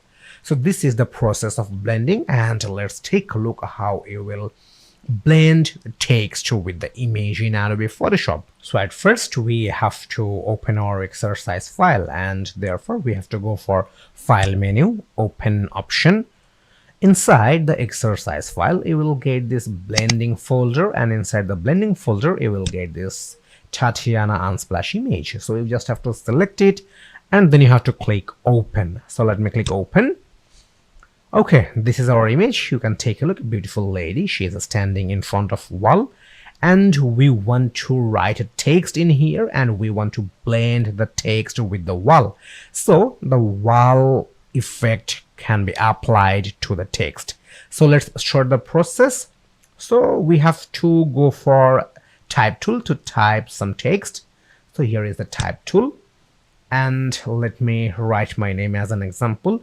And if you use this image from exercise file, then you have to use the bigger font because the resolution of this image is a little bigger. Okay, right now I am using 280 point, and let me write my name. Okay, now it looks good, and let me click on this tick mark. But before starting blending, I want to scale this text properly, and you know how to scale it. You just have to press Ctrl or Command T from your keyboard.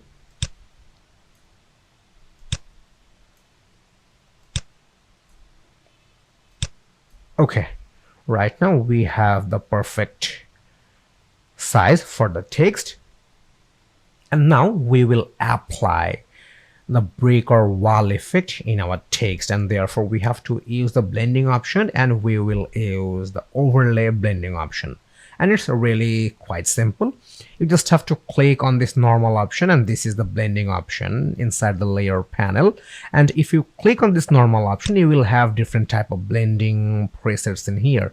Let me show you something different blending option like darken, multiply, color burn, linear burn, darker color, lighten, screen, color dodge, linear dodge, lighter dodge. But we will apply the overlay because we want to apply the brick or wall effect in our text, and therefore we have to use the overlay blending option. So let me click on this overlay blending option, and you can take a look. The brick wall is applied or it's affected in text, and we have the text with the brick wall, and it seems like this text is painted with the brick wall, and it really looks good. And this is the simple way for blending text with image. So I'm pretty sure you enjoyed this tutorial, and let's have some practice.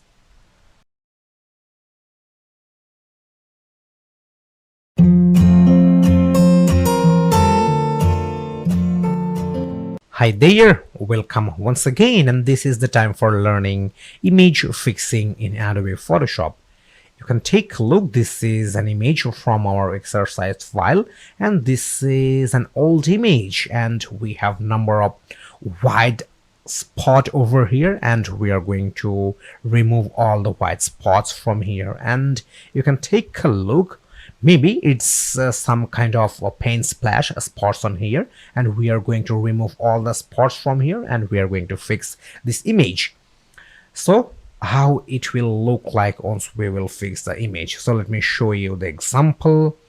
Let me turn on this fixed image layer, and we can take a look. All the spots are removed, and this image seems much better than before. So this is the process of fixing image. So let's take a look how you will fix an image in Adobe Photoshop.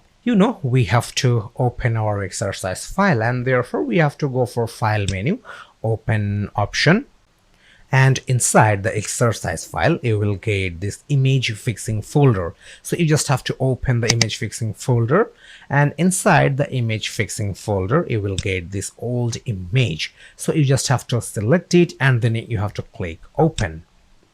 Okay, this is our image, and you can take a look. Number of white spots are available in here, and we are going to fix it. But before starting the fixing this image, I want to duplicate the background layer. So let's duplicate the background layer. You just have to right click with your mouse, and then you will get this duplicate layer option. And I want to write no spot. And let me click OK. Okay, you can take a look. All the spots are still available, but we will remove all the spots in no spot layer. So please make sure this no spot layer is selected.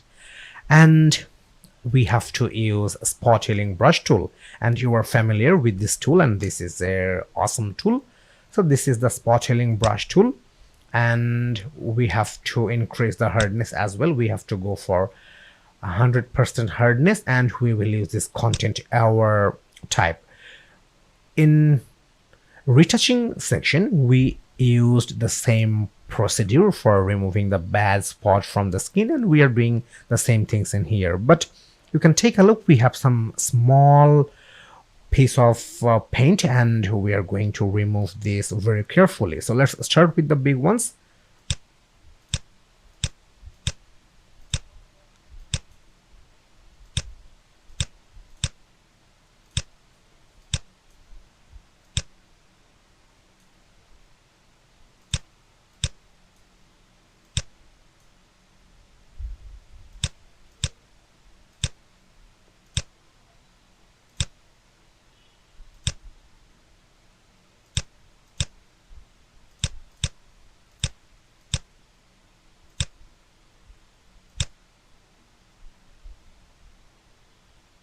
Okay, you can take a look. We have some white spot at here, and therefore we have to reduce the brush size. So let's reduce the brush size.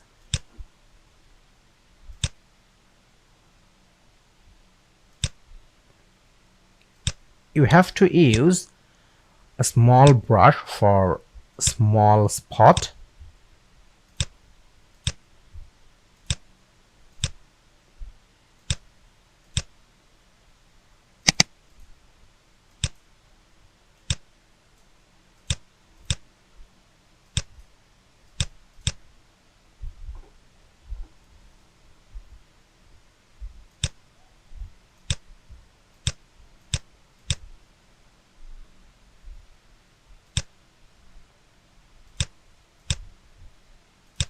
And for this corner you have to use the small brush, because if you use the bigger sizing brush, then the area or the portion may be distract from the image. So therefore you have to be careful for corner also.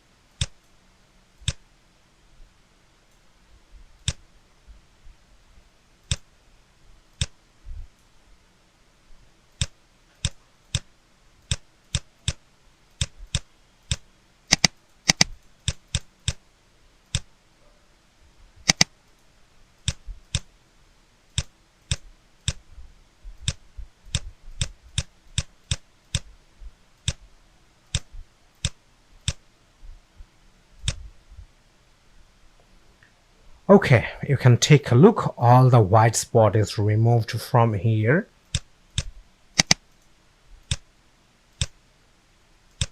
Okay, now it looks much better than before. So let's make a compare. Let me turn off this no spot layer. This is the before and this is the after. And after applying the spot healing brush tool, now this image looks much better than before.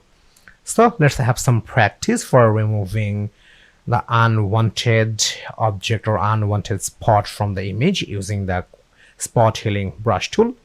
To see you in next lesson. Hello friends, right now I'm going to share with you about an important topic, that is resource. The exercise file I have given to you, I have given some images, some PSD files and some mockup files, but that's maybe not sufficient for you. If you want to do some variation during practice, like some change of images, change of mockups, change of fonts and many others, so you must have it on your computer. But if you don't have, you need to know where you can get it from internet for free, and that should be royalty free to use anywhere if you want. So right now I'm going to share with you about some websites that will really help you out for getting the resource for learning Adobe Photoshop. So let's take a look. Okay, the first website is unsplash.com. It's a popular website in internet and you can get the royalty-free images from here. So what do you need? You just have to type in the search bar, then you will get every images that you are looking for, or you will get the relevant or similar images from here, and you can use these images as the royalty free, so you can get the images from here. Okay, the second website is Pixabay. This is also a popular website and you can get the images, you can get the videos from here, and these are all royalty free. So you just have to type the name of or the type of category of image, and then you will get the exact image or relevant or similar image or videos from here. So you can use this Pixabay website as well for downloading the photos, videos, even the musics or illustration and vectors as well. So this is one of the most helpful website for downloading your necessary images from internet, and the name of this website is Pixabay. Okay, the next website is brusheasy.com. When you will use Photoshop, you may need some different type of brushes, and this is one of the most popular website in internet for downloading free Photoshop brushes. Just you have to type the type of brush or type of category over this search bar, then you will get the relevant or exact brush from here. You will get some free brushes, you will get some premium brushes over here. So if you want to get the premium brushes, then you have to pay the money, but there are lots of free brushes are available, so you can download it from this website and then you can import the brushes in your Photoshop software. So for brushes, you can use this brusheasy.com for getting the appropriate brushes for Photoshop. Okay, the next website is freepik.com. This is one of the most popular website in internet, and this website is widely using as a resource for Photoshop, as because you can get the free vectors, stock photos and PSD files from here. And in freepik.com you will have two types of contents, like free content and premium content. The free contents are absolutely free, and if you want to get the premium content, then you have to pay the money. I'm using this website widely for downloading the mockup, and this is one of the best sites for downloading the mockup.